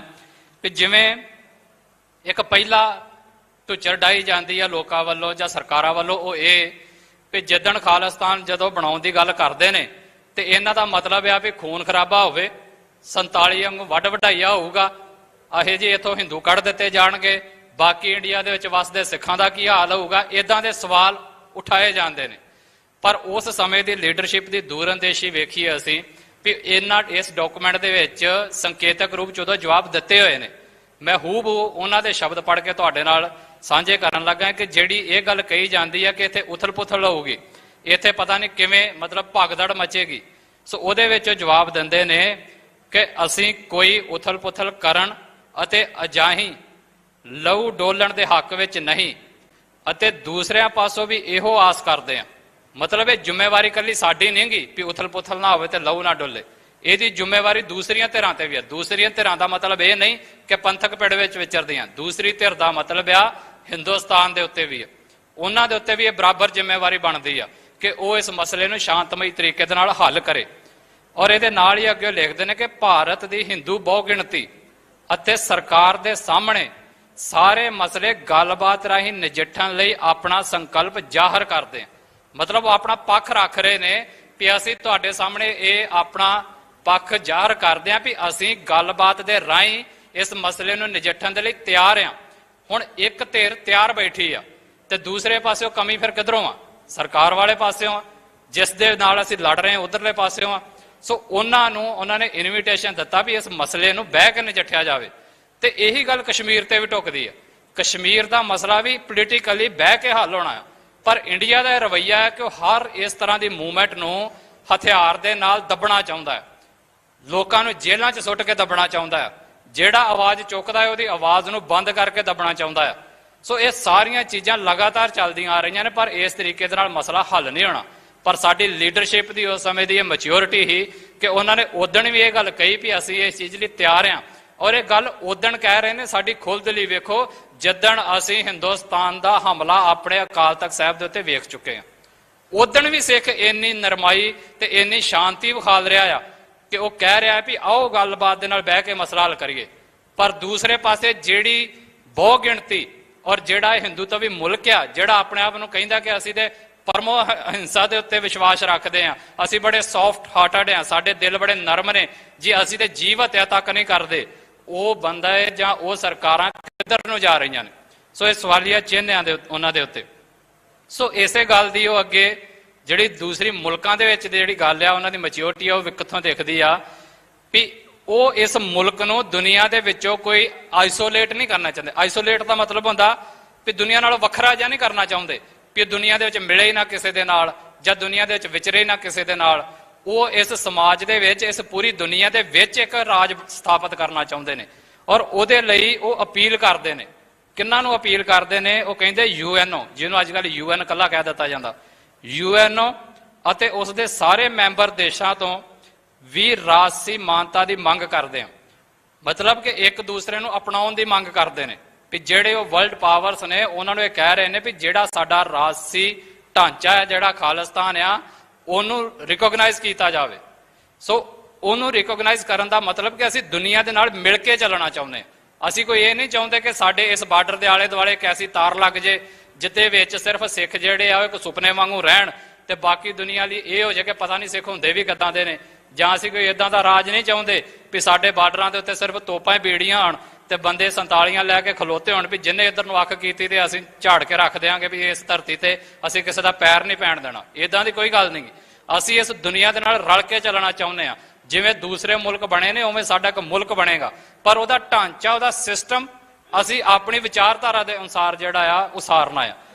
ਸੋ ਉੱਥੇ ਹੀ ਉਹ ਇਸ ਗੱਲ ਦੀ ਅਪੀਲ ਕਰਦੇ ਨੇ ਯੂਐਨਓ ਪਾਸ ਅਸੀਂ ਖਾਲਿਸਤਾਨ ਸੰਬੰਧੀ ਸਿਆਸੀ ਸ਼ਬਦ ਲਿਖਣ ਵਾਲੇ ਨੇ ਵੀ ਯੂਐਨਓ ਪਾਸ ਅਸੀਂ ਸਿਆਸੀ, ਫੌਜੀ ਅਤੇ ਮਨੁੱਖੀ ਅਧਿਕਾਰਾਂ ਦੇ ਪੈਦਾ ਹੋਏ ਅਤੇ ਪੈਦਾ ਹੋਣ ਵਾਲੇ ਮਸਲਿਆਂ ਵਿੱਚ ਵੀ ਸਹਾਇਤਾ ਦੀ ਮੰਗ ਕਰਦੇ। ਹੁਣ ਇੱਥੇ ਅਹਿਮ ਇੱਕ ਸਵਾਲ ਹੈ ਜਿਹੜਾ ਸਾਡਾ ਕਈ ਵਾਰੀ ਮਤਲਬ ਸਾਡੇ ਸਾਹਮਣੇ ਫੇਰ ਸੁੱਟਿਆ ਜਾਂਦਾ ਸਮਾਜ ਦੇ ਵਿੱਚ ਵੀ ਜੇ ਤੁਸੀਂ ਖਾਲਿਸਤਾਨ ਲੈ ਲਿਆ, ਜੇ ਤੁਸੀਂ ਆਜ਼ਾਦ ਕਰ ਲਿਆ ਤੇ ਫੌਜ ਕਿੱਥੋਂ ਲਿਆਓਗੇ, ਸਰਹੱਦਾਂ ਦੀ ਰਾਖੀ ਕਿਵੇਂ ਕਰੋਗੇ, ਤੁਹਾਡੇ ਕੋਲ ਮਿਲਟਰੀ ਕਿੱਥੇ ਆ, ਇਹੋ ਜਿਹੀਆਂ ਸਾਰੀਆਂ ਚੀਜ਼ਾਂ ਸੁੱਟੀਆਂ ਜਾਂਦੀਆਂ ਨੇ। ਪਰ ਉੱਥੇ ਉਹ ਇਸ ਰਿਐਲਿਟੀ ਨੂੰ ਮਹਿਸੂਸ ਕਰਦੇ ਹੋਏ ਕਿ ਹਾਲ ਦੀ ਘੜੀ ਸਾਡੇ ਕੋਲ ਓਨੀ ਵੱਡੀ ਮਿਲਟਰੀ ਨਹੀਂ ਮੌਜੂਦ ਕਿ ਅਸੀਂ ਆਪਣੀਆਂ ਸਰਹੱਦਾਂ ਨੂੰ ਮਹਿਫੂਜ਼ ਕਰੀਏ, ਪਰ ਅਸੀਂ ਦੁਨੀਆ ਨੂੰ ਅਪੀਲ ਕੀਤੀ ਵੀ ਸਾਡੀ ਇਹਨਾਂ ਚੀਜ਼ਾਂ 'ਚ ਮਦਦ ਕੀਤੀ ਜਾਵੇ। ਪਰ ਇਹ ਇਸ ਡਾਕੂਮੈਂਟ ਤੇ ਆਧਾਰਿਤ ਆ।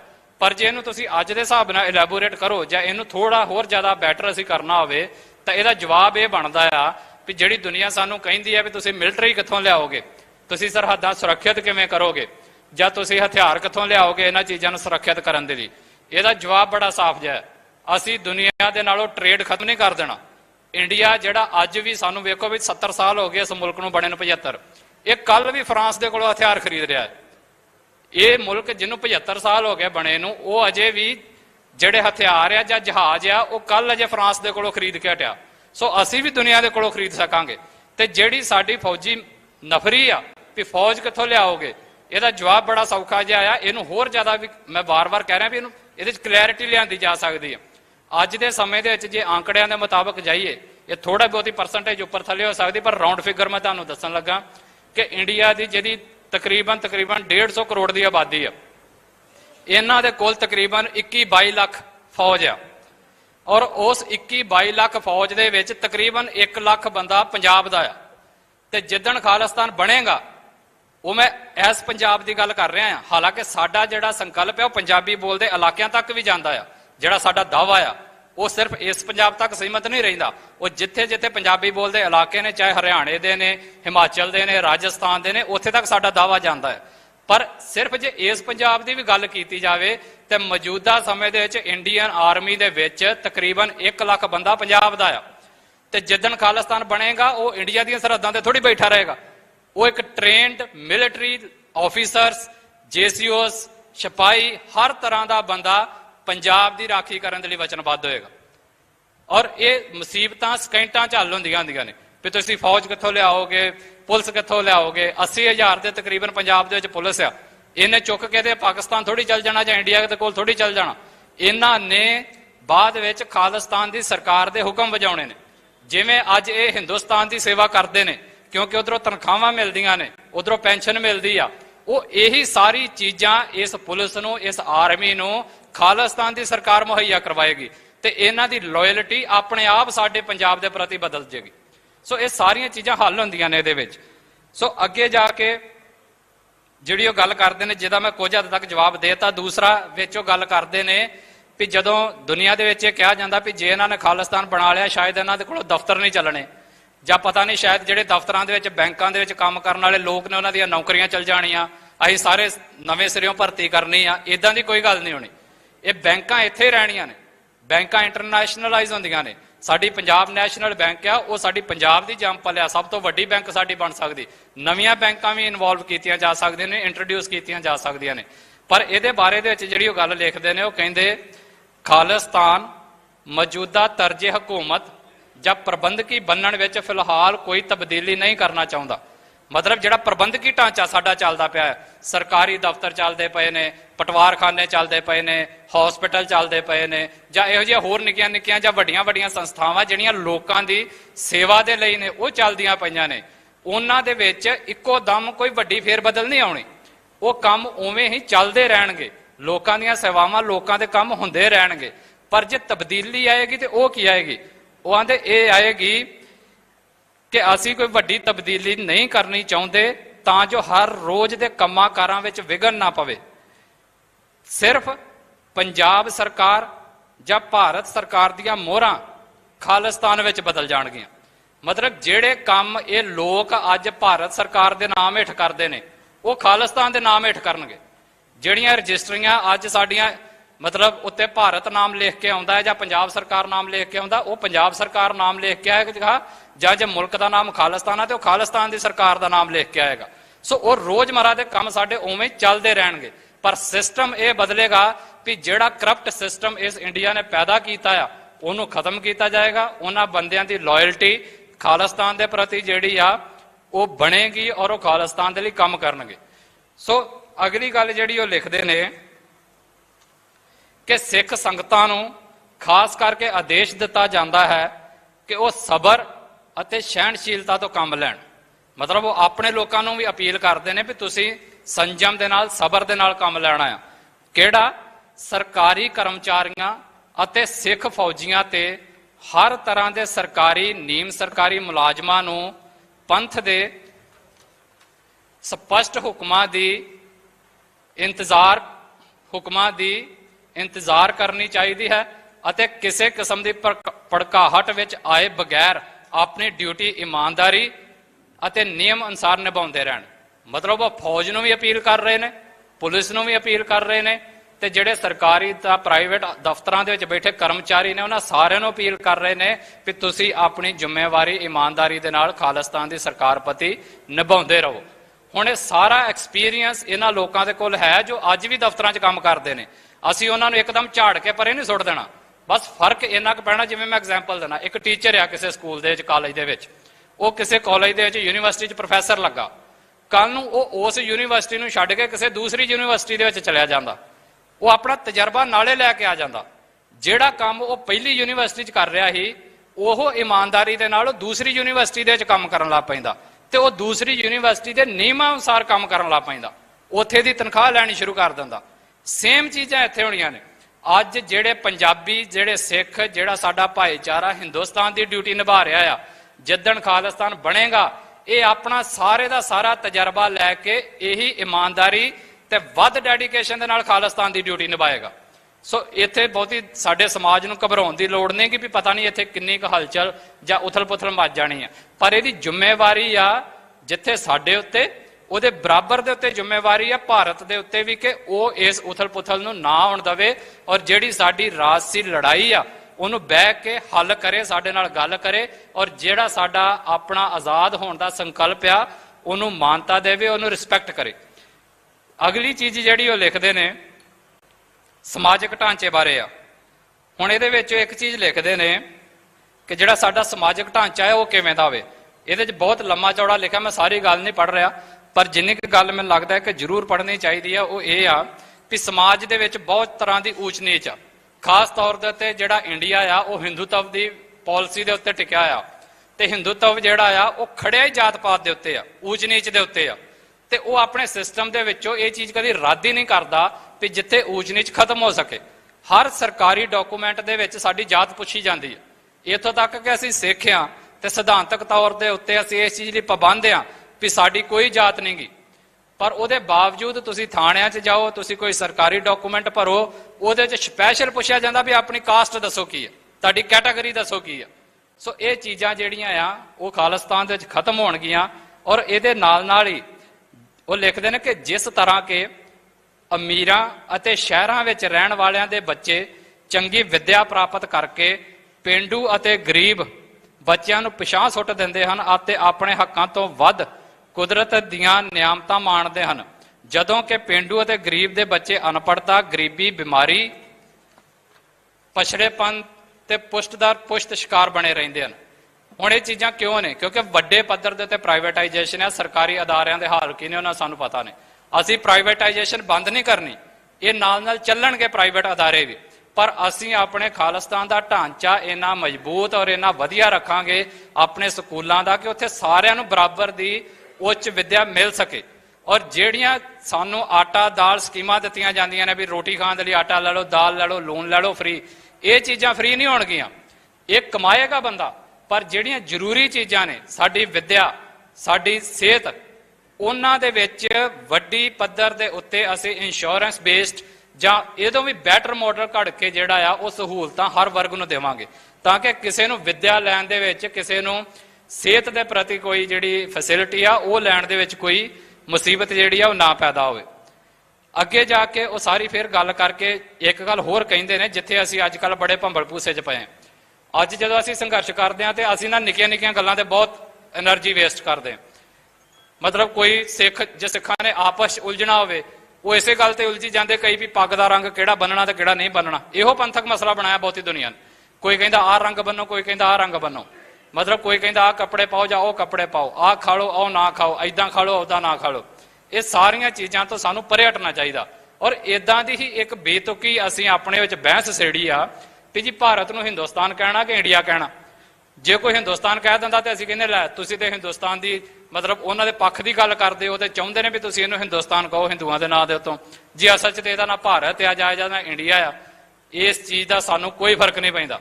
ਜਿਹੜੇ ਸੰਘਰਸ਼ ਕਰਨ ਵਾਲੇ ਲੋਕ ਨੇ ਸਾਨੂੰ ਇਸ ਚੀਜ਼ ਦਾ ਰੱਤੀ ਭਰ ਫਰਕ ਨਹੀਂ ਪੈਣਾ ਚਾਹੀਦਾ ਵੀ ਇਸ ਮੁਲਕ ਦਾ ਨਾਮ ਹਿੰਦੁਸਤਾਨ ਆ, ਇਸ ਮੁਲਕ ਦਾ ਨਾਮ ਭਾਰਤ ਆ ਜਾਂ ਇਸ ਮੁਲਕ ਦਾ ਨਾਮ ਇੰਡੀਆ ਆ। ਜਦੋਂ ਸਾਡੇ ਤੇ ਅਤਿਆਚਾਰ ਹੋ ਰਹੇ ਨੇ ਤੇ ਉੱਥੇ ਨਾਮ ਵੇਖ ਕੇ ਨਹੀਂ ਕੀਤੇ ਜਾਂਦੇ ਵੀ ਹਿੰਦੁਸਤਾਨ ਨੇ ਕਰਨੇ ਨੇ, ਭਾਰਤ ਨੇ ਕਰਨੇ ਨੇ ਜਾਂ ਕਿਹਨੇ ਕਰਨੇ ਨੇ। ਜਦੋਂ ਸਾਨੂੰ ਡਾਂਗ ਫਿਰ ਰਹੀ ਆ ਤੇ ਡਾਂਗ ਨੂੰ ਤੁਸੀਂ ਡਾਂਗ ਕਹਿ ਲਓ, ਸੋਟਾ ਕਹਿ ਲਓ, ਸਟਿਕ ਕਹਿ ਲਓ, ਜੋ ਮਰਜ਼ੀ ਕਹਿ ਲਓ, ਉਹਦੇ ਨਾਲ ਪੀੜ ਘੱਟ ਥੋੜੀ ਜਾਣੀ। ਸੋ ਸਾਨੂੰ ਸਿੱਖਾਂ ਨੂੰ ਜਾਂ ਪੰਜਾਬੀਆਂ ਨੂੰ ਘੱਟੋ ਘੱਟ ਇਸ ਬਹਿਸ 'ਚ ਨਹੀਂ ਪੈਣਾ ਚਾਹੀਦਾ ਵੀ ਇਹਨੂੰ ਨਾਂ ਕੀ ਦਈਏ। ਔਰ ਇਸ ਡਾਕੂਮੈਂਟ ਦੇ ਵਿੱਚ ਜਦੋਂ ਸ਼ਬਦ ਵਰਤਦੇ ਨੇ ਤੇ ਉਹ ਲਿਖਦੇ ਨੇ ਹਿੰਦੁਸਤਾਨ ਤੇ ਬ੍ਰੈਕਟ 'ਚ ਭਾਰਤ। ਉਹ ਦੋਵੇਂ ਚੀਜ਼ਾਂ ਸਾਫ਼ ਕਲੀਅਰ ਕਰ ਜਾਂਦੇ ਨੇ ਵੀ ਸਾਡੇ ਲਈ ਇਹਨਾਂ ਦੇ ਵਿੱਚ ਕੋਈ ਫਰਕ ਨਹੀਂਗਾ। ਤੇ ਤੀਜੀ ਚੀਜ਼ ਐਡ ਕਰਨੀ ਹੋਵੇ ਅੱਜ ਤੁਸੀਂ ਇਹਦੇ 'ਚ ਇੰਡੀਆ ਐਡ ਕਰ ਲਓ ਭਾਵੇਂ। ਸੋ ਇਹਨਾਂ ਉਲਝਣਾਂ ਦੇ ਵਿੱਚੋਂ ਸਾਨੂੰ ਬਾਹਰ ਨਿਕਲਣਾ ਚਾਹੀਦਾ ਹੈ। ਔਰ ਜਦੋਂ ਇਹ ਸ਼ਬਦ ਵਰਤਦੇ ਨੇ ਉਹਦੇ ਨਾਲ ਇੱਕ ਬੜੀ ਅਹਿਮ ਗੱਲ ਲਿਖਦੇ ਨੇ। ਉਹ ਲਿਖਦੇ ਨੇ ਕਿ ਹਿੰਦੁਸਤਾਨ ਜਿਹੜਾ ਬ੍ਰੈਕਟ ਦੇ ਵਿੱਚ ਭਾਰਤ ਵਿੱਚ ਪੰਜਾਬ ਤੋਂ ਬਾਹਰ ਰਹਿਣ ਵਾਲੇ ਸਿੱਖਾਂ ਨੂੰ ਖਾਲਿਸਤਾਨ ਵਿੱਚ ਆ ਕੇ ਵਸਣ ਦਾ ਸੱਦਾ ਦਿੱਤਾ ਜਾਂਦਾ ਹੈ। ਇਹ ਜਿਹੜਾ ਸੱਦਾ ਦੇ ਰਹੇ ਨੇ ਉਹ ਇਹ ਨਹੀਂ ਦੇ ਰਹੇ ਵੀ ਉਧਰ ਸਿੱਖਾਂ ਨੂੰ ਗੋਲੀਆਂ ਮਾਰ ਕੇ ਜਾਂ ਉਹਨਾਂ ਦੀਆਂ ਇੱਜ਼ਤਾਂ ਲੁੱਟ ਕੇ ਜਾਂ ਉਹਨਾਂ ਨੂੰ ਜਲੀਲ ਕਰਕੇ ਪੰਜਾਬ ਭੇਜੋ। ਇਹ ਨਹੀਂ ਕਹਿ ਰਹੇ। ਸੱਦਾ ਦੇਣ ਦਾ ਮਤਲਬ ਹੁੰਦਾ ਵੀ ਸੱਦਾ ਦਿੱਤਾ ਜਾਂਦਾ ਹੈ, ਤੁਸੀਂ ਆਉਣਾ ਆ ਕਿ ਨਹੀਂ ਆਉਣਾ ਇਹ ਤੁਹਾਡੀ ਮਰਜ਼ੀ ਆ, ਜ਼ਰੂਰੀ ਨਹੀਂ ਆ, ਕੋਈ ਬੰਦਿਸ਼ ਨਹੀਂ ਗੀ। ਪਰ ਉਹ ਸਾਫ਼ ਕਰਦੇ ਨੇ ਵੀ ਅਸੀਂ ਸੱਦਾ ਕਿਉਂ ਦੇ ਰਹੇ ਹਾਂ। ਔਰ ਉਹ ਸੱਦਾ ਕਿਹਨੂੰ ਦੇ ਰਹੇ ਨੇ? ਜਿਹੜੇ ਹਿੰਦੁਸਤਾਨ ਦੇ ਵਿੱਚ ਵੱਸਦੇ ਸਿੱਖ ਨੇ। ਉਹਦਾ ਉਹ ਕਾਰਨ ਲਿਖਦੇ ਨੇ ਜਿਹੜਾ ਕਿ ਬੜਾ ਅਹਿਮ ਆ 1986 ਦੇ ਵਿੱਚ ਖਾਸ ਤੌਰ ਦੇ ਉੱਤੇ। ਉਹ ਕਹਿੰਦੇ ਨੇ ਵੀ ਇਹ ਸੱਦਾ ਦਿੱਤਾ ਜਾਂਦਾ ਹੈ ਤਾਂ ਜੋ ਉਹਨਾਂ ਨੂੰ ਨਵੰਬਰ 1984 ਵਾਲੇ ਘੱਲੂਘਾਰੇ ਵਾਂਗ ਕਿਸੇ ਹੋਰ ਮੁਸੀਬਤ ਦਾ ਸਾਹਮਣਾ ਨਾ ਕਰਨਾ ਪਵੇ। ਕਿਉਂਕਿ ਉਸ ਤੋਂ ਤਕਰੀਬਨ 1.5 ਸਾਲ ਪਹਿਲਾਂ ਅਸੀਂ ਨਵੰਬਰ 1984 ਦੇ ਵਿੱਚ ਪੂਰੇ ਹਿੰਦੁਸਤਾਨ ਦੇ ਵਿੱਚ ਸਿੱਖਾਂ ਦਾ ਕਤਲੇਆਮ ਸੜਕਾਂ ਦੇ ਉੱਤੇ ਹੁੰਦਾ ਵੇਖਿਆ ਆ। ਔਰ ਉਹ ਕਹਿੰਦੇ ਨੇ ਵੀ ਅਸੀਂ ਆਪਣੇ ਜਿਹੜੇ ਲੋਕ ਨੇ, ਜਿਹੜੀ ਸਾਡੀ ਕਮਿਊਨਿਟੀ ਆ, ਉਹਨਾਂ ਨੂੰ ਇਸ ਗੱਲ ਦਾ ਸੱਦਾ ਦਿੰਦੇ ਆ ਕਿ ਜੇ ਉਹ ਆਪਣੇ ਆਪ ਨੂੰ ਅਨਸੇਫ ਮੰਨਦੇ ਨੇ ਭਾਰਤ ਦੇ ਵਿੱਚ ਤੇ ਉਹ ਪੰਜਾਬ ਦੇ ਵਿੱਚ ਆ ਕੇ ਵਸਣ ਦੇ ਲਈ ਅਸੀਂ ਉਹਨਾਂ ਦੇ ਦਰਵਾਜ਼ੇ ਖੋਲਦੇ ਹਾਂ ਤਾਂ ਕਿ ਉਹਨਾਂ ਦੇ ਉੱਤੇ ਦੁਬਾਰਾ ਫਿਰ 1984 ਵਰਗੇ ਘੱਲੂਘਾਰੇ ਨਾ ਵਾਪਰ ਸਕਣ ਜਾਂ ਉੱਥੇ ਉਹ ਸ਼ਿਕਾਰ ਨਾ ਬਣਨ ਉਹਨਾਂ ਦਾ। ਔਰ ਉਹਦੇ ਨਾਲ ਹੀ ਅਗਲੀ ਗੱਲ ਲਿਖਦੇ ਨੇ ਵੀ ਇਸ ਦੇ ਨਾਲ ਹੀ ਪੈਸੇ ਦੇ ਪੁੱਤਰ ਅਤੇ ਵਿਕੇ ਹੋਏ ਕੇਸਾਧਾਰੀ ਹਿੰਦੂਆਂ ਨੂੰ ਖਾਲਸਾ ਪੰਥ ਦੇ ਵਿੱਚ ਰੁਕਾਵਟ ਨਾ ਪਾਉਣ ਦਾ ਆਦੇਸ਼ ਦਿੱਤਾ ਜਾਂਦਾ ਹੈ।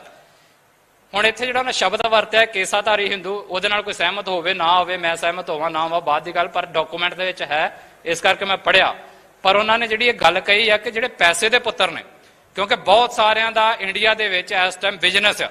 ਜੇ ਕਿਸੇ ਨੂੰ ਲੱਗਦਾ ਹੈ ਕਿ ਉਹਨੇ ਇੰਡੀਆ ਨੂੰ ਛੱਡ ਕੇ ਨਹੀਂ ਆਉਣਾ, ਕਿਸੇ ਸਿੱਖ ਨੇ, ਉਹ ਨਾ ਆਵੇ, ਕੋਈ ਪ੍ਰੋਬਲਮ ਨਹੀਂ ਗੀ, ਉਹ ਰਵੇ ਉੱਥੇ, ਉਹ ਆਪਣਾ ਬਿਜ਼ਨਸ ਉੱਥੇ ਕਰੇ। ਜੇ ਕਿਸੇ ਦੇ ਘਰ-ਬਾਰ ਉਧਰ ਨੇ, ਰਿਸ਼ਤੇਦਾਰੀਆਂ ਸਾਰੀਆਂ ਉਧਰ ਨੇ, ਰਹਿਣ। ਪਰ ਇਹਦਾ ਮਤਲਬ ਇਹ ਨਹੀਂਗਾ ਕਿ ਉਹ ਉੱਥੇ ਰਹਿਣਾ ਚਾਹੁੰਦੇ ਨੇ ਤੇ ਇਸ ਕਰਕੇ ਉਹ ਸਾਡੇ ਉੱਤੇ ਇਹ ਟੁੱਚਰ ਡਾਉਣ ਵੀ ਨਹੀਂ ਜੀ ਖਾਲਿਸਤਾਨ ਚਾਹੀਦਾ ਹੀ ਨਹੀਂ। ਤੁਸੀਂ ਰਹਿਣਾ ਹੈ ਹਿੰਦੁਸਤਾਨ ਦੇ ਵਿੱਚ, ਰਹੋ। ਇਹਦੀ ਕੈਟਾਗਰੀ ਮੈਂ ਐਗਜ਼ਾਮਪਲ ਦੇ ਤੌਰ ਤੇ ਤੁਹਾਨੂੰ ਦੇਣੀ ਚਾਹੁੰਦਾ। ਅੱਜ ਜਦੋਂ ਇੱਥੇ ਖਾਲਿਸਤਾਨ ਦੀ ਗੱਲ ਹੋਵੇ ਪੰਜਾਬ ਦੇ ਵਿੱਚ ਤੇ ਦਿੱਲੀ ਦੇ ਵਿੱਚ ਕੁਝ ਸਿੱਖ ਲੱਭ ਲਏ ਜਾਂਦੇ ਨੇ ਜਾਂ ਹਿੰਦੁਸਤਾਨੀ ਪੱਖੀ ਕੁਝ ਸਿੱਖ ਲੱਭ ਲਏ ਜਾਂਦੇ ਨੇ ਉਹਨਾਂ ਨੂੰ ਕਾਊਂਟਰ ਕਰਨ ਦੇ ਲਈ। ਜਿਵੇਂ ਸਿੱਧੇ ਅੱਜ ਨਾਂ ਲੈਣੇ ਹੋਣ, ਜਿਹੜੇ ਸਿੱਧੇ ਬੀਜੇਪੀ ਦੀ ਝੋਲੀ 'ਚ ਪਏ ਨੇ ਸਾਰੇ ਇਸੇ ਪਾਸੇ ਨੇ। ਟੀਵੀ ਤੇ ਡਿਬੇਟ ਆਵੇ ਤੇ ਗਰੇਵਾਲ ਸਿਰ ਤੇ ਪੱਗ ਬੰਨੀ ਹੁੰਦੀ ਆ, ਸਿੱਖ ਚਿਹਰਾ ਆ। ਮਨਜਿੰਦਰ ਸਿੰਘ ਸਿਰਸੇ ਹੋਣੀ, ਦਿੱਲੀ ਕਮੇਟੀ ਸਾਰੀ ਦੀ ਸਾਰੀ ਉਧਰਲੇ ਪਾਸੇ ਖੜੀ ਆ। ਔਰ ਉਹ ਦਿੱਲੀ ਦੇ ਵਿੱਚ ਬੈਠਿਆਂ ਜਦੋਂ ਇਹ ਕਹਿੰਦੇ ਨੇ, ਔਰ ਉਹ ਔਨ ਰਿਕਾਰਡ ਕਹਿ ਚੁੱਕੇ ਨੇ ਵੀ ਨਹੀਂ ਜੀ ਸਿੱਖ ਖਾਲਿਸਤਾਨ ਨਹੀਂ ਚਾਹੁੰਦੇ। ਅਸੀਂ ਇਹ ਕਹਿ ਰਹੇ ਹਾਂ ਵੀ ਜੇ ਦਿੱਲੀ ਦੇ ਸਿੱਖਾਂ ਨੂੰ ਜਾਂ ਤੁਹਾਨੂੰ ਖਾਲਿਸਤਾਨ ਨਹੀਂ ਚਾਹੀਦਾ, ਤੁਸੀਂ ਨਹੀਂ ਆਉਣਾ ਖਾਲਿਸਤਾਨ ਦੇ ਵਿੱਚ, ਤੇ ਕੋਈ ਪ੍ਰੋਬਲਮ ਨਹੀਂ ਗੀ। ਪਰ ਇਹਦਾ ਮਤਲਬ ਇਹ ਨਹੀਂ ਹੈ ਵੀ ਤੁਸੀਂ ਸਾਡੇ ਰਾਹ ਦੇ ਵਿੱਚ ਟੁੱਚਰ ਡਾਓ ਜਾਂ ਤੁਸੀਂ ਸਾਡੇ ਰਾਹ ਦੇ ਵਿੱਚ ਖਲੋਵੋ ਜੀ ਨਹੀਂ ਜੀ ਸਾਰੇ ਸਿੱਖਾਂ ਦੇ ਵਿੱਚ ਕੋਈ ਖਾਲਿਸਤਾਨ ਹੀ ਨਹੀਂ ਚਾਹੁੰਦਾ। ਅਸੀਂ ਇਹ ਖਾਲਿਸਤਾਨ ਪੰਜਾਬ ਦਾ ਆ, ਪੰਜਾਬੀਆਂ ਦਾ, ਸਿੱਖਾਂ ਦਾ ਆ। ਜੇ ਤੁਸੀਂ ਆਉਣਾ ਚਾਹੋਗੇ ਤੇ ਵੈਲਕਮ, ਜੇ ਤੁਸੀਂ ਨਹੀਂ ਆਉਣਾ ਚਾਹੁੰਦੇ ਤੁਸੀਂ ਇੰਡੀਆ ਦੇ ਵਿੱਚ ਰਹੋ। ਪਰ ਅਸੀਂ ਫਿਰ ਵੀ ਤੁਹਾਡੇ ਹੱਕਾਂ ਦੇ ਲਈ ਇੱਕ ਖਾਲਿਸਤਾਨ ਦੇ ਪਲੇਟਫਾਰਮ ਤੋਂ ਗੱਲ ਕਰਦੇ ਰਵਾਂਗੇ। ਪਰ ਜਿਹੜੇ ਉਸ ਤੋਂ ਬਿਨਾਂ ਚਾਹੁੰਦੇ ਨੇ ਉਹਨਾਂ ਦੇ ਰਾਹ ਦੇ ਵਿੱਚ ਰੋੜਾ ਡਾਉਣ ਦੇ ਲਈ ਇਹਨਾਂ ਦੇ ਕੋਲ ਕੋਈ ਹੱਕ ਨਹੀਂਗਾ। ਔਰ ਅਗਲੀ ਗੱਲ ਉਹ ਫਿਰ ਲਿਖਦੇ ਨੇ ਜਿਹੜੀ ਉਹਨਾਂ ਦਿਨਾਂ ਦੇ ਵਿੱਚ ਨਫ਼ਰਤ ਫੈਲਾਈ ਗਈ ਆ ਉਹਦੇ ਬਾਰੇ ਕੁਝ ਗੱਲਾਂ ਲਿਖੀਆਂ ਨੇ, ਉਹਨੂੰ ਮੈਂ ਕਰਕੇ ਤੇ ਆਪਣੀ ਗੱਲ ਨੂੰ ਸਮੇਟਣ ਦੀ ਗੱਲ ਜਿਹੜੀ ਆ ਉਹ ਕਰਾਂ। ਸਮਾਂ ਕਾਫੀ ਹੋ ਗਿਆ, ਤੁਸੀਂ ਬੈਠੇ ਹੋ। ਉਹਨਾਂ ਦਿਨਾਂ ਦੇ ਵਿੱਚ ਕਾਫੀ ਨਫ਼ਰਤ ਫੈਲਾਈ ਗਈ ਸਮਾਜ ਦੇ ਵਿੱਚ ਵੀ ਸਿੱਖਾਂ ਦੇ ਪ੍ਰਤੀ, ਔਰ ਜਿਹੜੇ ਇਹਨਾਂ ਦੇ ਆਰਮੀ ਆ, ਜਿਹੜੀ ਪੁਲਿਸ ਆ, ਉਹਨਾਂ ਦੇ ਪ੍ਰਤੀ ਵੀ। ਔਰ ਇੱਕ ਚੀਜ਼ ਨੂੰ ਕੋਟ ਕਰਦੇ ਨੇ ਇੱਥੇ ਵੀ ਜਦੋਂ ਆਂਦੇ ਵੀ ਜਦੋਂ ਜਿਹੜੇ ਅੰਮ੍ਰਿਤਧਾਰੀ ਸਿੰਘਾਂ ਨੇ ਉਹਨਾਂ ਦਾ ਕਤਲੇਆਮ ਕੀਤਾ ਗਿਆ ਉਹਨਾਂ ਦਿਨਾਂ ਦੇ ਵਿੱਚ, ਤੇ ਉਸ ਤੋਂ ਪਹਿਲਾਂ ਉਹ ਇੱਕ ਜਿਹੜੀ ਸਰਕਾਰੀ ਪੱਤਰਕਾ ਆ ਬਾਤਚੀਤ, ਉਹਦਾ ਨਾਮ ਆ ਬਾਤਚੀਤ, ਉਹਦਾ ਉਹ ਜ਼ਿਕਰ ਕਰਦੇ ਨੇ ਵੀ ਉਹਦੇ ਵਿੱਚ ਕੁਝ ਗੱਲਾਂ ਛਪੀਆਂ। ਉਹ ਕਿਹੜੀਆਂ ਛਪੀਆਂ ਨੇ? ਉਹ ਕਹਿੰਦੇ ਅੰਮ੍ਰਿਤਧਾਰੀ ਸਿੱਖਾਂ ਦੇ ਕਤਲੇਆਮ ਤੋਂ ਪਹਿਲਾਂ ਹਿੰਦੂ ਫੌਜੀ ਅਫਸਰਾਂ ਅਤੇ ਸਿਪਾਹੀਆਂ ਨੂੰ ਮਾਨਸਿਕ ਅਤੇ ਜਜ਼ਬਾਤੀ ਪੱਖੋਂ ਸਿੱਖਾਂ ਦੇ ਬੀਜ ਨਾਸ਼ ਕਰਨ ਲਈ ਤਿਆਰ ਕਰਨ ਦਾ ਕੰਮ ਫੌਜ ਦੀ ਸਰਕਾਰੀ ਪੱਤਰਕਾ, ਇਹ ਫੌਜ ਦੀ ਇੱਕ ਸਰਕਾਰੀ ਪੱਤਰਕਾ, ਉਹਦੇ ਵਿੱਚ ਉਹ ਲਿਖਿਆ ਬਾਤਚੀਤ ਰਾਹੀਂ ਤਿਆਰ ਕੀਤਾ ਗਿਆ। ਕੀ ਕੀਤਾ ਗਿਆ? ਉਹਦੇ ਸ਼ਬਦ ਪੜੋ ਤੁਸੀਂ ਕੀ ਨੇ। ਸਰਕਾਰੀ ਤੰਤਰ ਨੇ ਕਿਵੇਂ ਨਫ਼ਰਤ ਪੈਦਾ ਕੀਤੀ। ਔਰ ਅਸੀਂ ਇਹ ਗੱਲ ਵੀ ਸਾਫ਼ ਕਰਦੇ ਹਾਂ ਕਿ ਜਿਹੜੀ ਇਹ ਨਫ਼ਰਤ ਇਸ ਤਰੀਕੇ ਦੀਆਂ ਪੱਤਰਕਾਵਾਂ ਦੇ ਰਾਹੀਂ, ਲਿਖਤਾਂ ਦੇ ਰਾਹੀਂ ਜਾਂ ਟੀਵੀ ਡਿਬੇਟਾਂ ਦੇ ਰਾਹੀਂ ਅੱਜ ਦੇ ਦਿਨ 'ਚ ਕਹਿ ਲਿਆ ਜਾਵੇ ਜਾਂ ਨਿਊਜ਼ ਦੇ ਰਾਹੀਂ ਫੈਲਾਈ ਜਾਂਦੀ ਆ, ਇਹ ਖਾਲਿਸਤਾਨ ਦੇ ਵਿੱਚ ਨਹੀਂ ਹੋਏਗਾ। ਔਰ ਉਹ ਨਫ਼ਰਤ ਕਿਹੜੀ ਫੈਲਾ ਰਹੇ ਨੇ? ਉਹ ਕਹਿੰਦੇ ਨੇ ਕਿ ਜਿਹੜੇ ਬਾਤਚੀਤ ਆ ਉਹਦੇ ਵਿੱਚ ਸਾਫ਼ ਲਿਖਿਆ ਹੋਇਆ ਹੈ ਕਿ ਅੰਮ੍ਰਿਤਧਾਰੀ ਸਿੱਖਾਂ ਦੀ ਕੀ ਨਿਸ਼ਾਨੀ ਆ। ਵੇਖੋ, ਉਹ ਆਪਣੀ ਫੌਜ ਨੂੰ ਨਿਸ਼ਾਨੀਆਂ ਦੱਸ ਰਹੇ ਨੇ ਸਿੱਖਾਂ ਦੀਆਂ। ਕੀ ਦੱਸ ਰਹੇ ਨੇ? ਬਾਤਚੀਤ ਵਿੱਚ ਸਾਫ਼ ਲਿਖਿਆ ਹੋਇਆ ਸੀ ਕਿ ਅੰਮ੍ਰਿਤਧਾਰੀ ਸਿੱਖਾਂ ਦੀ ਕੀ ਨਿਸ਼ਾਨੀ ਹੈ। ਉਹ ਲਿਖਿਆ ਆ, ਭਾਵੇਂ ਉਹ ਵੇਖਣ ਨੂੰ ਸ਼ਰੀਫ ਮਤਲਬ ਸ਼ਰੀਫ ਤੇ ਸਿੱਖਾਂ ਬਾਰੇ ਲਿਖ ਰਹੇ ਨੇ ਵੀ ਭਾਵੇਂ ਵੇਖਣ ਨੂੰ ਸ਼ਰੀਫ ਤੇ ਭਲੇ ਲੱਗਦੇ ਹੋਣ, ਪਰ ਦਰਅਸਲ ਉਹ ਕਾਤਲ, ਦੇਸ਼ ਵਿਰੋਧੀ ਅਤੇ ਅੱਤਵਾਦੀ ਹੁੰਦੇ ਹਨ। ਇਸ ਲਈ ਹਰ ਇੱਕ ਫੌਜੀ ਦਾ ਇਹ ਫਰਜ਼ ਬਣ ਜਾਂਦਾ ਹੈ ਕਿ ਜੇ ਕਿਤੇ ਵੀ ਉਹਨਾਂ ਨੂੰ ਅੰਮ੍ਰਿਤਧਾਰੀ ਸਿੱਖ ਦਿਸ ਜਾਵੇ ਤਾਂ ਉਸ ਦਾ ਖੁਰਾ ਖੋਜ ਆਪਣੇ ਉੱਚ ਅਧਿਕਾਰੀਆਂ ਕੋਲ ਭੇਜਣ। ਮਤਲਬ ਇਸ ਲੈਵਲ ਤੱਕ ਨਫ਼ਰਤ ਉਹਨਾਂ ਦਿਨਾਂ ਦੇ ਵਿੱਚ ਇਸ ਸਰਕਾਰ ਨੇ ਆਪਣੇ ਜਿਹੜੇ ਹਥਿਆਰਬੰਦ ਫੋਰਸਾਂ ਨੇ ਉਹਦੇ ਵਿੱਚ ਸਿੱਖਾਂ ਪ੍ਰਤੀ ਫੈਲਾਈ। ਔਰ ਐਸੀ ਮਿਸਾਲ ਦੁਨੀਆ ਦੇ ਵਿੱਚ ਹੋਰ ਕਿਤੇ ਨਹੀਂ ਮਿਲਦੀ। ਤੇ ਇਹਦੇ ਬਾਵਜੂਦ ਵੀ ਜੇ ਸਾਡੇ ਕੁਝ ਸਿੱਖਾਂ ਨੂੰ ਲੱਗਦਾ ਹੈ ਕਿ ਉਹਨਾਂ ਨੇ ਹਿੰਦੁਸਤਾਨ ਦੇ ਵਿੱਚ ਰਹਿਣਾ ਆ ਜਾਂ ਇਹਨਾਂ ਦੀ ਗੁਲਾਮੀ 'ਚ ਰਹਿਣਾ ਆ, ਤੇ ਉਹਨਾਂ ਨੂੰ ਮੁਬਾਰਕ। ਪਰ ਅਸੀਂ ਕੌਮੀ ਰੂਪ ਦੇ ਵਿੱਚ ਆਪਣਾ ਐਲਾਨ ਕਰ ਚੁੱਕੇ ਆ ਆਪਣੇ ਇਤਿਹਾਸ ਦੇ ਵਿੱਚ ਕਿ ਸਾਡਾ ਖਾਲਿਸਤਾਨ ਤੋਂ ਬਿਨਾਂ ਹੋਰ ਕੋਈ ਹੱਲ ਨਹੀਂ, ਤੇ ਉਹਦੇ ਲਈ ਸੰਘਰਸ਼ ਅੱਜ ਵੀ ਨਿਰੰਤਰ ਜਾਰੀ ਆ। ਖਾਲਿਸਤਾਨ ਜਿੰਦਾਬਾਦ, ਖਾਲਿਸਤਾਨ ਜਿੰਦਾਬਾਦ, ਪੰਜਾਬ ਕੀ ਚਾਹੁੰਦਾ, ਖਾਲਿਸਤਾਨ ਪੰਜਾਬ ਕੀ ਚਾਹੁੰਦਾ, ਖਾਲਿਸਤਾਨ। ਔਰ ਅਖੀਰਲੀ ਗੱਲ ਇਹਦੇ ਵਿੱਚ ਜਿਹੜੀ ਕੋਟ ਕਰਨ ਵਾਲੀ ਆ ਉਹ ਇਹ ਆ ਕਿ ਉਹਨਾਂ ਦਿਨਾਂ ਦੇ ਉਹਨੂੰ ਅੱਜ ਦੇ ਹਿਸਾਬ ਨਾਲ ਰਿਲੇਟ ਕਰਨ ਦੀ ਜ਼ਰੂਰਤ ਆ ਵੀ ਇਹ ਕਿਵੇਂ ਬਣਦੀ ਹੈ ਚੀਜ਼। ਉਹਨਾਂ ਦਿਨਾਂ ਦੇ ਵਿੱਚ ਕੀ ਹੋਇਆ ਕਿ ਬੰਗਲਾਦੇਸ਼ ਸਰਕਾਰ ਨੇ ਸਿੱਖ ਭਾਰਤੀ ਸ਼ਹਿਰੀਆਂ ਦਾ ਆਪਣੇ ਮੁਲਕ ਵਿੱਚ ਦਾਖਲਾ ਬੰਦ ਕਰ ਦਿੱਤਾ। ਉਹਨਾਂ ਦਿਨਾਂ 'ਚ ਕਿਹਾ ਕਿ ਜਿਹੜੀ ਬੰਗਲਾਦੇਸ਼ ਆ ਉਹਦੀ ਸਰਕਾਰ ਨੇ ਕੀ ਕੀਤਾ ਕਿ ਜਿਹੜੇ ਇੰਡੀਅਨ ਸਿੱਖ ਸੀ ਉਹਨਾਂ ਦਾ ਦਾਖਲਾ ਆਪਣੇ ਮੁਲਕ 'ਚ ਬੰਦ ਕਰਤਾ। ਬਾਕੀਆਂ ਦਾ ਨਹੀਂ ਕੀਤਾ, ਜਿਹੜੇ ਸਿੱਖ ਹੀਗੇ ਇੰਡੀਅਨ ਹੀਗੇ ਉਹਨਾਂ ਦਾ ਦਾਖਲਾ ਬੰਦ ਕਰਤਾ। ਤੇ ਇਹਦੇ ਬਾਰੇ ਕਿਹਾ, ਪਰ ਜਦੋਂ ਇਹ ਮਾਮਲਾ ਭਾਰਤ ਦੀ ਲੋਕ ਸਭਾ ਵਿੱਚ ਉਠਾਇਆ ਗਿਆ ਤਾਂ ਸਪੀਕਰ, ਹੁਣ ਸਪੀਕਰ ਵੇਖੋ ਕੌਣ ਆ, ਜਿਹੜੇ ਅੱਜ ਪਹਿਲਾਂ ਕਾਂਗਰਸੀ ਹੁੰਦੇ ਸੀ ਅੱਜ ਬੀਜੇਪੀ ਦੇ ਵਿੱਚ ਚਲੇ ਗਏ ਆ, ਤੇ ਸਾਨੂੰ ਐ ਲੱਗਦਾ ਵੀ ਬੜੇ ਵਧੀਆ ਜੇ ਪੰਜਾਬੀ ਨੇ, ਤੇ ਉਹਨਾਂ ਦੇ ਜਿਹੜੇ ਪੁਰਖੇ ਨੇ ਉਦੋਂ ਸਪੀਕਰ ਹੀ। ਉਸ ਸਪੀਕਰ ਦਾ ਜਵਾਬ ਸੁਣੋ। ਜਦੋਂ ਇਹ ਮਾਮਲਾ ਭਾਰਤ ਦੀ ਲੋਕ ਸਭਾ ਵਿੱਚ ਉਠਾਇਆ ਗਿਆ ਤਾਂ ਸਪੀਕਰ ਸ਼੍ਰੀ ਬਲਰਾਮ ਜਾਖੜ ਕੀ ਜਵਾਬ ਦਿੰਦੇ ਨੇ? ਬਲਰਾਮ ਜਾਖੜ ਨੇ ਅਤਿਅੰਤ ਬੇਸ਼ਰਮੀ ਨਾਲ ਇਸ ਨੂੰ ਬੰਗਲਾਦੇਸ਼ ਦਾ ਆਪਣਾ ਨਿੱਜੀ ਮਾਮਲਾ ਦੱਸਿਆ। ਮਤਲਬ ਉਹ ਕਹਿੰਦਾ ਵੀ ਇਹ ਬੰਗਲਾਦੇਸ਼ ਦੀ ਮਰਜ਼ੀ, ਉਹਨੇ ਕਿਹਨੂੰ ਆਉਣ ਦੇਣਾ ਕਿਹਨੂੰ ਨਹੀਂ ਆਉਣ ਦੇਣਾ। ਹੁਣ ਜੇ ਇਹ ਆ ਤੁਹਾਡੀ ਪਹੁੰਚ, ਉਸ ਸਮੇਂ ਵੀ ਅੱਜ ਠੀਕ ਆ ਉਹ ਬਦਲ ਗਈਆਂ ਸਾਰੀਆਂ ਪਾਲਿਸੀਆਂ, ਪਰ ਉਹਨੂੰ ਅੱਜ ਟਿਕਾ ਕੇ ਵੇਖਣ ਦੀ ਜ਼ਰੂਰਤ ਆ ਵੀ ਅੱਜ ਜਦੋਂ ਤੁਸੀਂ ਇਹ ਰੋਂਦੇ ਹੋ, ਇਹ ਪਿੱਟਦੇ ਹੋ ਕਿ ਜੀ ਪਾਕਿਸਤਾਨ ਦੇ ਵਿੱਚ ਹਿੰਦੂਆਂ ਦੀ ਗਿਣਤੀ ਘਟ ਗਈ ਜਾਂ ਜੀ ਉੱਥੇ ਹਿੰਦੂਆਂ ਦੇ ਨਾਲ ਆ ਹੋ ਗਿਆ, ਤੇ ਫਿਰ ਉਹ ਪਾਕਿਸਤਾਨ ਦਾ ਨਿੱਜੀ ਮਸਲਾ ਆ, ਉਹ ਜੋ ਮਰਜ਼ੀ ਕਰਨ। ਉਦੋਂ ਤੇ ਸਾਡੇ ਟੀਵੀਆਂ ਦੇ ਉੱਤੇ ਸਾਡੀ ਪਾਰਲੀਮੈਂਟ ਦੇ ਵਿੱਚ ਹਾਲ ਦੁਹਾਈ ਮੱਚਦੀ ਆ। ਪਰ ਜੇ ਇਹ ਨਿੱਜੀ ਮਸਲਾ ਬਣਾਉਣਾ ਇਹੋ ਜਿਹੀਆਂ ਚੀਜ਼ਾਂ ਨੂੰ ਅਸੀਂ, ਤੇ ਫਿਰ ਹਰ ਵਰਗ ਦੇ ਉੱਤੇ ਬਣਨਾ ਚਾਹੀਦਾ, ਹਰ ਮੁਲਕ ਦੇ ਹਿਸਾਬ ਨਾਲ ਬਣਨਾ ਚਾਹੀਦਾ, ਪਰ ਇਸ ਤਰੀਕੇ ਦੇ ਨਾਲ ਨਹੀਂ ਹੋਣਾ ਚਾਹੀਦਾ। ਸੋ ਇਹ ਸਾਰੀਆਂ ਗੱਲਾਂ ਕਰਕੇ ਉਹਨਾਂ ਨੇ ਜਿਹੜੀ ਆ ਇਹ ਡਾਕੂਮੈਂਟ ਜਿਹੜਾ ਆ ਉਦੋਂ ਜਾਰੀ ਕੀਤਾ। ਸੋ ਮੈਂ ਆਪਣੇ ਨੌਜਵਾਨਾਂ ਨੂੰ ਅਪੀਲ ਕਰਦਾ ਕਿ ਇਸ ਡਾਕੂਮੈਂਟ ਨੂੰ ਸਾਨੂੰ ਪੜ੍ਹਨਾ ਚਾਹੀਦਾ ਹੈ, ਵਿਚਾਰਨਾ ਚਾਹੀਦਾ ਹੈ। ਆਪਣੇ ਇੰਟੈਲੈਕਚੁਅਲ ਵਰਗ ਨੂੰ ਅਪੀਲ ਕਰਦਾ ਕਿ ਇਸ ਡਾਕੂਮੈਂਟ ਦੀ ਰੋਸ਼ਨੀ ਦੇ ਵਿੱਚ ਔਰ ਗੁਰਮਤ ਦੀ ਰੋਸ਼ਨੀ ਦੇ ਵਿੱਚ ਸਾਨੂੰ ਆਪਣੇ ਸਿਧਾਂਤਾਂ ਦੇ ਵਿੱਚ ਹੋਰ ਜ਼ਿਆਦਾ ਨਿਕਾਰ ਲਿਆਉਣਾ ਚਾਹੀਦਾ ਹੈ। ਜਿਹੜੇ ਇਹ ਸਵਾਲ ਨੇ, ਜਿਹੜੇ ਸਾਡੀ ਮੂਵਮੈਂਟ ਨੂੰ ਕਾਊਂਟਰ ਕਰਨ ਦੇ ਲਈ ਸੁੱਟੇ ਗਏ ਨੇ ਸਮਾਜ ਦੇ ਵਿੱਚ, ਉਹਨਾਂ ਸਾਰਿਆਂ ਦੇ ਸਾਨੂੰ ਜਵਾਬ ਲੋਕਾਂ ਦੇ ਵਿੱਚ ਲੈ ਕੇ ਜਾਣੇ ਚਾਹੀਦੇ ਔਰ ਅਸੀਂ ਇਸ ਚੀਜ਼ ਦੇ ਲਈ ਵਚਨਬੱਧ ਹੋਈਏ। ਔਰ ਇਹਦੇ ਨਾਲ ਹੀ ਜਿਹੜੀ ਇੱਕ ਗੱਲ ਡਾਕੂਮੈਂਟ ਦੇ ਸਰਦਾਰ ਕੰਵਰਪਾਲ ਸਿੰਘ ਹੋਣਾ ਪੜ੍ਹੀ ਸੀ ਕਿ ਪੰਜਾਬ ਪੰਜਾਬੀਆਂ ਦਾ ਤੇ ਸਾਰੇ ਪੰਜਾਬੀਆਂ ਲਈ ਆ, ਉਹ ਇਹ ਆ ਜਿਹੜੀ ਗੱਲ ਸਰਦਾਰ ਅਜਮੇਰ ਸਿੰਘ ਹੋਣਾ ਨੇ ਆਪਣੀ ਗੱਲ ਦੇ ਵਿੱਚ ਕੋਟ ਕੀਤੀ ਸੀ ਵੀ ਜਦੋਂ ਇੱਥੇ ਅੰਗਰੇਜ਼ ਦੀ ਹਕੂਮਤ ਸੀ ਤੇ ਭਾਰਤ ਨੇ ਆਜ਼ਾਦੀ ਲੈਣੀ ਸੀ ਤੇ ਉਹਦੇ ਵਿੱਚ ਹਰ ਤਰ੍ਹਾਂ ਦਾ ਵਰਗ ਸੀਗਾ, ਚਾਹੇ ਉਹ ਵੱਡੀ ਗਿਣਤੀ 'ਚ ਚਾਹੇ ਛੋਟੀ ਗਿਣਤੀ 'ਚ, ਬਾਅਦ ਦੀ ਗੱਲ, ਪਰ ਸਾਰੇ ਇਸ ਗੱਲ ਤੇ ਇੱਕਮਤ ਹੀ, ਚਾਹੇ ਉਹ ਹਿੰਦੂ ਹੀ, ਚਾਹੇ ਮੁਸਲਮਾਨ ਹੀ, ਸਿੱਖ ਹੀ, ਈਸਾਈ ਹੀ, ਇੱਥੋਂ ਤੱਕ ਕਿ ਕਾਮਰੇਡ ਵੀ ਜਿਹੜੇ ਕਿਸੇ ਧਰਮ ਨੂੰ ਨਹੀਂ ਮੰਨਦੇ, ਉਹ ਇਸ ਗੱਲ ਤੇ ਇੱਕਮਤ ਸੀ ਵੀ ਅਸੀਂ ਅੰਗਰੇਜ਼ਾਂ ਦੇ ਕੋਲੋਂ ਆਜ਼ਾਦੀ ਲੈਣੀ। ਇਹਦਾ ਮਤਲਬ ਹਿੰਦੁਸਤਾਨ ਦੀ ਆਜ਼ਾਦੀ ਦੀ ਲਹਿਰ ਨੇ ਇੱਕ ਸਾਂਝੀ ਰਾਏ ਬਣਾ ਲਈ ਸੀ ਵੀ ਇਹ ਹਿੰਦੁਸਤਾਨ ਸਾਡਾ ਆ, ਸਾਰਿਆਂ ਦਾ ਆ, ਜਿਹੜੇ ਇੱਥੇ ਧਰਮ ਦੇ ਲੋਕ ਬਹਿੰਦੇ ਨੇ ਰਹਿੰਦੇ ਨੇ, ਸਾਡਾ ਸਾਰਿਆਂ ਦਾ, ਤੇ ਸਾਨੂੰ ਸਾਰਿਆਂ ਨੂੰ ਰਲ ਕੇ ਸੰਘਰਸ਼ ਕਰਨਾ ਚਾਹੀਦਾ। ਇਹ ਗੱਲ ਸਾਨੂੰ ਆਪਣੀ ਲਹਿਰ ਤੇ ਵੀ ਟਿਕਾਉਣੀ ਪਏਗੀ। ਅੱਜ ਸਾਡੀ ਲਹਿਰ ਦੇ ਉੱਤੇ ਇਹ ਸਵਾਲ ਕਰਕੇ ਜਾਂ ਉਹਨੂੰ ਪਿੱਛੇ ਸੁੱਟਣ ਦੇ ਲਈ ਇਹ ਕਹਿ ਦਿੱਤਾ ਜਾਂਦਾ ਵੀ ਖਾਲਿਸਤਾਨ ਕੱਲਾ ਸਿੱਖਾਂ ਦਾ ਆ, ਇਹਦੇ 'ਚ ਕੱਲੇ ਸਿੱਖਾਂ ਨੇ ਰਹਿਣਾ ਆ ਤੇ ਹਿੰਦੂ ਇੱਥੋਂ ਇਹਨਾਂ ਕੱਢ ਦੇਣੇ ਆ ਜਾਂ ਹਿੰਦੂ ਮਾਰ ਦੇਣੇ ਆ, ਤੇ ਸਾਡਾ ਬਹੁਤਾਤ ਪੰਜਾਬੀ ਹਿੰਦੂ ਜਿਹੜਾ ਆ ਉਹ ਇਸੇ ਡਰ 'ਚੋਂ ਹੀ ਜਾਣੇ ਜਾਂ ਅਣਜਾਣੇ 'ਚ, ਬਹੁਤ ਸਾਰੇ ਉਹ ਨੇ ਜਿਹੜੇ ਜਾਣਕਾਰ ਨੇ ਵੀ ਇਦਾਂ ਨਹੀਂ ਹੋਣਾ, ਬਹੁਤ ਸਾਰੇ ਉਹ ਨੇ ਜਿਹੜੇ ਅਣਜਾਣਪੁਣੇ 'ਚ ਸਰਕਾਰ ਦੇ ਇਸ ਪ੍ਰੋਪੇਗੰਡੇ ਦਾ ਸ਼ਿਕਾਰ ਹੋ ਗਏ ਨੇ ਵੀ ਜਿੱਦਣ ਖਾਲਿਸਤਾਨ ਬਣ ਗਿਆ ਜੀ ਉਦਣ ਹਿੰਦੂਆਂ ਦਾ ਕੀ ਬਣੂਗਾ। ਭਰਾਵੋ, ਸਾਡਾ ਤੁਹਾਡਾ ਬਹੁਤ ਵਧੀਆ ਹੀ ਬਣੇਗਾ। ਹਿੰਦੁਸਤਾਨ ਦੇ ਵਿੱਚ ਜੋ ਤੁਹਾਡੀ ਪੋਜੀਸ਼ਨ ਆ ਉਹਦੇ ਨਾਲੋਂ ਪੰਜਾਬ ਦੇ ਵਿੱਚ ਜਿਹੜੇ ਹਿੰਦੂ ਸਾਡਾ ਵਰਗ ਰਹੇਗਾ ਉਹਦੀ ਪੋਜੀਸ਼ਨ ਬਹੁਤ ਵਧੀਆ ਹੋਏਗੀ। ਅਸੀਂ ਤੁਹਾਨੂੰ ਸਾਰਿਆਂ ਨੂੰ ਨਾਲ ਲੈ ਕੇ ਚੱਲਣਾ ਚਾਹੁੰਦੇ ਹਾਂ। ਅਸੀਂ ਇਹ ਨਹੀਂ ਚਾਹੁੰਦੇ ਵੀ ਜਿੱਦਣ ਸਾਡਾ ਇੱਥੇ ਖਾਲਿਸਤਾਨ ਬਣ ਗਿਆ ਤੇ ਤੁਸੀਂ ਆਪਣਾ ਬੋਰੀ ਬਿਸਤਰਾ ਚੁੱਕੋ ਤੇ ਦਿੱਲੀ ਜਾਓ, ਇਦਾਂ ਦੀ ਗੱਲ ਨਹੀਂ ਹੋਣੀ। ਤੁਸੀਂ ਸਾਰਿਆਂ ਇੱਥੇ ਰਹਿਣਾ ਹੈ। ਬਿਜ਼ਨਸ ਦੇ ਵਿੱਚ ਤੁਹਾਡਾ ਅਹਿਮ ਰੋਲ ਆ, ਤੁਹਾਡੇ ਖੂਨ ਦੇ ਵਿੱਚ ਆ ਜਿਹੜੀ ਟ੍ਰੇਡਿੰਗ ਕਰਨੀ, ਬਿਜ਼ਨਸ ਕਰਨਾ, ਉਹ ਸਾਰੀਆਂ ਚੀਜ਼ਾਂ ਖਾਲਿਸਤਾਨ ਤੁਹਾਨੂੰ ਹੋਰ ਬੈਟਰ ਸਹੂਲਤਾਂ ਮੁਹੱਈਆ ਕਰਵਾਏਗਾ। ਔਰ ਇਹ ਡਰ ਆਪਣੇ ਉਸ ਕਮਿਊਨਿਟੀ ਦੇ ਦਿਮਾਗ 'ਚੋਂ ਕੱਢਣਾ ਸਾਡੀ ਜ਼ਿੰਮੇਵਾਰੀ ਆ।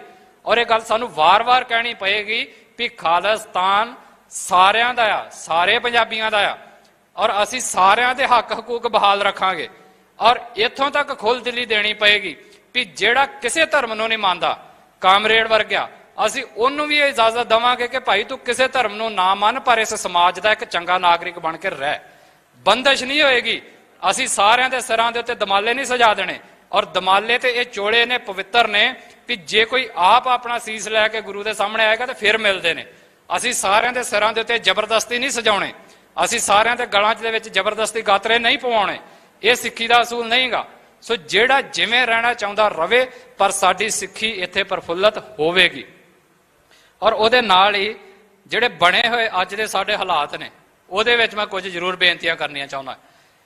ਜਦੋਂ ਵੀ ਇਹੋ ਜਿਹੇ ਹਾਲਾਤ ਬਣਦੇ ਨੇ, ਕਸ਼ਮੀਰ ਦੇ ਵਿੱਚ ਜੋ ਹੋਇਆ ਉਹ ਸਾਡੇ ਸਾਹਮਣੇ ਆ। ਉੱਥੇ 26 ਜਿਹੜੇ ਟੂਰਿਸਟ ਸੀਗੇ ਉਹ ਮਰੇ ਉੱਥੇ। ਉਹਦੇ ਬਾਰੇ ਇੱਕ ਨੈਰੇਟਿਵ ਘੜਿਆ ਗਿਆ ਵੀ ਉੱਥੇ ਲੋਕਾਂ ਨੂੰ ਧਰਮ ਪੁੱਛ ਕੇ ਮਾਰਿਆ ਗਿਆ, ਔਰ ਇਹਦੇ ਕਰਕੇ ਉਹਨਾਂ ਨੇ ਇਹ ਪੂਰਾ ਜੰਗ ਦਾ ਮਾਹੌਲ ਬਣਾਤਾ। ਸਾਰੀ ਗੱਲ ਪਾਕਿਸਤਾਨ ਦੇ ਉੱਤੇ ਸੁੱਟਦੀ। ਇਹ ਵੀ ਮੇਰੇ ਤੋਂ ਪਹਿਲਾਂ ਗੱਲ ਸਾਰੀ ਹੋ ਚੁੱਕੀ ਹੈ, ਸਰਦਾਰ ਮਾਨ ਸਾਹਿਬ ਨੇ ਇਹਦੇ ਬਾਰੇ ਜ਼ਿਕਰ ਕਰਤਾ ਹੈ। ਪਰ ਉਹਦੇ ਬਾਰੇ ਮੈਂ ਸਿਰਫ ਆਪਣੇ ਲੋਕਾਂ ਨੂੰ, ਆਪਣੇ ਪੰਜਾਬੀਆਂ ਨੂੰ ਅਪੀਲ ਕਰਨੀ ਚਾਹੁੰਦਾ। ਜਦੋਂ ਇਹ ਜੰਗ ਦਾ ਮੈਦਾਨ ਬਣਨਾ ਆ ਤੇ ਇਹ ਸਰਹੱਦੀ ਖੇਤਰ ਨੇ ਜੰਗ ਦਾ ਮੈਦਾਨ ਬਣਨਾ ਹੀ ਬਣਨਾ, ਤੇ ਪੰਜਾਬ ਇੱਕ ਇਹਦਾ ਅਹਿਮ ਹਿੱਸਾ ਹੈ। ਜੇ ਜੰਗ ਲੱਗੀ ਤੇ ਕੰਡੀਸ਼ਨ ਹੈ ਵਿੱਚ। ਪਰ ਪਹਿਲੀ ਗੱਲ ਅਸੀਂ ਇੱਥੇ ਇਹ ਕਹਿਣੀ ਚਾਹੁੰਦੇ ਹਾਂ ਵੀ ਜੇ ਇੰਡੀਆ ਨੂੰ ਤੇ ਪਾਕਿਸਤਾਨ ਨੂੰ ਲੜਨ ਦਾ ਇੰਨਾ ਸ਼ੌਂਕ ਚੜਿਆ ਆ ਤੇ ਇਹਨਾਂ ਨੇ ਆਪਣੇ ਡੌਲਿਆਂ ਦੀ ਜਾਨ ਇੱਕ ਵਾਰੀ ਪਰਖਣੀ ਹੈ, ਇੱਕ ਵਾਰੀ ਫੇਰ, ਤੇ ਭਾਈ ਜਾ ਕੇ ਗੁਜਰਾਤ ਵਾਲੇ ਬਾਰਡਰ ਥਾਣੀ ਪਰਖ ਲਓ। ਪੰਜਾਬ ਅਸੀਂ ਫਰੀ ਦੇ ਵਿੱਚ ਨਹੀਂ ਚਾਹੁੰਦੇ ਕਿ ਸਾਡਾ ਇਹ ਜੰਗ ਦਾ ਮੈਦਾਨ ਬਣੇ। ਰਾਜਸਥਾਨ, ਗੁਜਰਾਤ ਦੇ ਵਿੱਚ ਬਥੇਰਾ ਪਲੇਨ ਏਰੀਆ ਪਿਆ ਜਿੱਥੇ ਕੋਈ ਆਬਾਦੀ ਨਹੀਂ ਗੀ। ਜਾਓ ਜਾ ਕੇ ਉੱਥੋਂ ਦੀ ਲੜ ਲਓ ਤੇ ਇੱਕ ਦੂਸਰੇ ਦੇ ਨਾਲ ਜ਼ੋਰ ਅਜਮਾਇਸ਼ ਕਰ ਲਓ। ਪਰ ਅਸੀਂ ਨਹੀਂ ਚਾਹੁੰਦੇ ਕਿ ਕਿਸੇ ਵੀ ਤਰ੍ਹਾਂ ਦੀ ਜੰਗ ਇਸ ਦੁਨੀਆ ਦੇ ਵਿੱਚ ਲੱਗੇ, ਔਰ ਇਹਦੀ ਜ਼ਿੰਮੇਵਾਰੀ ਦੋਨਾਂ ਮੁਲਕਾਂ ਦੀ ਬਰਾਬਰ ਦੀ ਬਣਦੀ ਹੈ। ਸੋ ਇਹਨਾਂ ਚੀਜ਼ਾਂ ਨੂੰ ਗੌਰ ਕਰਦੇ ਹੋਏ ਅਸੀਂ ਆਪਣੇ ਲੋਕਾਂ ਨੂੰ ਅਪੀਲ ਕਰਦੇ ਹਾਂ ਵੀ ਅਸੀਂ ਕਿਸੇ ਵੀ ਪ੍ਰੋਪੇਗੰਡੇ ਦਾ ਸ਼ਿਕਾਰ ਨਾ ਬਣੀਏ। ਇਹ ਨਾ ਹੋਵੇ ਕਿ ਜੇ ਕਿਤੇ ਇਹੋ ਜਿਹੇ ਹਾਲਾਤ ਬਣਨ, ਜੇ ਕਿਤੇ ਇਹਨਾਂ ਮੁਲਕਾਂ ਦੇ ਵਿੱਚ ਜੰਗ ਲੱਗੇ ਤੇ ਅਸੀਂ ਇਹਨਾਂ ਦੇ ਕਿਸੇ ਪ੍ਰੋਪੇਗੰਡੇ ਦਾ ਸ਼ਿਕਾਰ ਨਹੀਂ ਹੋਣਾ। ਸਾਨੂੰ ਕੋਈ ਲੋੜ ਨਹੀਂ ਪਈ ਵੀ ਅਸੀਂ ਇਹਨਾਂ ਦੀਆਂ ਫੌਜਾਂ ਨੂੰ ਰੋਟੀਆਂ ਖਵਾਲਦੇ ਫਿਰੀਏ। ਸਾਨੂੰ ਕੋਈ ਲੋੜ ਨਹੀਂ ਪਈ ਵੀ ਅਸੀਂ ਇਹਨਾਂ ਦੀਆਂ ਫੌਜਾਂ ਨੂੰ ਪਾਣੀ ਪਿਆਲਦੇ ਫਿਰੀਏ ਜਾਂ ਇੱਕ ਧਿਰ ਬਣ ਕੇ ਇਹਨਾਂ ਦੇ ਨਾਲ ਲੜਦੇ ਫਿਰੀਏ। ਸਾਨੂੰ ਨਿਊਟਰਲ ਰਹਿਣਾ ਪਏਗਾ। ਸਾਨੂੰ ਇਹਨਾਂ ਦੇ ਕਿਸੇ ਪਾਸੇ ਨਹੀਂ ਜਾਣਾ ਚਾਹੀਦਾ, ਔਰ ਦੁਨੀਆ 'ਚ ਸੁਨੇਹਾ ਦੇਣਾ ਪਏਗਾ ਕਿ ਪੰਜਾਬ ਦੇ ਲੋਕ ਨਹੀਂ ਚਾਹੁੰਦੇ ਕਿ ਜੰਗ ਹੋਵੇ। ਅਸੀਂ ਨਹੀਂ ਚਾਹੁੰਦੇ ਕਿ ਕਿਸੇ ਵੀ ਤਰ੍ਹਾਂ ਦਾ ਖੂਨ ਡੁੱਲੇ। ਔਰ ਇਹਦੇ ਨਾਲ ਹੀ ਸਾਡੀ ਆਪਣੇ ਪੰਜਾਬੀ ਭਾਈਚਾਰੇ ਨੂੰ ਅਪੀਲ ਆ, ਜਿਹੜੇ ਇਸ ਜੰਗ ਦਾ ਹਿੱਸਾ ਬਣਦੇ ਨੇ, ਕਿ ਯਾਰ ਕਦੋਂ ਤੱਕ ਆਖਿਰ ਅਸੀਂ ਲੋਕਾਂ ਦੀਆਂ ਜੰਗਾਂ ਲੜਦੇ ਫਿਰਾਂਗੇ। ਜਦੋਂ ਅੰਗਰੇਜ਼ਾਂ ਦਾ ਰਾਜ ਹੀ ਅਸੀਂ ਉਹਨਾਂ ਦੀਆਂ ਜੰਗਾਂ ਲੜਦੇ ਰਹੇ ਵਰਲਡ ਵਾਰ ਦੇ ਵਿੱਚ, ਅਸੀਂ ਉਹਨਾਂ ਵੱਲੋਂ ਦਿੱਤੇ ਗਏ ਚੰਦ ਮੈਡਲਾਂ ਨੂੰ ਆਪਣੀ ਬਹਾਦਰੀ ਸਮਝਦੇ ਰਹੇ। ਜਦੋਂ ਹਿੰਦੁਸਤਾਨ ਦੀ ਆਜ਼ਾਦੀ ਹੋਣੀ ਅਸੀਂ ਇਹਨਾਂ ਲਈ ਫਾਂਸੀਆਂ ਤੇ ਚੜ੍ਹਦੇ ਰਹੇ, ਤੇ ਉਸ ਗੱਲ ਨੂੰ ਅੱਜ ਤੱਕ ਸਟੇਜਾਂ ਤੋਂ ਪ੍ਰਚਾਰਦੇ ਹਾਂ ਵੀ ਅਸੀਂ ਇੰਨੇ % ਫਾਂਸੀਆਂ ਦੇਤੀਆਂ ਜਾਂ ਕੁਰਬਾਨੀਆਂ ਦੇਤੀਆਂ। ਕਦੋਂ ਤੱਕ ਅਸੀਂ ਦੂਸਰਿਆਂ ਦੇ ਹੱਥ ਠੋਕ ਕੇ ਬਣ ਕੇ ਤੇ ਉਹਨਾਂ ਲਈ ਕੁਰਬਾਨ ਹੁੰਦੇ ਫਿਰਾਂਗੇ? ਜੇ ਕੁਰਬਾਨ ਹੋਣ ਦਾ ਵਕਤ ਆ ਤੇ ਉਹ ਸਾਡਾ ਆਪਣੇ ਕੌਮੀ ਘਰ ਖਾਲਿਸਤਾਨ ਦੀ ਪ੍ਰਾਪਤੀ ਦੇ ਲਈ ਹੈ।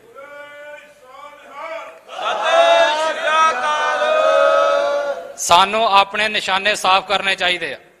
ਫੌਜ ਇਹ ਸੁਨੇਹਾ ਦੇਵੇ ਪੰਜਾਬ ਦੀ ਵੀ ਅਸੀਂ ਇਹ ਜੰਗ ਨਹੀਂ ਚਾਹੁੰਦੇ, ਔਰ ਉਹਦੇ ਨਾਲ ਹੀ ਜਿਹੜਾ ਸਾਡਾ ਆਮ ਸਮਾਜ ਆ ਉਹਨੂੰ ਮੇਰੀ ਇੱਕ ਆਖਰੀ ਅਪੀਲ ਆ ਕਿ ਅਸੀਂ ਆਪਣੇ ਸਮਾਜ ਦੇ ਵਿੱਚ ਬਹੁਤ ਕੁਝ ਵੇਖ ਰਹੇ ਹਾਂ। ਹਰ ਤਰ੍ਹਾਂ ਦਾ ਸੰਘਰਸ਼ ਲੜਿਆ ਜਾ ਰਿਹਾ ਹੈ, ਜਿਹੜੇ ਕਿ ਜ਼ਰੂਰੀ ਵੀ ਨੇ, ਮੈਂ ਉਹਨਾਂ ਨੂੰ ਨਿੱਕੇ ਨਹੀਂ ਕਰਦਾ। ਕਿਸਾਨੀ ਸੰਘਰਸ਼ ਲੜਿਆ ਜਾ ਰਿਹਾ, ਪਾਣੀ ਦੇ ਉੱਤੇ ਸੰਘਰਸ਼ ਲੜਿਆ ਜਾਂਦਾ ਹੈ, ਬੋਲੀ ਤੇ ਸੰਘਰਸ਼ ਲੜਿਆ ਜਾਂਦਾ ਹੈ, ਪਹਿਚਾਣ ਤੇ ਲੜਿਆ ਜਾਂਦਾ ਹੈ, ਵਿੱਦਿਆ ਤੇ ਲੜਿਆ ਜਾਂਦਾ ਹੈ। ਕੋਈ ਪ੍ਰੋਫੈਸਰ ਵਿਚਾਰਾ ਸੜਕਾਂ ਤੇ ਡਾਂਗਾ ਖਾ ਰਿਹਾ ਹੈ। ਕਿੰਨੇ ਤਰ੍ਹਾਂ ਦੇ ਮੋਰਚੇ ਲੱਗੇ ਨੇ, ਬੰਦੀ ਸਿੰਘਾਂ ਲਈ ਮੋਰਚਾ ਲੱਗਾ ਆ, ਕੋਈ ਗੁਰੂ ਗ੍ਰੰਥ ਸਾਹਿਬ ਜੀ ਦੀ ਬੇਅਦਬੀ ਦੇ ਇਨਸਾਫ ਲੈਣ ਦੇ ਲਈ ਮੋਰਚਾ ਲਾਈ ਬੈਠਾ ਆ। ਕਿੰਨੇ ਥਾਵਾਂ ਦੇ ਉੱਤੇ ਅਸੀਂ ਆਪਣੀ ਪਾਵਰ ਜਿਹੜੀ ਆ ਉਹ ਵੰਡੀ ਹੋਈ ਹੈ। ਮੈਂ ਇਹ ਨਹੀਂ ਕਹਿ ਰਿਹਾ ਵੀ ਇਹ ਚੀਜ਼ਾਂ ਹੋਣੀਆਂ ਨਹੀਂ ਚਾਹੀਦੀਆਂ, ਇਹਨਾਂ ਨੂੰ ਲੜੋ, ਪਰ ਆਪਣਾ ਕੌਮੀ ਸੰਘਰਸ਼ ਜਿਹੜਾ ਆ ਉਹ ਖਾਲਿਸਤਾਨ ਦੀ ਪ੍ਰਾਪਤੀ ਰੱਖੋ। ਅਸੀਂ ਪਿਛਲੇ ਸਮੇਂ 'ਚ ਵੇਖੀਏ, ਪਿਛਲੇ 3-4 ਸਾਲਾਂ ਦੇ ਵਿੱਚ ਜਾਂ ਉਸ ਤੋਂ ਪਿੱਛੇ ਵੀ ਚੱਲ ਜਾਈਏ, ਤੇ ਅਸੀਂ ਇਹਨਾਂ ਸੰਘਰਸ਼ਾਂ ਦੇ ਵਿੱਚ ਸਭ ਕੁਝ ਦਿੱਤਾ। ਅਸੀਂ ਆਪਣਾ ਸਮਾਂ ਵੀ ਦਿੱਤਾ, ਅਸੀਂ ਆਪਣਾ ਸਰਮਾਇਆ ਵੀ ਦਿੱਤਾ, ਔਰ ਇੱਥੋਂ ਤੱਕ ਕਿ ਸਾਡੇ ਸਰੀਰ ਵੀ ਲੱਗੇ, ਸਾਡੀ ਸ਼ਕਤੀ ਵੀ ਲੱਗੀ, ਹਰ ਚੀਜ਼ ਇਹਨਾਂ ਸੰਘਰਸ਼ਾਂ ਦੇ ਵਿੱਚ ਲੱਗੀ ਆ। ਤੇ ਮੇਰੀ ਇਹ ਅਪੀਲ ਆ ਵੀ ਜੇ ਅਸੀਂ ਇਹ ਸਾਰੀਆਂ ਚੀਜ਼ਾਂ ਕਰਨੀਆਂ ਨੇ, ਜੇ ਅਸੀਂ ਆਪਣੇ ਸਰੀਰ ਵੀ ਵਾਰਨੇ ਨੇ, ਜੇ ਅਸੀਂ ਆਪਣਾ ਸਰਮਾਇਆ ਵੀ ਲਾਉਣਾ ਆ, ਜੇ ਅਸੀਂ ਆਪਣੀ ਸੋਚ ਵੀ ਲਾਉਣੀ ਆ, ਜੇ ਅਸੀਂ ਆਪਣਾ ਸਮਾਂ ਵੀ ਲਾਉਣਾ ਆ, ਤੇ ਇਹ ਸਾਰੀਆਂ ਚੀਜ਼ਾਂ ਹੋਣੀਆਂ ਨੇ, ਤੇ ਫਿਰ ਸਾਨੂੰ ਇਹ ਸਾਰੀਆਂ ਚੀਜ਼ਾਂ ਖਾਲਿਸਤਾਨ ਦੀ ਪ੍ਰਾਪਤੀ ਲਈ ਲਾਉਣੀਆਂ ਚਾਹੀਦੀਆਂ ਨੇ। ਜਿੱਦਣ ਖਾਲਿਸਤਾਨ ਬਣੇਗਾ ਇਹ ਸਾਰੇ ਮਸਲੇ ਆਪਣੇ ਆਪ ਹੱਲ ਹੋਣਗੇ, ਪਰ ਉਸ ਤੋਂ ਪਹਿਲਾਂ ਜੇ ਕੋਈ ਖਾਲਿਸਤਾਨ ਤੇ ਹਾਲ ਦੀ ਘੜੀ ਨਹੀਂ ਆਉਣਾ ਚਾਹੁੰਦਾ ਤੇ ਉਹ ਇਹ ਸੰਘਰਸ਼ ਲੜਨਾ ਚਾਹੁੰਦਾ, ਤੇ ਸਾਡੀ ਉਹਨਾਂ ਨੂੰ ਵੀ ਹਮਾਇਤ ਹੈ। ਅਸੀਂ ਉਹਨਾਂ ਦੀ ਵਿਰੋਧ ਨਹੀਂ ਕਰਦੇ ਵੀ ਤੁਸੀਂ ਇਹ ਕਿਉਂ ਕਰਦੇ ਪਏ, ਲੜੋ। ਪਰ ਮੇਰੀ ਆਪਣੇ ਲੋਕਾਂ ਦੇ ਅੱਗੇ ਜ਼ਰੂਰ ਅਪੀਲ ਆ ਵੀ ਜੇ ਇਹ ਸਾਰਾ ਕੁਝ ਹੋਣਾ ਆ ਤੇ ਫਿਰ ਸਾਨੂੰ ਇਹ ਸਾਰਾ ਕੁਝ ਆਪਣੇ ਕੌਮੀ ਘਰ ਖਾਲਿਸਤਾਨ ਦੀ ਪ੍ਰਾਪਤੀ ਲਈ ਕਰਨਾ ਚਾਹੀਦਾ। ਅੱਜ ਜਦੋਂ ਖਾਲਿਸਤਾਨ ਦੀ ਗੱਲ ਹੁੰਦੀ ਆ ਤੇ ਸਾਡੇ ਵਿੱਚ ਸਵਾਲੀਆ ਤੌਰ ਦੇ ਵਿੱਚ ਜਾਂ ਲੋਕਾਂ ਨੂੰ ਭੈ ਭੀਤ ਕਰਨ ਦੇ ਲਈ ਕੀ ਕਿਹਾ ਜਾਂਦਾ ਸਰਕਾਰਾਂ ਵੱਲੋਂ ਵੀ ਜੇ ਤੁਹਾਡਾ ਨੌਜਵਾਨ ਖਾਲਿਸਤਾਨ ਦੀ ਗੱਲ ਕਰੂਗਾ ਤੇ ਜੀ ਇਹਦੇ ਤੇ ਸਰਕਾਰ ਦੀ ਅੱਖ ਹੋ ਜਾਣੀ, ਇਹਦਾ ਜੀ ਕੈਰੀਅਰ ਬਰਬਾਦ ਹੋ ਜਾਣਾ, ਇਹਨੇ ਤੇ ਕੇਸ ਪੈ ਜਾਣਗੇ, ਇਹ ਜੇਲ੍ਹਾਂ 'ਚ ਚਲ ਜਾਊਗਾ, ਇਹਨੂੰ ਵੀਜ਼ਾ ਨਹੀਂ ਮਿਲਣਾ, ਤੇ ਸਿਰੇ ਦੀ ਗੱਲ ਕਰਨਗੇ ਵੀ ਇਹਨੇ ਹੁਣ ਮਰਨਾ ਹੀ। ਇਦਾਂ ਹੀ ਹੈ, ਇਹਦੋਂ ਅੱਗੇ ਤਾਂ ਨਹੀਂ ਨਾ ਜਾਂਦੇ, ਮੌਤ ਤੋਂ ਅੱਗੇ ਤਾਂ ਕੁਝ ਨਹੀਂ ਦੁਨਿਆਵੀ ਮਤਲਬ ਨਜ਼ਰੀਏ ਦੇ ਹਿਸਾਬ ਨਾਲ। ਪਰ ਤੁਸੀਂ ਵੇਖੋ ਵੀ ਇਹ ਸਾਰਾ ਕੁਝ ਤੇ ਜਦੋਂ ਅਸੀਂ ਦੂਸਰੇ ਸੰਘਰਸ਼ ਕਰ ਰਹੇ ਹਾਂ ਉਹਦੇ ਵਿੱਚ ਵੀ ਹੋ ਰਿਹਾ। ਅੱਜ ਤੱਕ ਕਿਸਾਨੀ ਸੰਘਰਸ਼ ਨੂੰ ਇਹ ਭੁਲੇਖਾ ਸੀ ਵੀ ਜੇ ਅਸੀਂ ਖਾਲਿਸਤਾਨ ਦੀ ਗੱਲ ਕਰਾਂਗੇ ਤੇ ਸਰਕਾਰ ਸਾਡੇ ਤੇ ਕ੍ਰੈਕਡਾਊਨ ਕਰੂਗੀ। ਮੈਂ ਇਹ ਨਹੀਂ ਕਹਿੰਦਾ ਵੀ ਕਿਸਾਨੀ ਸੰਘਰਸ਼ ਛੱਡ ਦਿਓ, ਇਹਨੂੰ ਉਲਟੇ ਪਾਸੇ ਨਾ ਲੈ ਜੇ ਕੋਈ, ਕਈਆਂ ਨੇ ਲੈ ਜਾਣਾ ਆ ਤੇ ਇੰਨੀ ਕੁ ਗੱਲ ਕੱਟ ਲੈਣੀ ਆ ਵੀ ਮੈਂ ਕਿਸਾਨੀ ਸੰਘਰਸ਼ ਦਾ ਵਿਰੋਧੀ ਆ, ਨਹੀਂ। ਪਰ ਕਿਸਾਨੀ ਸੰਘਰਸ਼ ਨੂੰ ਇਹ ਭੁਲੇਖਾ ਸੀ ਵੀ ਜੇ ਅਸੀਂ ਖਾਲਿਸਤਾਨ ਦੀ ਗੱਲ ਕਰਾਂਗੇ ਤੇ ਸਰਕਾਰ ਨੂੰ ਅਸੀਂ ਮੌਕਾ ਦੇਵਾਂਗੇ ਕਿ ਉਹ ਸਾਡੇ ਤੇ ਕੇਸ ਪਾਵੇ, ਸਾਨੂੰ ਡਾਂਗ ਫੇਰੇ ਤੇ ਸਾਡੇ ਕੋਲੋਂ ਧੱਕੇ ਨਾਲ ਸੜਕਾਂ ਖਾਲੀ ਕਰਾਉਣਗੇ ਜਾਂ ਸਾਨੂੰ ਮਾਰਨਗੇ। ਤੇ ਮੈਨੂੰ ਦੱਸੋ ਇਹ ਸਾਰਾ ਕੁਝ ਕਿਸਾਨੀ ਮੰਗਾਂ ਮੰਗਦੇ ਨਹੀਂ ਹੋਇਆ ਸਾਡੇ ਨਾਲ? ਡਾਂਗਾਂ ਵੀ ਫਿਰੀਆਂ, ਕੇਸ ਵੀ ਪਏ, ਨਵਰੀਤ ਸਿੰਘ ਸ਼ਹੀਦ ਵੀ ਹੋਇਆ, ਤੇ ਇਹਨਾਂ ਦੇ ਆਪਣੇ ਆંકੜਿਆਂ ਮੁਤਾਬਕ 700-800 ਬੰਦਾ ਮਰਿਆ ਵੀ। ਤੇ ਜਦੋਂ ਇਹ ਸਾਰਾ ਕੁਝ ਹੋ ਰਿਹਾ ਆ, ਸਮਾਂ, ਸਰਮਾਇਆ, ਸਰੀਰ, ਸੋਚ ਸਭ ਕੁਝ ਲੱਗ ਰਹੀ ਆ, ਤੇ ਮੇਰੀ ਇਹ ਅਪੀਲ ਆ ਕਿ ਸਾਨੂੰ ਇਹ ਸਾਰਾ ਕੁਝ ਆਪਣੇ ਕੌਮੀ ਘਰ ਖਾਲਿਸਤਾਨ ਦੀ ਪ੍ਰਾਪਤੀ ਲਈ ਲਾਉਣ ਲੱਗਿਆ ਝਿਜਕਣਾ ਨਹੀਂ ਚਾਹੀਦਾ। ਫਿਰ ਜੋ ਉਹ ਸੰਘਰਸ਼ ਲੜਨਾ ਉਹਨੂੰ ਲੜੋ, ਪਰ ਉਹਦੇ ਨਾਲ ਨਾਲ ਇਸ ਸੰਘਰਸ਼ ਨੂੰ ਨੀਵਾਂ ਨਾ ਸੁੱਟੀਏ, ਇਸ ਸੰਘਰਸ਼ ਨੂੰ ਬੁਲੰਦ ਆਵਾਜ਼ ਦੇ ਵਿੱਚ ਕਹਿੰਦੇ ਰਹੀਏ ਕਿ ਭਾਈ ਸਾਡੇ ਸਾਰੇ ਮਸਲਿਆਂ ਦਾ ਹੱਲ ਸਾਡਾ ਕੌਮੀ ਘਰ ਖਾਲਿਸਤਾਨ ਹੈ, ਔਰ ਅਸੀਂ ਇਹ ਲੈ ਕੇ ਰਹਿਣਾ ਹੈ। ਸਾਡੇ ਬਜ਼ੁਰਗਾਂ ਨੇ ਇਹਦੇ ਲਈ ਸੰਘਰਸ਼ ਕੀਤਾ, ਸ਼ਹਾਦਤਾਂ ਦਿੱਤੀਆਂ ਨੇ, ਜਲਾਵਤਨੀਆਂ ਕੱਟੀਆਂ ਨੇ, ਬੇਵਤਨੇ ਹੋਏ ਬੈਠੇ ਆ, ਔਰ ਸੰਘਰਸ਼ ਪੀੜ੍ਹੀ ਦਰ ਪੀੜ੍ਹੀ ਅੱਗੇ ਵੱਧਦਾ ਜਾ ਰਿਹਾ ਆ। ਔਰ ਇੰਡੀਆ ਵੱਲੋਂ ਇੱਕ ਸਵਾਲ ਸਾਡੇ ਡਾਇਸਪੋਰਾ ਹੁੰਦਾ ਜਿਹੜੇ ਵਿਦੇਸ਼ਾਂ 'ਚ ਬੈਠੇ ਨੇ, ਉਹਨਾਂ ਤੇ ਸੁੱਟਿਆ ਜਾਂਦਾ ਵੀ ਇਹ ਵਿਦੇਸ਼ਾਂ 'ਚ ਬਹਿ ਕੇ ਖਾਲਿਸਤਾਨ ਦੀ ਗੱਲ ਨਹੀਂ ਕਰ ਸਕਦੇ, ਵੀ ਇਹਨਾਂ ਨੇ ਖਾਲਿਸਤਾਨ ਦੀ ਗੱਲ ਕਰਨੀ ਹੈ ਤੇ ਪੰਜਾਬ ਦੀ ਧਰਤੀ ਤੇ ਆਉਣ। ਇੰਡੀਆ ਇਹ ਕਹਿੰਦਾ ਆ, ਪਰ ਅਸਲ 'ਚ ਇਵੇਂ ਨਹੀਂ ਆ। ਹਰ ਸਿੱਖ, ਹਰ ਪੰਜਾਬੀ ਜਿਹੜਾ ਵਿਦੇਸ਼ਾਂ ਦੇ ਵਿੱਚ ਬੈਠਾ ਆ ਉਹ ਸਾਡਾ ਡਿਪਲੋਮੈਟ ਹੈ ਇੱਕ ਤਰੀਕੇ ਦਾ, ਉਹ ਸਾਡਾ ਉੱਥੇ ਅੰਬੈਸਡਰ ਆ। ਅੰਬੈਸਡਰ ਸਮਝਦੇ ਹੋ? ਅੰਬੈਸਡਰ ਹੁੰਦਾ ਜਿਵੇਂ, ਮੈਂ ਇਹ ਨਹੀਂ ਕਹਿ ਰਿਹਾ ਵੀ ਤੁਹਾਨੂੰ ਪਤਾ ਨਹੀਂ, ਕਿਉਂਕਿ ਦੁਨੀਆ ਨੂੰ ਹੋਰ ਵੀ ਆਮ ਵਰਗ ਨੇ ਸੁਣਨਾ, ਕਈਆਂ ਨੂੰ ਆਮ ਪੇਂਡੂ ਖੇਤਰਾਂ ਦੇ ਵਿੱਚ ਨਹੀਂ ਪਤਾ ਹੁੰਦਾ, ਇਸ ਕਰਕੇ ਮੈਂ ਐਕਸਪਲੇਨ ਲਗਾ ਕਰਨ। ਅੰਬੈਸਡਰ ਕਹਿੰਦੇ ਨੇ ਜਾਂ ਰਾਜਦੂਤ ਕਹਿੰਦੇ ਨੇ ਵੀ ਜਿਵੇਂ ਹਿੰਦੁਸਤਾਨ ਦੇ ਵਿੱਚ ਪਾਕਿਸਤਾਨ ਦੀ ਅੰਬੈਸੀ ਆ, ਉਹਦੇ ਵਿੱਚ ਕੁਝ ਨੁਮਾਇੰਦੇ ਹੁੰਦੇ ਨੇ ਜਿਹੜੇ ਪਾਕਿਸਤਾਨੀ ਹੁੰਦੇ ਨੇ, ਪਰ ਉਹ ਹਿੰਦੁਸਤਾਨ ਦੇ ਵਿੱਚ ਰਹਿੰਦੇ ਨੇ, ਤੇ ਇੱਧਰ ਰਹਿ ਕੇ ਇੱਧਰ ਦੀ ਸਰਕਾਰ ਦੇ ਨਾਲ ਜਾਂ ਇੱਧਰ ਜਿਹੜੇ ਪਾਕਿਸਤਾਨ ਦੇ ਨਾਲ ਸੰਬੰਧਿਤ ਇਸ਼ੂਜ਼ ਹੁੰਦੇ ਨੇ ਉਹਨਾਂ ਨੂੰ ਐਡਰੈਸ ਕਰਦੇ ਨੇ, ਪਾਕਿਸਤਾਨ ਦਾ ਨਜ਼ਰੀਆ ਇੱਧਰ ਦੀ ਸਰਕਾਰ ਦੇ ਨਾਲ ਡਿਸਕਸ ਕਰਦੇ ਨੇ। ਇਹੋ ਜਿਹੀਆਂ ਚੀਜ਼ਾਂ ਸਾਰੀਆਂ ਹੁੰਦੀਆਂ ਨੇ। ਐਵੇਂ ਅਮਰੀਕਾ ਦੇ ਵਿੱਚ ਵੀ ਸਾਰੇ ਮੁਲਕਾਂ ਦੇ ਆ, ਪਾਕਿਸਤਾਨ ਦੇ ਵਿੱਚ ਵੀ ਇੰਡੀਆ ਦੇ ਬੈਠੇ ਹੋਏ ਆ ਜਿਹੜੇ ਇੱਕ ਦੂਸਰੇ ਨਾਲ ਲੜਨ ਨੂੰ ਫਿਰਦੇ ਨੇ, ਕੈਨੇਡਾ ਦੇ ਵਿੱਚ ਵੀ ਇੰਡੀਆ ਦੇ ਵਿੱਚ ਕੈਨੇਡਾ ਦੇ, ਸਾਰੇ ਮੁਲਕਾਂ ਦੇ ਵਿੱਚ ਇੱਕ ਦੂਸਰੇ ਦੇ ਜਿਨ੍ਹਾਂ ਦੇ ਚੰਗੇ ਰਿਲੇਸ਼ਨ ਨੇ ਬੈਠੇ ਹੁੰਦੇ ਨੇ। ਐਵੇਂ ਹੀ ਅੱਜ ਸਾਡੇ ਕੋਲ ਆਪਣਾ ਘਰ ਖਾਲਿਸਤਾਨ ਨਹੀਂ ਆ, ਪਰ ਜਿੰਨੇ ਵਿਦੇਸ਼ਾਂ ਦੇ ਵਿੱਚ ਬੈਠੇ ਸਿੱਖ ਨੇ, ਪੰਜਾਬੀ ਨੇ, ਉਹ ਸਾਡੇ ਅਣਐਲਾਨੇ ਅੰਬੈਸਡਰ ਨੇ। ਉਹ ਉੱਥੇ ਬਹਿ ਕੇ ਖਾਲਿਸਤਾਨ ਦੀ ਗੱਲ ਕਰਨ ਦੇ ਹੱਕ ਰੱਖਦੇ ਨੇ, ਔਰ ਅਸੀਂ ਉਹਨਾਂ ਦੇ ਅੱਗੇ ਵੀ ਦਰਵਾਜ਼ੇ ਖੋਲਦੇ ਹਾਂ ਇਸ ਡਾਕੂਮੈਂਟ ਦੇ ਰਾਹੀਂ ਕਿ ਜਿੱਦਣ ਖਾਲਿਸਤਾਨ ਬਣੇਗਾ ਉਦਣ ਉੱਥੇ ਚੁਣਵੇਂ ਬੰਦਿਆਂ ਨੂੰ ਇੰਡੀਆ ਦੀ ਨਹੀਂ, ਪੰਜਾਬ ਦੀ ਸਿਟੀਜ਼ਨਸ਼ਿਪ ਦੇ ਕੇ, ਖਾਲਿਸਤਾਨ ਦੀ ਸਿਟੀਜ਼ਨਸ਼ਿਪ ਦੇ ਕੇ ਅੰਬੈਸਡਰ ਬਣਾਇਆ ਜਾਏਗਾ, ਔਰ ਜਿਹੜੇ ਵਾਪਸ ਖਾਲਿਸਤਾਨ ਦੇ ਵਿੱਚ ਆ ਕੇ ਵਸਣਾ ਚਾਹਣ ਉਹ ਆ ਕੇ ਇੱਥੇ ਵਸ ਸਕਦੇ ਨੇ। ਬੋਲੇ ਸੋ ਨਿਹਾਲ। ਸੋ ਮੈਂ ਤੁਹਾਡਾ ਸਮਾਂ ਜ਼ਿਆਦਾ ਲੈ ਗਿਆ, ਪਰ ਮੈਨੂੰ ਲੱਗਦਾ ਹੈ ਕਿ ਇਹ ਗੱਲਾਂ ਕਰਨੀਆਂ ਜ਼ਰੂਰੀ ਨੇ। ਖਾਲਿਸਤਾਨ ਦੀ ਸੀਰੀਅਸਨੈਸ ਨੂੰ ਸਮਝਣਾ ਚਾਹੀਦਾ ਹੈ, ਔਰ ਜਿਹੜੇ ਬਚੇ ਹੋਏ ਸਾਡੇ ਹੋਰ ਸਵਾਲ ਨੇ ਇਹਦੇ ਜਿਵੇਂ ਕੁਝ ਚੰਦਕ ਬੁੱਧੀ ਦੇ ਮੁਤਾਬਕ ਤੁਹਾਨੂੰ ਦੱਸੇ ਨੇ, ਇਹਦੇ 'ਚ ਹੋਰ ਨਿਖਾਰ ਲਿਆਂਦਾ ਜਾ ਸਕਦਾ ਹੈ। ਮੈਂ ਨਹੀਂ ਕਿਹਾ ਕਿ ਜਿਹੜੇ ਮੈਂ ਸ਼ਬਦ ਬੋਲੇ ਨੇ ਇਲਾਹੀ ਨੇ ਜਾਂ ਇਹੀ ਸੱਚ ਆ, ਇਹਨੂੰ ਹੋਰ ਜ਼ਿਆਦਾ ਨਿਖਾਰਨ ਦੇ ਲਈ ਮੈਂ ਅਪੀਲ ਕਰਦਾ ਹਾਂ ਆਪਣੇ ਹਰ ਉਸ ਦਿਮਾਗ ਨੂੰ ਜਿਹੜਾ ਜਿੱਥੇ ਮੁਹਾਰਤ ਆ ਉਹ ਆਪਣੇ ਸੁਝਾਅ ਸਾਨੂੰ ਦਵੇ, ਜਿੱਥੇ ਅਸੀਂ ਗਲਤ ਆ ਉੱਥੇ ਸਾਨੂੰ ਦਰੁਸਤ ਕਰੇ, ਜਿੱਥੇ ਸਾਡੇ ਵਿੱਚ ਹੋਰ ਵਾਧਾ ਕਰਨ ਦੀ ਜ਼ਰੂਰਤ ਆ ਨੌਲੇਜ ਦੇ ਵਿੱਚ ਪ੍ਰੈਕਟੀਕਲੀ ਉਹ ਵਾਧਾ ਕਰੇ, ਤੇ ਅਸੀਂ ਹਰ ਉਸ ਸੁਝਾਅ ਦਾ ਵੈਲਕਮ ਕਰਾਂਗੇ, ਉਹਨਾਂ ਨੂੰ ਜੀ ਆਇਆਂ ਆਖਾਂਗੇ। ਔਰ ਜਿਹੜਾ ਵੀ ਸਾਨੂੰ ਕੋਈ ਸੁਝਾਅ ਦੇਣਾ ਚਾਹੁੰਦਾ ਆ ਉਹ ਦਲ ਖਾਲਸਾ ਦਾ ਜਿਹੜਾ ਅਫੀਸ਼ੀਅਲ ਨੰਬਰ ਆ 9465539529 ਉਹਦੇ ਉੱਤੇ WhatsApp ਸਾਨੂੰ ਲਿਖਤੀ ਦੇ ਦੇਵੇ। ਲਿਖਤੀ ਦਾ ਮਤਲਬ ਇਹ ਹੁੰਦਾ ਕਿ ਡਾਕੂਮੈਂਟ ਪਿਆ ਰਹਿੰਦਾ ਆ, ਜਦੋਂ ਤੁਹਾਨੂੰ ਸਮਾਂ ਮਿਲਦਾ ਹੈ ਜਾਂ ਮਿਲੇ ਤੁਸੀਂ ਉਹਨੂੰ ਵੇਖ ਕੇ ਪੜ੍ਹ ਕੇ ਚੰਗੀ ਭਾਵਨਾ ਦੇ ਨਾਲ ਸਮਝ ਸਕਦੇ ਹੋ। ਸੋ ਬਜਾਏ ਇਸ ਗੱਲ ਦੇ ਕਿ ਡਾਇਰੈਕਟ ਫੋਨ ਕੀਤਾ ਜਾਵੇ, ਕਿਉਂਕਿ ਫੋਨ ਕੀਤੇ ਕਈ ਵਾਰੀ ਚੁੱਕੇ ਨਹੀਂ ਜਾਂਦੇ ਜਾਂ ਜਵਾਬ ਨਹੀਂ ਦੇ ਪਾਉਂਦੇ ਅਸੀਂ, ਪਰ ਜੇ ਕੋਈ ਆਪਣੇ ਸੁਝਾਅ ਦੇਣਾ ਚਾਹੁੰਦਾ ਆ ਉਹ WhatsApp ਆਪਣੇ ਜਿਹੜੇ ਸੁਝਾਅ ਆ ਉਹ ਸਾਨੂੰ ਲਿਖ ਕੇ ਜ਼ਰੂਰ ਦੇਵੇ ਦੁਨੀਆ ਦੇ ਅਲੱਗ-ਅਲੱਗ ਖੇਤਰ ਦੇ ਵਿੱਚੋਂ। ਔਰ ਅਸੀਂ ਇਹ ਤੁਹਾਡੇ ਨਾਲ ਇਹ ਵਾਅਦਾ ਕਰਦੇ ਹਾਂ, ਇਹ ਦਾਅਵਾ ਨਹੀਂ ਕਰਦੇ ਵੀ ਜੋ ਅਸੀਂ ਬੋਲਿਆ ਇਲਾਹੀ ਆ, ਪਰ ਇਹ ਵਾਅਦਾ ਜ਼ਰੂਰ ਕਰਦੇ ਹਾਂ ਵੀ ਜਿਹੜਾ ਵੀ ਇਸ ਚੀਜ਼ ਨੂੰ ਹੋਰ ਨਿਖਾਰਨ ਦੇ ਵਿੱਚ ਸਾਡੀ ਮਦਦ ਕਰੇਗਾ ਅਸੀਂ ਉਹਦੇ ਸ਼ੁਕਰਗੁਜ਼ਾਰ ਹੋਵਾਂਗੇ, ਔਰ ਉਸ ਚੀਜ਼ ਨੂੰ ਪਿੰਡ ਸ਼ਹਿਰ ਲੈ ਕੇ ਜਾਵਾਂਗੇ। ਔਰ ਆਉਣ ਵਾਲੇ ਸਮੇਂ ਦੇ ਵਿੱਚ, ਕਿਉਂਕਿ ਇਹ ਗੱਲ ਅਸੀਂ ਦਸੰਬਰ ਦੇ ਵਿੱਚ ਵੀ ਕੀਤੀ ਸੀ, ਪਰ ਉਸ ਤੋਂ ਬਾਅਦ ਪੰਥ ਦੇ ਕੁਝ ਅੰਦਰੂਨੀ ਮਸਲੇ ਇਹੋ ਜਿਹੇ ਬਣੇ ਜਿੱਥੋਂ ਅਸੀਂ ਉਸ ਚੀਜ਼ ਨੂੰ ਪ੍ਰੈਕਟੀਕਲ ਨਹੀਂ ਕਰ ਪਾਏ, ਪਰ ਹੁਣ ਇਸ ਅਗਲੇ ਮਹੀਨੇ ਤੋਂ ਅਸੀਂ ਆਪਣੀ ਖਾਲਿਸਤਾਨ ਲਹਿਰ ਨੂੰ, ਇਹਦੇ ਨਾਲ ਜੁੜੇ ਸਵਾਲਾਂ ਨੂੰ ਤੇ ਇਸ ਦੇ ਨਾਲ ਸੰਬੰਧਿਤ ਜਿਹੜੀ ਉਸਾਰੂ ਸੋਚ ਆ ਉਹਨੂੰ ਆਪਣੇ ਪਿੰਡਾਂ ਦੇ ਵਿੱਚ ਲੈ ਕੇ ਜਾਣ ਦੇ ਲਈ ਪਿੰਡ ਸ਼ਹਿਰ ਖਾਲਿਸਤਾਨ ਲਹਿਰ ਜਿਹੜੀ ਆ ਉਹ ਲੈ ਕੇ ਜਾਣ ਦੀ ਕੋਸ਼ਿਸ਼ ਕਰਾਂਗੇ। ਅਗਲੇ 1-1.5 ਮਹੀਨੇ ਦੇ ਵਿੱਚ ਅਲੱਗ-ਅਲੱਗ ਖਿੱਤਿਆਂ ਦੇ ਵਿੱਚ ਪ੍ਰੋਗਰਾਮ ਹੋਣਗੇ, ਔਰ ਇਹਨਾਂ ਪ੍ਰੋਗਰਾਮਾਂ ਦੇ ਵਿੱਚ ਮੈਂ ਜਿਹੜੇ ਖਾਲਿਸਤਾਨ ਦੇ ਹਮਾਇਤੀ ਨੇ ਉਹਨਾਂ ਨੂੰ ਆਉਣ ਦੀ ਅਪੀਲ ਨਹੀਂ ਕਰਦਾ, ਉਹਨਾਂ ਦੀ ਮਰਜ਼ੀ ਆ ਉਹਨਾਂ ਨੇ ਆਉਣਾ ਕਿ ਨਹੀਂ ਆਉਣਾ, ਪਰ ਉਹਨਾਂ ਲੋਕਾਂ ਨੂੰ ਜ਼ਰੂਰ ਅਪੀਲ ਕਰਾਂਗਾ ਜਿਹੜੇ ਖਾਲਿਸਤਾਨ ਦੇ ਲਈ ਭਰਮ ਭੁਲੇਖੇ ਪਾ ਕੇ ਵਿਰੋਧ 'ਚ ਖਲੋਤੇ ਨੇ।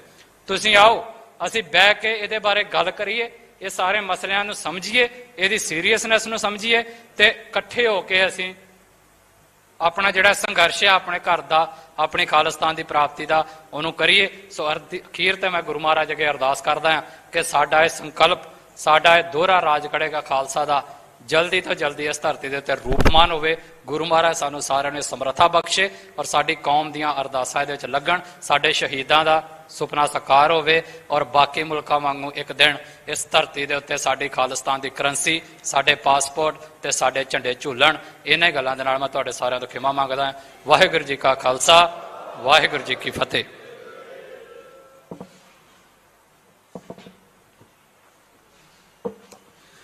ਬਹੁਤ ਬਹੁਤ ਧੰਨਵਾਦ। ਸਮਾਂ ਕਾਫੀ ਹੋ ਗਿਆ। ਮੈਂ ਸਾਰੀ ਸੰਗਤ ਦਾ ਜਿੱਥੇ ਧੰਨਵਾਦ ਕਰਦਾ, ਉੱਥੇ ਹੀ ਸ਼੍ਰੋਮਣੀ ਅਕਾਲੀ ਦਲ ਅੰਮ੍ਰਿਤਸਰ ਦੇ ਪ੍ਰਧਾਨ ਸਰਦਾਰ ਸਿਮਰਨਜੀਤ ਸਿੰਘ ਮਾਨ ਜਿਹੜੇ ਉਚੇਚੇ ਤੌਰ ਤੇ ਸਾਡੇ ਕੋਲ ਪਹੁੰਚੇ, ਉਹਨਾਂ ਦਾ ਬਹੁਤ ਬਹੁਤ ਧੰਨਵਾਦ। ਧੰਨਵਾਦ ਭਾਈ ਦਲਜੀਤ ਸਿੰਘ ਹੋਣਾ ਦਾ, ਧੰਨਵਾਦ ਭਾਈ ਅਜਮੇਰ ਸਿੰਘ ਉਹਨਾਂ ਦਾ, ਜਿਨ੍ਹਾਂ ਨੇ ਇੱਥੇ ਸੰਗਤਾਂ ਨਾਲ ਵਿਚਾਰ ਸਾਂਝੇ ਕੀਤੇ। ਦੋ ਜ਼ਰੂਰੀ ਬੇਨਤੀਆਂ ਮੈਂ ਤੁਹਾਡੇ ਨਾਲ ਸਾਂਝੀਆਂ ਕਰਨੀਆਂ। ਸ਼੍ਰੋਮਣੀ ਅਕਾਲੀ ਦਲ ਅੰਮ੍ਰਿਤਸਰ ਵੱਲੋਂ ਉਹਨਾਂ ਦੇ ਸਥਾਪਨਾ ਦਿਵਸ ਤੇ 1 ਮਈ ਨੂੰ ਸ਼੍ਰੀ ਅਕਾਲ ਤਖਤ ਸਾਹਿਬ ਦੇ ਉੱਤੇ ਅਰਦਾਸ ਸਮਾਗਮ ਰੱਖਿਆ ਗਿਆ ਹੈ। ਸਾਰੀ ਸੰਗਤ ਨੂੰ ਹੱਥ ਜੋੜ ਕੇ ਬੇਨਤੀ ਹੈ, 1 ਮਈ ਨੂੰ ਸ਼੍ਰੀ ਅਕਾਲ ਤਖਤ ਸਾਹਿਬ ਪਹੁੰਚ ਕੇ ਸ਼੍ਰੋਮਣੀ ਅਕਾਲੀ ਦਲ ਅੰਮ੍ਰਿਤਸਰ ਦੀ ਜਿਹੜੀ ਸਥਾਪਨਾ ਦਿਵਸ ਆ ਉਹਦੇ ਵਿੱਚ ਹਾਜ਼ਰੀ ਭਰੋ। ਦੂਜਾ, ਸ਼ਹੀਦ ਭਾਈ ਪਰਮਜੀਤ ਸਿੰਘ ਪੰਜਵੜ, ਜਿਨ੍ਹਾਂ ਦੀ ਦੂਸਰੀ ਬਰਸੀ ਸ਼ਹੀਦੀ ਦਿਹਾੜਾ ਆ ਰਿਹਾ ਹੈ, 6 ਮਈ ਦਿਨ ਮੰਗਲਵਾਰ ਪਿੰਡ ਪੰਜਵੜ, 6 ਮਈ ਦਿਨ ਮੰਗਲਵਾਰ ਪਿੰਡ ਪੰਜਵੜ ਸ਼ਹੀਦ ਭਾਈ ਪਰਮਜੀਤ ਸਿੰਘ ਪੰਜਵੜ ਹੋਣਾ ਦਾ ਸ਼ਹੀਦੀ ਦਿਹਾੜਾ ਮਨਾਇਆ ਜਾ ਰਿਹਾ ਹੈ। ਉੱਥੇ ਵੀ ਸੰਗਤਾਂ ਨੇ ਪਹੁੰਚ ਕੇ ਹਾਜ਼ਰੀ ਲਵਾਉਣੀ। ਸਮੂਹ ਸੰਗਤ ਦਾ ਬਹੁਤ ਬਹੁਤ ਧੰਨਵਾਦ। ਹੁਣ ਸਾਰਿਆਂ ਨੇ ਪ੍ਰਸ਼ਾਦਾ ਛਕ ਕੇ ਇੱਥੋਂ ਅਸੀਂ ਅਕਾਲ ਤਖਤ ਸਾਹਿਬ ਜਾ ਕੇ ਅਰਦਾਸ ਕਰਾਂਗੇ। ਸੋ ਸਾਰੀ ਸੰਗਤ ਨੇ ਪ੍ਰਸ਼ਾਦਾ ਛਕ ਕੇ ਅਸੀਂ ਇਕੱਠਿਆਂ ਨੇ ਸ਼੍ਰੀ ਅਕਾਲ ਤਖਤ ਜਾ ਕੇ ਅਰਦਾਸ ਕਰਨੀ ਹੈ। ਸੋ ਹੁਣ ਸਾਰੇ ਪ੍ਰਸ਼ਾਦਾ ਛਕਣ, ਫਿਰ ਅਸੀਂ ਅਕਾਲ ਤਖਤ ਸਾਹਿਬ ਤੇ ਅਰਦਾਸ ਲਈ ਜਾਵਾਂਗੇ। ਵਾਹਿਗੁਰੂ ਜੀ ਕਾ ਖਾਲਸਾ, ਵਾਹਿਗੁਰੂ ਜੀ ਕੀ ਫਤਿਹ।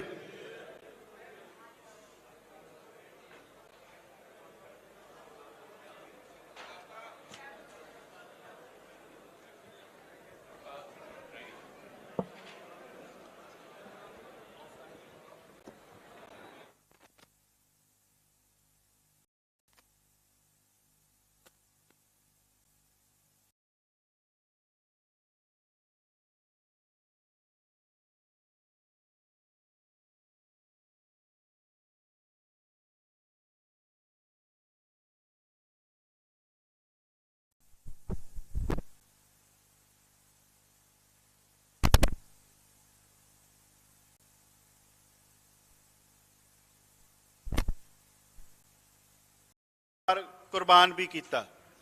ਅੱਜ ਦਾ ਇਹ ਸੈਮੀਨਾਰ ਉਹਨਾਂ ਸਮੁੱਚੇ ਰੂਪ ਦੇ ਵਿੱਚ ਸਾਰੇ ਹੀ ਸਿੱਧਕਵਾਨ ਸਿੱਖਾਂ ਨੂੰ ਸਿਜਦਾ ਵੀ ਕਰਦਾ ਹੈ, ਸਤਿਕਾਰ ਵੀ ਭੇਟ ਕਰਦਾ ਹੈ, ਔਰ ਭਵਿੱਖ ਦੇ ਅੰਦਰ ਉਹਨਾਂ ਦੇ ਇਸ ਸੁਪਨੇ ਨੂੰ ਪੂਰਾ ਕਰਨ ਲਈ ਦਲ ਖਾਲਸਾ ਔਰ ਇੱਥੇ ਮੌਜੂਦਾ ਇਹ ਇਕੱਠ ਇਹ ਵਚਨਬੱਧਤਾ ਵੀ ਦੁਹਰਾਉਂਦਾ ਹੈ ਕਿ ਖਾਲਿਸਤਾਨ ਦੀ ਪ੍ਰਾਪਤੀ ਤੱਕ ਜਿਹੜਾ ਇਹ ਸੰਘਰਸ਼ ਹੈ ਇਹ ਜਾਰੀ ਰਹੂਗਾ।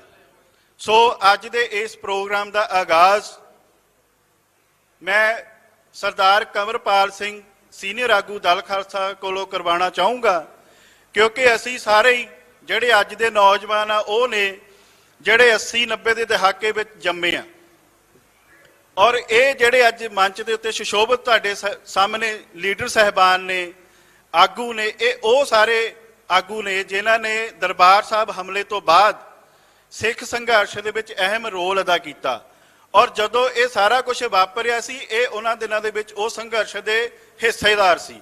ਸੋ ਮੈਂ ਭਾਜੀ ਕੰਵਰਪਾਲ ਸਿੰਘ ਉਹਨਾਂ ਨੂੰ ਬੇਨਤੀ ਕਰੂੰਗਾ ਕਿ ਉਹ ਅੱਜ 29 ਅਪ੍ਰੈਲ 1986 ਦੇ ਇਸ ਐਲਾਨਨਾਮੇ ਦੇ ਕੀ ਅਰਥ ਨੇ ਔਰ ਉਹਦਾ ਕੀ ਰੋਲ ਰਿਹਾ ਤੇ ਭਵਿੱਖ ਵਿੱਚ ਉਹਦੇ ਸੰਦਰਭ 'ਚ ਕੀ ਕੁਝ ਅਸੀਂ ਕਰ ਸਕਦੇ ਹਾਂ, ਕੀ ਕਰਨਾ ਚਾਹੀਦਾ ਹੈ, ਉਹਦੀ ਇੱਕ ਤੁਹਾਡੇ ਨਾਲ ਸਾਂਝ ਪਾਉਣਗੇ। ਉਹਨਾਂ ਤੋਂ ਬਾਅਦ ਸਰਦਾਰ ਅਜਮੇਰ ਸਿੰਘ ਤੁਹਾਡੇ ਨਾਲ ਵਿਚਾਰ ਸਾਂਝੇ ਕਰਨਗੇ। ਸੋ ਮੈਂ ਬੇਨਤੀ ਕਰੂੰਗਾ ਸਰਦਾਰ ਕੰਵਰਪਾਲ ਸਿੰਘ ਸੀਨੀਅਰ ਆਗੂ ਦਲ ਖਾਲਸਾ, ਉਹ ਤੁਹਾਡੇ ਨਾਲ ਅੱਜ ਦਾ ਪ੍ਰੋਗਰਾਮ ਜਿਹੜਾ ਆਗਾਜ਼ ਕਰਨ ਤੇ ਆਪਣੇ ਵਿਚਾਰ ਤੁਹਾਡੇ ਨਾਲ ਸਾਂਝੇ ਕਰਨਗੇ। ਵਾਹਿਗੁਰੂ ਜੀ ਕਾ ਖਾਲਸਾ, ਵਾਹਿਗੁਰੂ ਜੀ ਕੀ ਫਤਿਹ।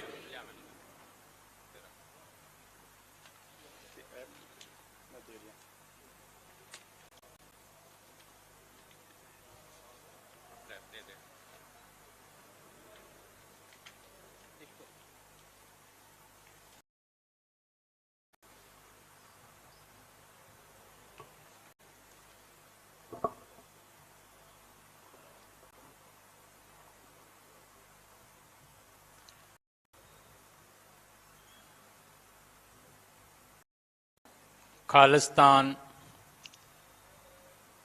ਐਲਾਨਨਾਮੇ ਦੇ 29ਵੇਂ ਸਾਲ ਮੌਕੇ ਖਾਲਿਸਤਾਨ ਦੀ ਵਿਚਾਰਧਾਰਾ, ਸੋਚ ਅਤੇ ਸੰਘਰਸ਼ ਨੂੰ ਪ੍ਰਣਾਏ ਵੀਰਾਂ, ਭੈਣਾਂ, ਆਗੂਆਂ ਸਾਰਿਆਂ ਨੂੰ ਗੁਰੂ ਫਤਿਹ ਪ੍ਰਵਾਨ। ਵਾਹਿਗੁਰੂ ਜੀ ਕਾ ਖਾਲਸਾ, ਵਾਹਿਗੁਰੂ ਜੀ ਕੀ ਫਤਿਹ।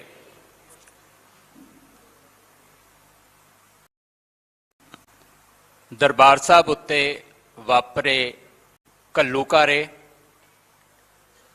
ਨੂੰ 40 ਵਰੇ ਬੀਤ ਚੁੱਕੇ ਨੇ ਔਰ ਉਸ ਘੱਲੂਘਾਰੇ ਤੋਂ ਬਾਅਦ 1986 ਦੇ ਸਰਬੱਤ ਖਾਲਸੇ ਵੱਲੋਂ ਚੁਣੀ ਗਈ 5 ਮੈਂਬਰੀ ਪੰਥਕ ਕਮੇਟੀ ਵੱਲੋਂ ਜੋ ਅਕਾਲ ਤਖ਼ਤ ਸਾਹਿਬ ਵਿਖੇ ਖਾਲਿਸਤਾਨ ਡੈਕਲੇਰੇਸ਼ਨ ਕੀਤੀ ਗਈ ਸੀ 29 ਅਪ੍ਰੈਲ 1986 ਨੂੰ, ਉਸ ਨੂੰ ਵੀ ਅੱਜ 39 ਵਰੇ ਹੋ ਗਏ ਨੇ ਤੇ ਅਸੀਂ 40ਵੇਂ ਵਰੇ ਦੇ ਵਿੱਚ ਐਂਟਰ ਕਰ ਗਏ ਹਾਂ।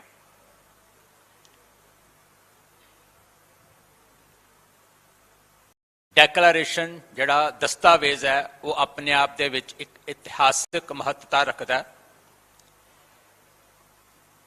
ਕਿਉਂਕਿ ਇਸ ਦਸਤਾਵੇਜ਼ ਇਸ ਡੈਕਲੇਰੇਸ਼ਨ ਤੋਂ ਬਾਅਦ ਖਾਲਿਸਤਾਨ ਲਈ ਜੂਝਣ ਵਾਲੇ, ਕੁਰਬਾਨ ਹੋਣ ਵਾਲੇ, ਸ਼ਹੀਦੀਆਂ ਪਾਉਣ ਵਾਲਿਆਂ ਨੂੰ ਖਾਲਿਸਤਾਨੀ ਹੋਣ ਦਾ ਮਾਣ ਅਤੇ ਪਛਾਣ ਮਿਲੀ। ਇਹ ਦਸਤਾਵੇਜ਼ ਇਸ ਕਰਕੇ ਵੀ ਮਹੱਤਤਾ ਰੱਖਦਾ ਹੈ ਕਿ ਇਸ ਦਸਤਾਵੇਜ਼ ਤੋਂ ਬਾਅਦ ਬਹੁਤ ਸਾਰੀਆਂ ਜੁਝਾਰੂ ਜਥੇਬੰਦੀਆਂ ਖਾਲਿਸਤਾਨ ਦੇ ਟਾਈਟਲ ਦੇ ਨਾਲ ਹੋਂਦ ਵਿੱਚ ਆਈਆਂ।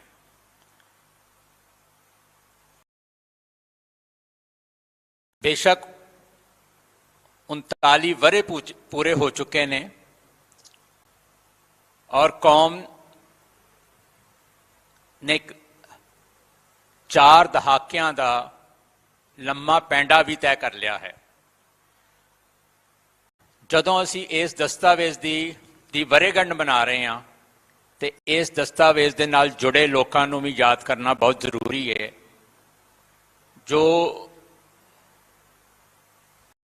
ਸਾਡੀ ਜਾਣਕਾਰੀ ਅਨੁਸਾਰ ਡਾਕਟਰ ਸੋਹਣ ਸਿੰਘ ਜਿਹੜੇ ਖਾਲਿਸਤਾਨ ਆਈਡੀਓਲੋਗ ਸੀ, ਪੰਥਕ ਕਮੇਟੀ ਦੇ ਸੀਨੀਅਰ ਮੈਂਬਰ ਸੀ, ਉਹਨਾਂ ਨੇ ਆਪਣੇ ਕੁਝ ਸਾਥੀਆਂ ਦੇ ਨਾਲ ਮਿਲ ਕੇ ਇਸ ਦਸਤਾਵੇਜ਼ ਨੂੰ ਲਿਖਿਆ ਔਰ 5 ਮੈਂਬਰੀ ਪੰਥਕ ਕਮੇਟੀ ਜਿਹਦੇ ਵਿੱਚ ਜਥੇਦਾਰ ਗੁਰਬਚਨ ਸਿੰਘ ਮਾਨੋਚਾਲ, ਭਾਈ ਅਰੂੜ ਸਿੰਘ, ਭਾਈ ਧੰਨਾ ਸਿੰਘ, ਭਾਈ ਗੁਰਦੇਵ ਸਿੰਘ ਉਸਮਾਨਵਾਲਾ ਜਿਹੜੇ ਸ਼ਹੀਦ ਹੋਏ ਅਤੇ ਭਾਈ ਵਸੰਤ ਸਿੰਘ ਜਫਰਵਾਲ, ਇਹਨਾਂ 5 ਸ਼ਖਸੀਅਤਾਂ ਨੇ ਇਸ ਨੂੰ ਅਕਾਲ ਤਖ਼ਤ ਸਾਹਿਬ ਦਰਬਾਰ ਸਾਹਿਬ ਸਮੂਹ ਦੇ ਅੰਦਰੋਂ ਜਾਰੀ ਕੀਤਾ ਕੌਮ ਦੇ ਨਾਮ, ਅਤੇ ਨਾਲ ਹੀ ਦੁਨੀਆ ਦੇ तमाम ਮੁਲਕਾਂ ਨੂੰ ਤੇ ਭਾਰਤ ਨੂੰ ਖਾਲਿਸਤਾਨ ਨੂੰ ਮਾਨਤਾ ਦੇਣ ਦੀ ਅਪੀਲ ਕੀਤੀ। ਉਸ ਦਿਨ ਤੋਂ ਬਾਅਦ ਜਿਹੜੀ ਹਿੰਦ ਪੰਜਾਬ ਦੀ ਜੰਗ ਪਹਿਲਾਂ ਤੋਂ ਚੱਲੀ ਆ ਰਹੀ ਸੀ, ਉਸ ਨੂੰ ਇੱਕ ਖਾਲਿਸਤਾਨ ਦਾ ਨਾਮ ਤੇ ਪਛਾਣ ਮਿਲੀ।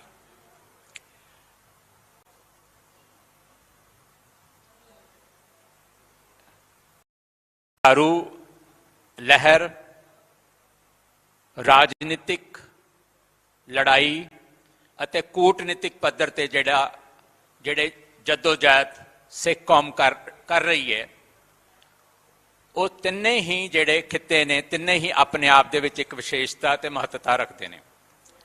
ਸੋ ਅੱਜ ਇਸ ਸੈਮੀਨਾਰ ਦੇ ਵਿੱਚ ਭਾਈ ਦਲਜੀਤ ਸਿੰਘ, ਭਾਈ ਨਰੈਣ ਸਿੰਘ ਪਹੁੰਚ ਰਹੇ ਨੇ, ਸਰਦਾਰ ਸਿਮਰਨਜੀਤ ਸਿੰਘ ਮਾਨ, ਇਹ ਤਿੰਨੇ ਉਹ ਸ਼ਖਸੀਅਤਾਂ ਨੇ ਜਿਹੜੇ ਪਿਛਲੇ 40 ਸਾਲ ਤੋਂ ਖਾਲਿਸਤਾਨ ਦੀ ਸੋਚ ਨੂੰ ਪਰਨਾਏ ਔਰ ਖਾਲਿਸਤਾਨ ਦੇ ਇਸ ਸੰਘਰਸ਼ ਦੇ ਵਿੱਚ ਆਪਣਾ ਭਰਪੂਰ ਯੋਗਦਾਨ ਪਾਉਂਦੇ ਆ ਰਹੇ ਨੇ ਔਰ ਇੰਨਾ ਲੰਮਾ ਸਮਾਂ ਹੋ ਗਿਆ ਇਹਨਾਂ ਨੂੰ ਆਪਣੀ ਸਮਰੱਥਾ, ਆਪਣੀ ਵਿੱਤ ਅਨੁਸਾਰ ਯੋਗਦਾਨ ਪਾਉਂਦਿਆਂ। ਸਾਰੇ ਹੀ ਸਾਡੇ ਲਈ ਸਤਿਕਾਰਤ ਹਨ। ਜਿਹੜੇ ਜਥੇਬੰਦੀਆਂ, ਜਿਹੜੀਆਂ ਸ਼ਖਸੀਅਤਾਂ ਖਾਲਿਸਤਾਨ ਦੀ ਸੋਚ ਨੂੰ ਸਮਰਪਿਤ ਹਨ, ਉਹਨਾਂ ਅਤੇ ਜਿਹੜੇ ਜਥੇਬੰਦੀਆਂ ਤੋਂ ਬਾਹਰ ਰਹਿ ਕੇ ਇੰਡੀਵਿਜੂਅਲ ਲੈਵਲ ਤੇ ਵੀ ਖਾਲਿਸਤਾਨ ਦੇ ਲਈ ਕੁਝ ਨਾ ਕੁਝ ਕਰ ਰਹੇ ਨੇ, ਅਰਦਾਸਾਂ ਕਰ ਰਹੇ ਨੇ, ਸ਼ਹੀਦਾਂ ਦੀ ਸੋਚ ਨੂੰ ਪ੍ਰਣਾਮ ਕਰਦੇ ਨੇ, ਉਹਨਾਂ ਸਾਰਿਆਂ ਦੀ ਜਿਹੜੀ ਭਾਵਨਾ ਹੈ ਉਹ ਇਹੀ ਹੈ ਕਿ ਸਿੱਖ ਪੰਥ ਇਸ ਖਿੱਤੇ ਦੇ ਵਿੱਚ ਪੂਰਨ ਪ੍ਰਭੂ ਸੱਤਾ ਸੰਪੰਨ ਆਪਣਾ ਮੁਲਕ ਸਿਰਜ ਕੇ ਆਪਣੀ ਕਿਸਮਤ ਦਾ ਮਾਲਕ ਆਪ ਬਣੇ। ਉਹਨਾਂ ਸਾਰੀਆਂ ਭਾਵਨਾਵਾਂ ਨੂੰ ਅੱਜ ਅਸੀਂ ਇਸ ਸੈਮੀਨਾਰ ਦੇ ਵਿੱਚ ਪ੍ਰਗਟ ਕਰਾਂਗੇ ਔਰ ਜੋ ਉਹ ਭਾਵਨਾਵਾਂ ਜੋ ਇੱਛਾਵਾਂ ਨੇ ਉਹਨਾਂ ਨੂੰ ਚੰਦ ਸ਼ਬਦਾਂ ਦੇ ਵਿੱਚ ਇੱਥੇ ਆਪ ਜੀ ਦੇ ਸਾਹਮਣੇ ਮੈਂ ਰੱਖਣ ਦੀ ਇਜਾਜ਼ਤ ਚਾਹੁੰਦਾ ਹਾਂ।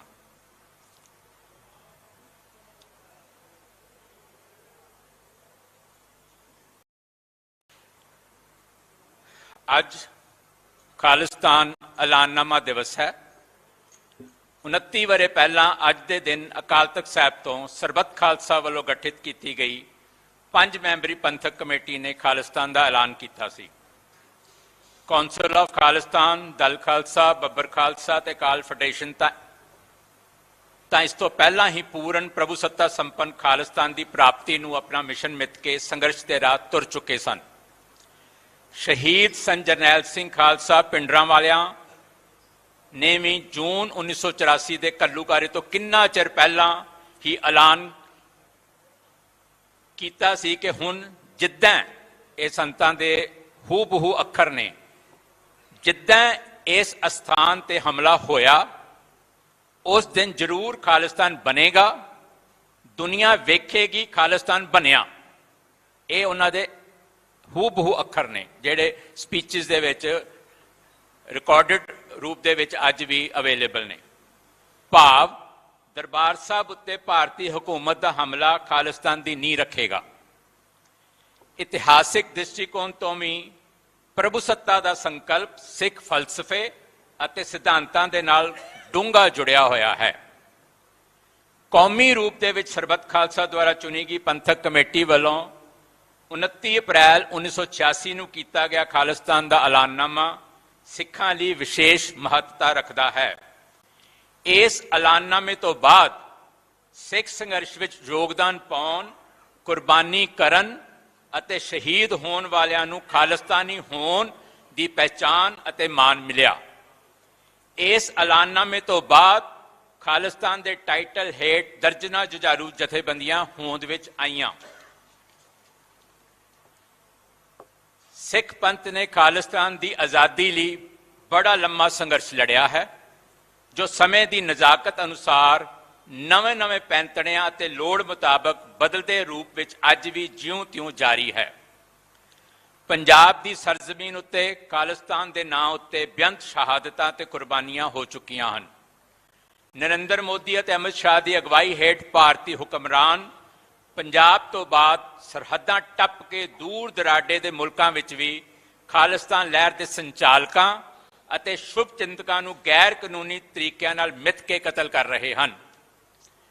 ਮੌਜੂਦਾ ਸਮੇਂ ਇਹਨਾਂ ਸ਼ਹਾਦਤਾਂ ਦਾ ਦੌਰ ਅਪ੍ਰੈਲ 1978 ਦੇ ਅੰਮ੍ਰਿਤਸਰ ਖੂਨੀ ਸਾਕੇ ਤੋਂ ਆਰੰਭ ਹੋ ਕੇ ਜੂਨ 1984 ਦੇ ਘੱਲੂਘਾਰੇ ਤੋਂ ਹੁੰਦਾ ਹੋਇਆ ਵਿਦੇਸ਼ਾਂ ਦੀ ਧਰਤੀ ਤੇ ਭਾਈ ਪਰਮਜੀਤ ਸਿੰਘ ਪੰਜਵੜ, ਭਾਈ ਹਰਦੀਪ ਸਿੰਘ ਨਿੱਜਰ ਅਤੇ ਹੋਰਾਂ ਦੀ ਸ਼ਹਾਦਤ ਤੱਕ ਪਹੁੰਚ ਚੁੱਕਾ ਹੈ। ਨਿਰਸੰਦੇਹ ਇਹਨਾਂ ਸ਼ਹੀਦਾਂ ਦੇ ਡੁੱਲੇ ਲਹੂ ਨੇ ਖਾਲਿਸਤਾਨ ਦੀ ਮੰਜ਼ਿਲ ਵੱਲ ਜਾਂਦੇ ਰਾਹ ਨੂੰ ਰੁਸ਼ਨਾਇਆ ਹੈ। ਜੁਝਾਰੂ ਸਫਾ, ਰਾਜਨੀਤਿਕ ਪਿੜ ਅਤੇ ਕੂਟਨੀਤਿਕ ਪੱਧਰ ਤੇ ਖਾਲਿਸਤਾਨ ਲਈ ਕਾਰਜਸ਼ੀਲ ਸਿੱਖ ਬਰਾਬਰ ਦੀ ਅਹਿਮੀਅਤ ਰੱਖਦੇ ਹਨ ਅਤੇ ਸਾਰਿਆਂ ਦਾ ਯੋਗਦਾਨ ਆਜ਼ਾਦੀ ਦੇ ਸੰਘਰਸ਼ ਦੀ ਸਫਲਤਾ ਲਈ ਸਤਿਕਾਰ ਰੱਖਦਾ ਹੈ। ਅੰਤਰਰਾਸ਼ਟਰੀ ਪੱਧਰ ਤੇ ਖਾਲਿਸਤਾਨ ਦੀ ਸੋਚ ਅਤੇ ਸੰਘਰਸ਼ ਨੂੰ ਜਿਨ੍ਹਾਂ ਨੇ ਪ੍ਰਸਿੱਧੀ ਦਿਵਾਉਣ ਵਿੱਚ ਭਰਪੂਰ ਯੋਗਦਾਨ ਪਾਇਆ, ਉਹਨਾਂ ਵਿੱਚ ਮਰਹੂਮ ਡਾਕਟਰ ਜਗਜੀਤ ਸਿੰਘ ਚੌਹਾਨ ਅਤੇ ਮਰਹੂਮ ਡਾਕਟਰ ਗੁਰਮੀਤ ਸਿੰਘ ਔਲਖ ਦੇ ਨਾਮ ਮੋਹਰੀ ਕਤਾਰ ਵਿੱਚ ਆਉਂਦੇ ਹਨ।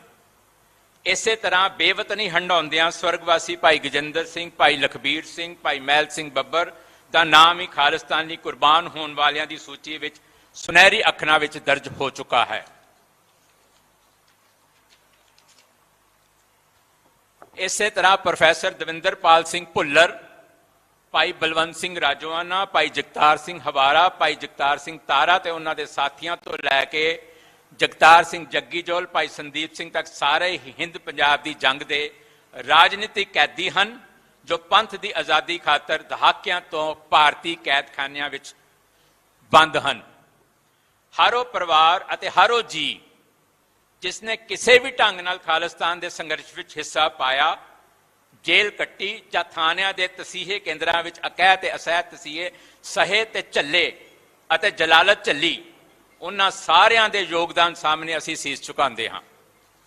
America, Canada, Germany, UK, France, Australia, New Zealand, Switzerland, Singapore ਅਤੇ ਯੂਰਪ ਦੇ ਹੋਰ ਥਾਵਾਂ ਉੱਤੇ ਅੰਦਰ ਸਰਗਰਮ ਖਾਲਿਸਤਾਨੀ ਧਿਰਾਂ ਅਤੇ ਸ਼ਖਸੀਅਤਾਂ ਸਾਡੇ ਲਈ ਹੌਸਲੇ ਅਤੇ ਹਮਾਇਤ ਦੇ ਥੰਮ ਹੋਣ ਦੇ ਨਾਲ ਨਾਲ ਸਿੱਖ ਕੌਮ ਦੇ ਅੰਬੈਸਡਰ ਵੀ ਹਨ।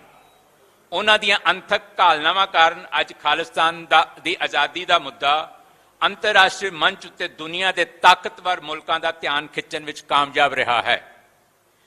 ਪਿਛਲੇ ਅਰਸੇ ਦੌਰਾਨ ਪੰਜਾਬ ਅੰਦਰ ਬੇਤਹਾਸ਼ਾ ਖੂਨ ਡੁੱਲਿਆ ਹੈ। ਹਰ ਉਹ ਵਿਅਕਤੀ, ਚਾਹੇ ਉਹ ਕਿਸੇ ਵੀ ਧਰਮ ਜਾਂ ਖਿੱਤੇ ਨਾਲ ਸੰਬੰਧ ਰੱਖਦਾ ਸੀ, ਪਰ ਵਿਦੋਸ਼ਾ ਹੀ ਜੰਗ ਹਿੰਦ ਪੰਜਾਬ ਦੀ ਬਲੀ ਚੜਿਆ, ਉਸ ਦਾ ਸਾਨੂੰ ਦੁੱਖ ਹੈ, ਅਫਸੋਸ ਹੈ। ਅੱਜ ਲੋੜ ਹੈ ਬੀਤੇ ਦੀਆਂ ਘਟਨਾਵਾਂ ਉੱਤੇ ਸੰਜੀਦਗੀ ਅਤੇ ਹਮਦਰਦੀ ਨਾਲ ਵਿਚਾਰ ਕਰਕੇ ਅੱਗੇ ਵਧਣ ਦੀ। ਆਲਮੀ ਭਾਈਚਾਰੇ ਵਾਂਗ ਪੰਜਾਬ ਦੇ ਹਿੰਦੂ ਵੀਰਾਂ ਦੇ ਮਨਾਂ ਵਿੱਚ ਵੀ ਖਾਲਿਸਤਾਨ ਬਾਰੇ ਕਈ ਤਰ੍ਹਾਂ ਦੇ ਭੰਬਲ ਭੂਸੇ ਪੈਦਾ ਕੀਤੇ ਗਏ ਹਨ, ਪਰ ਅਸੀਂ ਉਹਨਾਂ ਸਾਰੇ ਖਦਸ਼ਿਆਂ ਨੂੰ ਸਪਸ਼ਟ ਕਰਨ ਲਈ ਸਦਾ ਤਿਆਰ ਹਾਂ। ਅੱਜ ਵੀ ਪੰਜਾਬ ਦੇ ਕੁਦਰਤੀ ਸੋਮੇ, ਦਰਿਆਈ ਪਾਣੀ, ਜ਼ਮੀਨ, ਮਾਨ ਸਨਮਾਨ, ਸਵੈਮਾਨ ਅਤੇ ਆਜ਼ਾਦੀ ਨੂੰ ਸਰਕਾਰੀ ਜ਼ਬਰ ਅਤੇ ਅੰਨੀ ਤਾਕਤ ਦੇ ਜ਼ੋਰ ਨਾਲ ਲਤਾੜਿਆ ਤੇ ਖੋਇਆ ਜਾ ਰਿਹਾ ਹੈ। ਪੰਜਾਬ ਦੀ ਨੌਜਵਾਨੀ ਨੂੰ UAPA ਤੇ NSA ਵਰਗੇ ਕਾਲੇ ਕਾਨੂੰਨਾਂ ਦੀ ਮਾਰ ਹੇਠ ਦਰੜਿਆ ਜਾ ਰਿਹਾ ਹੈ। ਦਿੱਲੀ ਦੀ ਕੇਂਦਰੀ ਸਰਕਾਰ ਨੇ ਭਾਰਤੀ ਸੰਵਿਧਾਨ ਦੇ ਸੰਘਾਤਮਕ ਢਾਂਚੇ ਨੂੰ ਇਕਾਤਮਕ ਢਾਂਚੇ ਵਿੱਚ ਬਦਲਣ ਦੀ ਡਿਕਟਰਾਨਾ ਪਹੁੰਚ ਅਪਣਾ ਕੇ ਸੂਬਿਆਂ ਦੀਆਂ ਸਾਰੀਆਂ ਸੰਵਿਧਾਨਕ ਤਾਕਤਾਂ ਨੂੰ ਆਪਣੇ ਕੰਟਰੋਲ ਵਿੱਚ ਲੈ ਲਿਆ ਹੈ।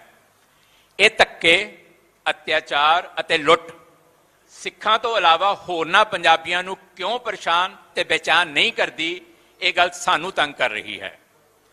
ਭਾਰਤੀ ਨਿਜ਼ਾਮ ਨੇ ਖਾਲਿਸਤਾਨ ਦੀ ਵਿਚਾਰਧਾਰਾ ਅਤੇ ਸੰਕਲਪ ਨੂੰ ਭਾਰਤੀ ਲੋਕਾਂ ਤੇ ਅੰਤਰਰਾਸ਼ਟਰੀ ਭਾਈਚਾਰੇ ਦੀਆਂ ਨਜ਼ਰਾਂ ਚੋਂ ਡੇਗਣ ਅਤੇ ਧੁੰਦਲਾ ਕਰਨ ਲਈ ਖਾਲਿਸਤਾਨੀ ਸਿੱਖਾਂ ਦੇ ਨਾਮ ਦੇ ਨਾਲ ਦਹਿਸ਼ਤਗਰਦ, ਅੱਤਵਾਦੀ ਅਤੇ ਵੱਖਵਾਦੀ ਵਿਸ਼ੇਸ਼ਣ ਜੋੜ ਰੱਖੇ ਹਨ। ਸਟੇਟ ਨੇ ਜਿਵੇਂ ਗੋਦੀ ਮੀਡੀਆ ਨੂੰ ਲਾਲਚ ਦੇ ਕੇ ਜਾਂ ਉਹਨਾਂ ਦੇ ਖੰਭ ਕੁਤਰ ਕੇ ਖਾਲਿਸਤਾਨ ਦੀ ਆਜ਼ਾਦੀ ਦੀ ਲਹਿਰ ਵਿਰੁੱਧ ਜ਼ਹਿਰੀਲਾ ਬਿਰਤਾਂਤ ਸਿਰਜ ਰੱਖਿਆ ਹੈ, ਉਸ ਤੋਂ ਆਮ ਹਿੰਦੁਸਤਾਨੀ ਦਾ ਪ੍ਰਭਾਵਿਤ ਹੋਣਾ ਕੁਦਰਤੀ ਸੀ। ਦਿੱਲੀ ਦੀ ਹਿੰਦ ਸਰਕਾਰ ਦਾ ਸਾਡੇ ਨਾਲ ਦੁਸ਼ਮਣੀ ਨਿਭਾਉਣਾ ਅਤੇ ਮੱਕਾਰੀ ਕਰਨਾ ਤਾਂ ਸਮਝ ਪੈਂਦਾ ਹੈ, ਪਰ ਦੁੱਖ ਉਦੋਂ ਹੁੰਦਾ ਹੈ ਜਦੋਂ ਸਿੱਖੀ ਸਰੂਪ ਵਿੱਚ ਅਕਾਲੀ ਅਖਵਾਉਣ ਵਾਲੇ ਦਿੱਲੀ ਦੇ ਹੱਥਾਂ ਦਾ ਖਿਡੌਣਾ ਬਣ ਕੇ ਆਪਣੀ ਹੀ ਕੌਮ ਦੀ ਜੜੀ ਤੇਲ ਪਾਉਣ ਨੂੰ ਆਪਣਾ ਧਰਮ ਕਰਮ ਸਮਝ ਲੈਂਦੇ ਹਨ।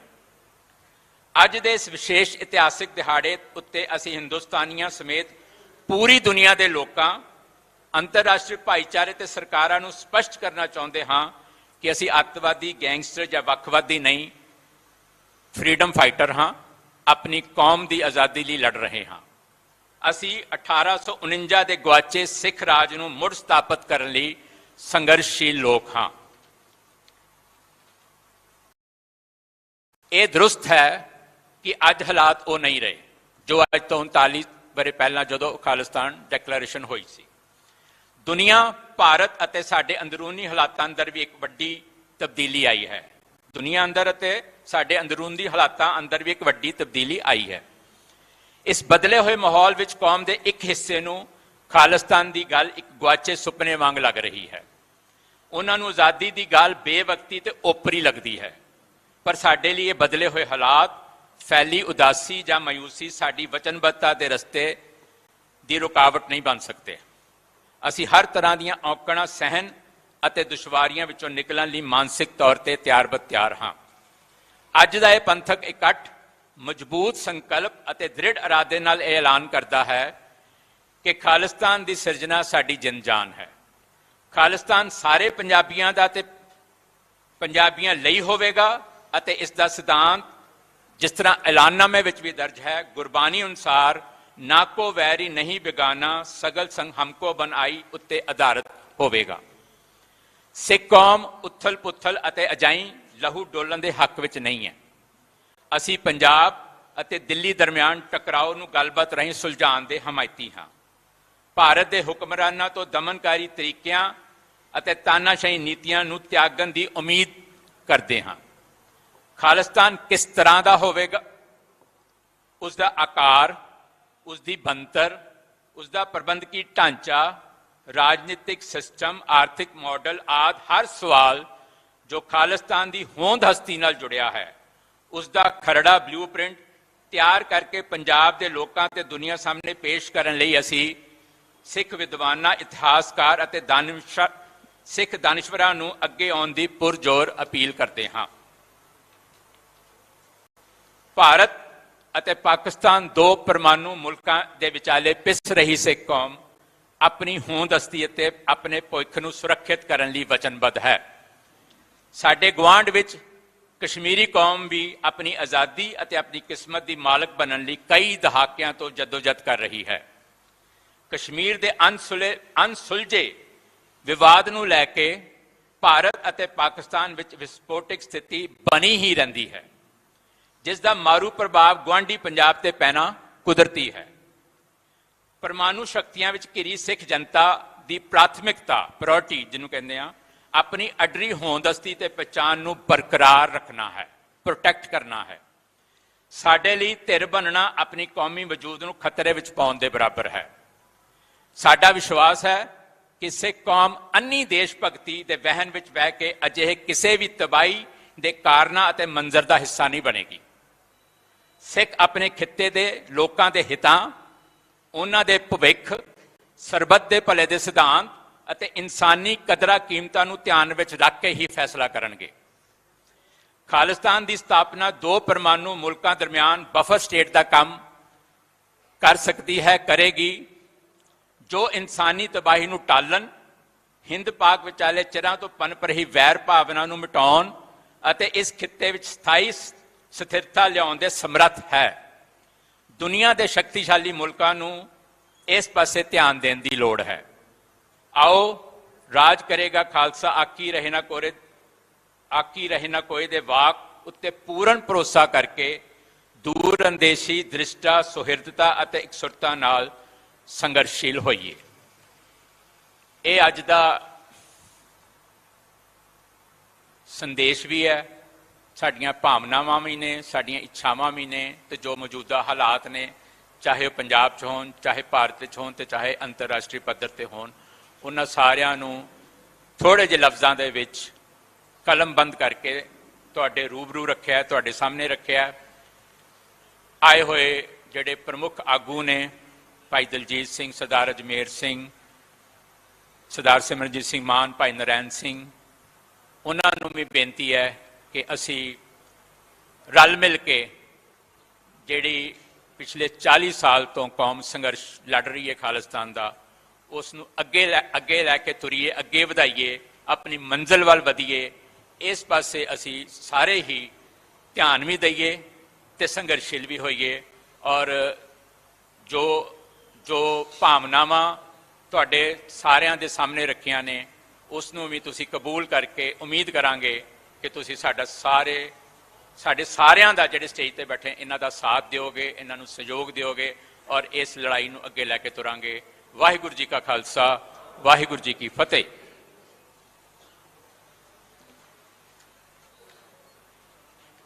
ਵਾਹਿਗੁਰੂ ਜੀ ਕਾ ਖਾਲਸਾ, ਵਾਹਿਗੁਰੂ ਜੀ ਕੀ ਫਤਿਹ। ਇਹ ਸਨ ਸਰਦਾਰ ਕੰਵਰਪਾਲ ਸਿੰਘ, ਜਿਨ੍ਹਾਂ ਨੇ ਤੁਹਾਡੇ ਨਾਲ ਬਹੁਤ ਸੰਖੇਪ ਦੇ ਵਿੱਚ ਅੱਜ ਦੇ ਹਾਲਾਤਾਂ ਤੇ ਪਿਛੋਕੜ ਦੇ ਵਿੱਚ ਜਾ ਕੇ ਔਰ ਭਵਿੱਖ ਦੇ ਲਈ ਸਾਰਾ ਨਜ਼ਰੀਆ ਜਿਹੜਾ ਇੱਕ ਬਣਾਉਣ ਦੀ ਕੋਸ਼ਿਸ਼ ਕੀਤੀ ਹੈ ਔਰ ਤੁਹਾਡੇ ਨਾਲ ਸਾਂਝੀ ਕੀਤੀ ਹੈ। ਸੋ ਮੈਂ ਉਹਨਾਂ ਤੋਂ ਬਾਅਦ ਨਿਮਰਤਾ ਸਹਿਤ ਬੇਨਤੀ ਕਰੂੰਗਾ ਸਰਦਾਰ ਅਜਮੇਰ ਸਿੰਘ ਜੀ ਕਿ ਉਹ ਆਉਣ ਤੇ ਤੁਹਾਡੇ ਨਾਲ ਆਪਣੇ ਵਿਚਾਰ ਸਾਂਝੇ ਕਰਨ। ਮੈਂ ਬੇਨਤੀ ਕਰੂੰਗਾ ਸਰਦਾਰ ਅਜਮੇਰ ਸਿੰਘ ਜੀ।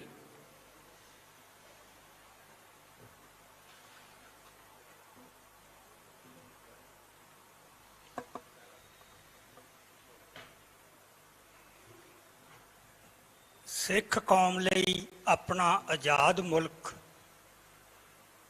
ਦੀ ਚਾਹ ਰੱਖਣ ਵਾਲੇ ਤੇ ਇਹਦੇ ਲਈ ਜੂਝ ਰਹੇ ਸਮੂਹ ਸੂਝਵਾਨ ਔਰ ਚਤਨ ਖਾਲਸਾ ਜੀਓ, ਸਭ ਤੋਂ ਪਹਿਲਾਂ ਫਤਿਹ ਦੀ ਸਾਂਝ ਪਾਈਏ।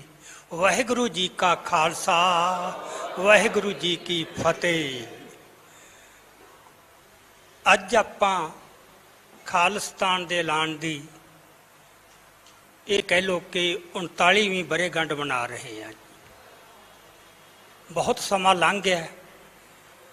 ਇਹ 39 ਸਾਲਾਂ ਦਾ ਜਿਹੜਾ ਇਤਿਹਾਸਕ ਅਮਲ ਹੈ ਉਹ ਵੀ ਬੜਾ ਗੂੜਾ ਹੈ ਤੇ ਤਜਰਬੇ ਭਰਿਆ, ਸਬਕਾਂ ਭਰਿਆ ਵੀ ਹੈ। ਪਰ ਜਿਹੜਾ ਖਾਲਿਸਤਾਨ ਦਾ ਐਲਾਨ ਹੋਇਆ ਸੀ 29 ਅਪ੍ਰੈਲ 1986 ਨੂੰ, ਉਹ ਕਿਸੇ ਅਚਾਨਕ ਕਿਸੇ ਖਲਾਅ ਚੋਂ ਪੈਦਾ ਨਹੀਂ ਸੀ ਹੋਇਆ। ਉਹਦਾ ਇੱਕ ਇਤਿਹਾਸਕ ਪਿਛੋਕੜ ਸੀ। ਇੱਕ ਇਤਿਹਾਸਕ ਅਮਲ ਦੇ ਵਿੱਚੋਂ ਲੰਘ ਕੇ ਇਹ ਜਿਹੜਾ ਹੈਗਾ ਖਾਲਿਸਤਾਨ ਦਾ ਵਿਚਾਰ ਉਹ ਸੰਘਰਸ਼ ਦੇ ਏਜੰਡੇ ਦੇ ਉੱਤੇ ਆਇਆ। ਸੋ ਆਪਾਂ ਕਹਿ ਸਕਦੇ ਹਾਂ ਕਿ ਸਾਰੀ ਦੁਨੀਆ ਦੀਆਂ ਜਿਹੜੀਆਂ ਕੌਮਾਂ ਨੇ, ਜਿੰਨੀਆਂ ਵੀ ਗੁਲਾਮ ਕੌਮਾਂ ਆਪਣੀ ਆਜ਼ਾਦੀ ਵਾਸਤੇ ਲੜੀਆਂ ਜਾਂ ਲੜ ਰਹੀਆਂ, ਉਹਨਾਂ ਦਾ ਜਿਹੜਾ ਅਮਲ ਹੈ ਉਹ ਤਕਰੀਬਨ ਇਸੇ ਤਰ੍ਹਾਂ ਸਟੇਜਾਂ ਤੇ ਪੜਾਵਾਂ ਚੋਂ ਨਿਕਲਦਾ ਹੈ। ਸਭ ਤੋਂ ਪਹਿਲਾਂ ਕੌਮੀ ਆਜ਼ਾਦੀ ਦਾ ਜਿਹੜਾ ਆਈਡੀਆ ਵਿਚਾਰ ਹੈ ਉਹ ਪੈਦਾ ਹੁੰਦਾ ਹੈ। ਉਹ ਪੈਦਾ ਇੱਕਦਮ ਸਾਰੀ ਕੌਮ ਦੇ ਮਨ ਵਿੱਚ ਨਹੀਂ ਹੁੰਦਾ। ਉਹ ਕੁਛ ਕੁ ਜਿਹੜੇ ਉਹਦੇ ਸੂਝਵਾਨ ਤੇ ਚਤੰਨ ਹਿੱਸੇ ਹੈ, ਜਿਹਨੂੰ ਅਸੀਂ ਕੌਮ ਦਾ ਹਿਰਾਵਲ ਦਸਤਾ, ਉਹਦਾ ਵੈਨਗਾਰਡ ਕਹਿ ਸਕਦੇ ਹਾਂ, ਪਹਿਲਾਂ ਉਹਦੇ ਮਨ ਦੇ ਵਿੱਚ ਉਹ ਵਿਚਾਰ ਪੈਦਾ ਹੁੰਦਾ ਹੈ। ਪਰ ਇਕੱਲੇ ਆਈਡੀਏ ਨਾਲ ਕਦੇ ਕੋਈ ਮੰਜ਼ਿਲ ਸਰ ਨਹੀਂ ਕੀਤੀ ਜਾ ਸਕਦੀ। ਜਿੰਨਾ ਚਿਰ ਉਹ ਆਈਡੀਆ ਬਾਕੀ ਕੌਮ ਦੇ ਦਿਲਾਂ ਵਿੱਚ ਘਰ ਨਹੀਂ ਬਣਾ ਲੈਂਦਾ, ਉਹਨਾਂ ਚਿਰ ਉਹ ਇੱਕ ਮਟੀਰੀਅਲ ਫੋਰਸ ਨਹੀਂ ਬਣਦਾ।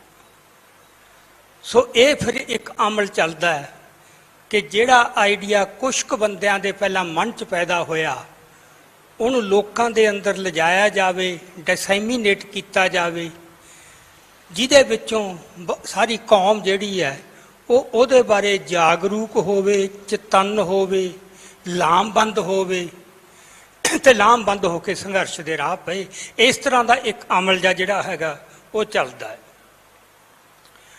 ਸੋ ਇਸ ਪੱਖੋਂ ਜੇ ਆਪਾਂ ਦੇਖੀਏ, ਜਦੋਂ ਇੱਕ ਵਾਰ ਏਜੰਡੇ ਤੇ ਆ ਜਾਂਦਾ ਹੈ ਕੌਮ ਦੀ ਆਜ਼ਾਦੀ ਦਾ ਪ੍ਰੋਗਰਾਮ, ਅਕਸਰ ਮੈਂ ਦੇਖਿਆ ਕਿ ਜਿਹੜੀ ਉਦੋਂ ਬਾਅਦ ਜਨਰੇਸ਼ਨ ਆਉਂਦੀ ਹੈ ਉਹਨਾਂ ਨੂੰ ਇਹ ਗੱਲ ਬੜੀ ਹੈਰਾਨੀਜਨਕ ਵੀ ਲੱਗਦੀ ਹੈ ਕਿ ਇੰਨਾ ਚਿਰ ਸਾਡੇ ਪੂਰਵਜਾਂ ਨੂੰ ਇਹ ਗੱਲ ਔੜੀ ਨਹੀਂ, ਕਿਉਂ ਵਾਰ-ਵਾਰ ਧੋਖੇ ਖਾਈ ਗਏ ਵੀ ਇਹ ਤਾਂ ਬਹੁਤ ਚਿਰ ਪਹਿਲਾਂ ਆ ਜਾਣਾ ਚਾਹੀਦਾ ਸੀ, ਇਹ ਤਾਂ 1947 'ਚ ਆ ਜਾਣਾ ਚਾਹੀਦਾ ਸੀ, ਜਾਂ ਉਦੋਂ ਵੀ ਪਹਿਲਾਂ ਆ ਜਾਣਾ ਚਾਹੀਦਾ ਸੀ। ਪਰ ਜੇ ਆਪਾਂ ਦੇਖੀਏ, ਹਰ ਸੰਘਰਸ਼ ਦਾ, ਹਰ ਕੌਮ ਦੀ ਆਜ਼ਾਦੀ ਦੀ ਲੜਾਈ ਦਾ ਇੱਕ ਆਪਦਾ ਇਤਿਹਾਸਕ ਅਮਲ ਹੁੰਦਾ ਹੈ ਤੇ ਉਹ ਕੁਛ ਨੇਮਾਂ ਅਧੀਨ ਹੀ ਚੱਲਦਾ ਹੈ। ਉਹ ਨੇਮਾਂ ਤੋਂ ਬਾਹਰ ਹੋ ਕੇ ਨਹੀਂ ਚੱਲ ਸਕਦਾ। ਸੋ ਇਸ ਕਰਕੇ ਇੱਕਦਮ ਸਾਰੀ ਕੌਮ ਦੇ ਵਿੱਚ ਕਦੇ ਵੀ ਨਹੀਂ, ਦੁਨੀਆ 'ਚ ਕਿਸੇ ਵੀ ਜਗ੍ਹਾ ਇਸ ਤਰ੍ਹਾਂ ਨਹੀਂ ਹੋਇਆ। ਆਹੀ ਅਮਲ ਹੰਢਾਉਣਾ ਪੈਂਦਾ। ਪਹਿਲਾਂ ਕੁਛ ਲੋਕਾਂ ਦੇ ਦਿਮਾਗ 'ਚ ਆਉਂਦਾ ਹੈ ਤੇ ਉਦੋਂ ਬਾਅਦ ਫਿਰ ਇਹ ਪ੍ਰੋਗਰਾਮ ਦੇ ਸੰਘਰਸ਼ ਦਾ ਇੱਕ ਏਜੰਡਾ ਬਣ ਜਾਂਦਾ ਬਕਾਇਦਾ। ਫਿਰ ਇੱਕ ਅਗਲਾ ਪੜਾਅ, ਅਗਲਾ ਇਤਿਹਾਸਕ ਅਮਲ ਸ਼ੁਰੂ ਹੋ ਜਾਂਦਾ ਹੈ। ਹੁਣ ਇਹਦੇ ਵਿੱਚੋਂ ਮੇਰਾ ਖਿਆਲ ਹੈ ਕਿ ਕੁਝ ਗੱਲਾਂ ਸਾਨੂੰ ਪਤਾ ਹੈ, ਪਰ ਸਾਨੂੰ ਹੋਰ ਵੱਧ ਗਹਿਰਾਈ 'ਚ ਸਮਝਣ ਦੀ ਲੋੜ ਹੈ। ਅਸੀਂ ਜਿਹੜਾ ਅੱਜ ਖਾਲਿਸਤਾਨ ਦੀ ਗੱਲ ਕਰਦੇ ਹਾਂ, ਉਹਦੀ ਵੈਲਿਡਿਟੀ ਸੰਤ ਜਰਨੈਲ ਸਿੰਘ ਭਿੰਡਰਾਂਵਾਲੇ ਦੇ ਉਸ ਬਿਆਨ ਤੋਂ ਲੈਂਦੇ ਹਾਂ, ਜਿਹੜਾ ਉਹਨਾਂ ਨੇ ਕਿਹਾ ਸੀ ਕਿ ਜਦੋਂ ਦਰਬਾਰ ਸਾਹਿਬ ਤੇ ਹਮਲਾ ਹੋ ਜੂ ਉਦੋਂ ਖਾਲਿਸਤਾਨ ਦੀ ਨੀਂਹ ਰੱਖੀ ਜਾਊ। ਹੁਣ ਜੇ ਸੋਚਿਆ ਜਾਵੇ ਕਿ ਇਹ ਉਡੀਕਣਾ ਜ਼ਰੂਰੀ ਸੀ ਕਿ ਜਦੋਂ ਦਰਬਾਰ ਸਾਹਿਬ, ਇਹ ਤਾਂ ਇੱਕ ਸਿਰੇ ਦਾ ਆਖਰੀ ਸਟੈਪ ਹੈ ਨਾ ਦੁਸ਼ਮਣ ਦਾ, ਉਦੋਂ ਪਹਿਲਾਂ ਬਹੁਤ ਕੁਝ ਹੋ ਰਿਹਾ ਸੀ ਤੇ ਉਹ ਕੱਲਾ ਇਹ 80ਵਿਆਂ 'ਚ ਸ਼ੁਰੂ ਨਹੀਂ ਸੀ ਹੋਇਆ, 47 ਤੋਂ ਹੀ ਸ਼ੁਰੂ ਹੋ ਗਿਆ ਸੀ। ਸੋ ਇਹ ਜਿਹੜੀ ਉਹਨਾਂ ਨੇ ਕਿਹਾ ਕਿ ਜਦੋਂ ਹਮਲਾ ਹੋ ਗਿਆ ਉਦੋਂ ਖਾਲਿਸਤਾਨ ਦੇ ਨੀਂਹ ਰੱਖੀ ਜਾਊ, ਉਹਦੇ ਵਿੱਚ ਇਹ ਹੈ ਕਿ ਜਿਹੜੇ ਤਾਂ ਬੰਦੇ ਹੁੰਦੇ ਨੇ ਵਿਚਾਰ ਨੂੰ ਜਨਮ ਦੇਣ ਵਾਲੇ, ਉਹਨਾਂ ਤੇ ਕੋਈ ਬਹੁਤੀ ਵੱਡੀ ਬੰਦਿਸ਼ ਨਹੀਂ ਹੁੰਦੀ। ਉਹਨਾਂ ਦੇ ਮਨ 'ਚ ਜਦੋਂ ਵਿਚਾਰ ਆਇਆ ਉਹਨਾਂ ਨੇ ਆਪਦਾ ਵਿਚਾਰ ਪ੍ਰਗਟ ਕਰ ਦੇਣਾ ਹੈ, ਕਿਉਂਕਿ ਉਹ ਬੰਦੇ ਹੀ ਵਿਚਾਰਾਂ ਵਾਲੇ ਹੁੰਦੇ ਆ। ਜਿਹੜੇ ਬੰਦੇ ਅਮਲਾਂ ਵਾਲੇ ਹੁੰਦੇ ਆ, ਜਿਨ੍ਹਾਂ ਨੇ ਉਹ 'ਤੇ ਲਹਿਰ ਖੜੀ ਕਰਨੀ ਹੈ, ਜਿਹਨੇ ਉਹਦੇ ਉੱਤੇ ਆਪਣਾ ਵੀ ਸਿਰ ਦੇਣਾ ਤੇ ਦੂਸਰੀ ਹੋਰਨਾਂ ਲੋਕਾਂ ਦੇ ਵੀ ਸਿਰ ਲੱਗਣੇ, ਉਹ ਇਸ ਤਰ੍ਹਾਂ ਨਹੀਂ ਕਰ ਸਕਦਾ। ਉਹਨੇ ਬਹੁਤ ਕੁਝ ਦੇਖਣਾ ਹੁੰਦਾ ਹੈ ਕਿ ਕਿਹੜਾ ਢੁਕਵਾਂ ਮੌਕਾ ਹੈ, ਜਦੋਂ ਜਿਹੜਾ ਆਈਡੀਆ ਸਾਡਾ ਦਿਲ ਨੂੰ ਪਿਆਰਾ ਪਰ ਉਹ ਏਜੰਡੇ ਦੇ ਉੱਤੇ ਕਦੋਂ ਆਊਗਾ। ਇਹ ਇੱਕ ਸੂਝ-ਬੂਝ ਦੀ ਗੱਲ ਹੈ। ਸਾਇੰਸ ਇਹ ਵਿਦਵਤਾ ਨਾਲ ਨਹੀਂ ਆਉਂਦੀ, ਇਹ ਪੜ੍ਹਾਈਆਂ ਨਾਲ ਵੀ ਨਹੀਂ ਆਉਂਦੀ। ਇਹ ਜਿਹੜੇ ਬੰਦੇ ਅਨੁਭਵੀ ਹੁੰਦੇ ਹਨ, ਇੰਟਿਊਟਿਵ ਹੁੰਦੇ ਆ, ਉਹਨਾਂ ਨੂੰ ਕਿਤੋਂ ਇਹ ਪਤਾ ਲੱਗ ਜਾਂਦਾ ਹੈ ਕਿ ਆਹ ਇੱਕ ਸਮਾਂ ਹੈ, ਆਹ ਇੱਕ ਫਰਕ ਹੈ ਦੋ ਗੱਲਾਂ ਦੇ ਵਿੱਚ। ਮੈਂ ਕੱਲ੍ਹ ਹੀ ਇੱਕ ਕੁਛ ਲਿਖਤ ਲਿਖ ਰਿਹਾ ਸੀਗਾ ਭਗਤ ਸਿੰਘ ਬਾਰੇ ਕਿ ਭਗਤ ਸਿੰਘ ਤੇ ਕਰਤਾਰ ਸਿੰਘ ਸਰਾਭੇ 'ਚ ਕੀ ਫਰਕ ਸੀ। ਉਹਦੇ ਵਿੱਚ ਮੈਨੂੰ ਬੜੀ ਸਿੱਕੇਬੰਦ ਗਵਾਹੀ ਮਿਲ ਗਈ। ਬੰਗਾਲ ਦਾ ਇੱਕ ਇਨਕਲਾਬੀ ਆਗੂ ਸੀ ਸਚਿੰਦਰ ਨਾਥ ਸਨਿਆਲ। ਉਹਨੇ ਪਹਿਲਾਂ ਗਦਰੀਆਂ ਨਾਲ ਕੰਮ ਕੀਤਾ ਕਾਫੀ, ਫਿਰ ਬਾਅਦ ਦੇ ਵਿੱਚ ਸਰਾਭੇ ਨਾਲ ਉਹਦਾ ਬਹੁਤ ਮੇਲ ਜੋਲ ਹੋਇਆ, ਸਰਾਭੇ ਨਾਲ ਉਹਦਾ ਬਹੁਤ ਮੇਲ ਮਿਲਾਪ ਚੱਲਦਾ ਰਿਹਾ। ਉਸ ਤੋਂ ਬਾਅਦ ਉਹਨੇ ਭਗਤ ਸਿੰਘ ਨੂੰ ਵੀ, ਇੱਕ ਤਰ੍ਹਾਂ ਉਹ ਭਗਤ ਸਿੰਘ ਦਾ ਮੈਂਟਰ ਸੀ, ਉਹਦਾ ਉਸਤਾਦ ਹੀ ਸੀ। ਉਹਨੇ ਦੋਹਾਂ ਨਾਲ ਕੰਮ ਕੀਤਾ। ਫਿਰ ਉਹਨੇ ਆਪਦੀ ਜੇਲ੍ਹ 'ਚ ਬੈਠੇ ਨੇ ਸਵੈ ਜੀਵਨੀ ਲਿਖੀ, ਬੰਦੀ ਜੀਵਨ। ਉਹਦੇ ਵਿੱਚ ਮੈਂ ਇੱਕੋ ਹੀ ਗੱਲ ਜਿਹੜੀ ਇਹ 'ਚ ਬੜਾ ਵਿਸਥਾਰ 'ਚ ਨਾ ਜਾਈਏ, ਉਹਨੇ ਦੋਹਾਂ ਦੇ ਵਿੱਚ ਫਰਕ ਕੀ ਸੀ। ਉਹ ਕਹਿੰਦਾ ਵੀ ਕਰਤਾਰ ਸਿੰਘ ਸਰਾਭਾ ਦੇ ਵਿੱਚ ਬਹੁਤ ਆਤਮ ਵਿਸ਼ਵਾਸ ਸੀ ਤੇ ਇਹ ਆਤਮ ਵਿਸ਼ਵਾਸ ਕਈ ਵਾਰ ਹੰਕਾਰ 'ਚ ਵੀ ਬਦਲ ਜਾਂਦਾ। ਇੱਥੇ ਫਰਕ ਹੈ ਕਿ ਜਿਹੜਾ ਬੰਦਾ ਅਨੁਭਵੀ ਹੈ, ਇੰਟਿਊਟਿਵ ਹੈ, ਉਹਦਾ ਆਤਮ ਵਿਸ਼ਵਾਸ ਹੰਕਾਰ 'ਚ ਨਹੀਂ ਬਦਲਦਾ। ਜਿਹੜਾ ਬੰਦਾ ਅਨੁਭਵੀ ਨਹੀਂ, ਉਹਦਾ ਆਤਮ ਵਿਸ਼ਵਾਸ, ਇਹ ਬੜੀ ਬਰੀਕ ਜੀ ਲਾਈਨ ਹੁੰਦੀ ਆ ਦੋਹਾਂ 'ਚ। ਉਹਨੇ ਇਹ ਗੱਲ ਬੜੀ ਕੈਟੇਗੋਰੀਕਲ ਲਿਖੀ ਆ ਕਿ ਕਰਤਾਰ ਸਿੰਘ ਸਰਾਭਾ ਬਹਾਦਰ ਹੋਣ ਦੇ ਨਾਲ ਨਾਲ ਅਨੁਭਵੀ ਸੀ। ਸ਼ਹੀਦ ਭਗਤ ਸਿੰਘ ਬਹੁਤ ਯੋਗ ਬੰਦਾ ਸੀ ਪਰ ਅਨੁਭਵੀ ਨਹੀਂ ਸੀ। ਹੁਣ ਤੁਸੀਂ ਦੇਖੋ ਦੋਹਾਂ ਦੀ ਸੰਗਤ ਦਾ ਕਿੰਨਾ ਫਰਕ ਹੈ। ਸਰਾਭੇ ਨੇ ਕਿੰਨਾ ਰੂਹਾਂ ਦੀ ਸੰਗਤ ਮਾਣੀ, ਕਿਹੋ ਜਿਹੇ ਧਰਮੀ ਬੰਦਿਆਂ ਦੇ ਨਾਲ ਉਹ ਸਾਰੀ ਉਮਰ ਵਿਚਰਿਆ, ਤੇ ਭਗਤ ਸਿੰਘ ਦੀ ਸਾਰੀ ਸੰਗਤ ਆਰੀਆ ਸਮਾਜੀਆਂ ਤੇ ਅਨਾਰਕਿਸਟਾਂ ਨਾਲ ਸੀ। ਇਹ ਇੱਕ ਬਹੁਤ ਵੱਡਾ ਫਰਕ ਹੈ। ਸੋ ਮੈਂ ਜਿੱਥੇ ਗੱਲ ਕਰ ਰਿਹਾ ਕਿ ਇਕੱਲਾ ਵਿਦਵਾਨ ਹੋਣਾ ਕਾਫੀ ਨਹੀਂ ਹੁੰਦਾ। ਜੇ ਲਹਿਰ ਦਾ ਆਗੂ ਅਨੁਭਵੀ ਨਹੀਂ ਨਾਲ, ਉਹਨੂੰ ਇਹ ਪਤਾ ਹੀ ਨਹੀਂ ਲੱਗਦਾ ਕਿ ਕਿਹੜੀ ਗੱਲ ਕਦੋਂ ਕਹਿਣੀ ਹੈ ਤੇ ਕਿਵੇਂ ਕਹਿਣੀ ਹੈ। ਹਰ ਸੰਘਰਸ਼ ਦੇ ਵਿੱਚ ਦੁਸ਼ਮਣ ਦਾ ਇਹ ਯਤਨ ਹੁੰਦਾ ਕਿ ਇਹ ਤੋਂ ਕੁਝ ਕਹਾਇਆ ਜਾਵੇ ਜਿਹਦੇ ਨਾਲ ਸਾਨੂੰ ਇਹਨਾਂ ਤੇ ਤਸ਼ੱਦਦ ਕਰਨਾ, ਜ਼ੁਲਮ ਕਰਨਾ ਸੌਖਾ ਹੋ ਜੇ। ਸੋ ਅਨੁਭਵੀ ਬੰਦੇ ਨੂੰ ਇਹ ਪਤਾ ਹੁੰਦਾ ਜਦੋਂ ਦੁਸ਼ਮਣ ਕਹਾਉਣਾ ਚਾਹੁੰਦਾ ਹੈ ਤੇ ਜਿਵੇਂ ਕਹਾਉਣਾ ਚਾਹੁੰਦਾ ਹੈ, ਅਸੀਂ ਉਦੋਂ ਨਹੀਂ ਕਹਿਣਾ ਤੇ ਜਿਵੇਂ ਉਹ ਕਹਾਉਣਾ ਚਾਹੁੰਦਾ ਉਵੇਂ ਨਹੀਂ ਕਹਿਣਾ। ਅਸੀਂ ਕਹਿਣਾ ਹੈ ਪਰ ਕਿਵੇਂ ਕਹਿਣਾ ਹੈ ਤੇ ਕਦੋਂ ਕਹਿਣਾ ਹੈ।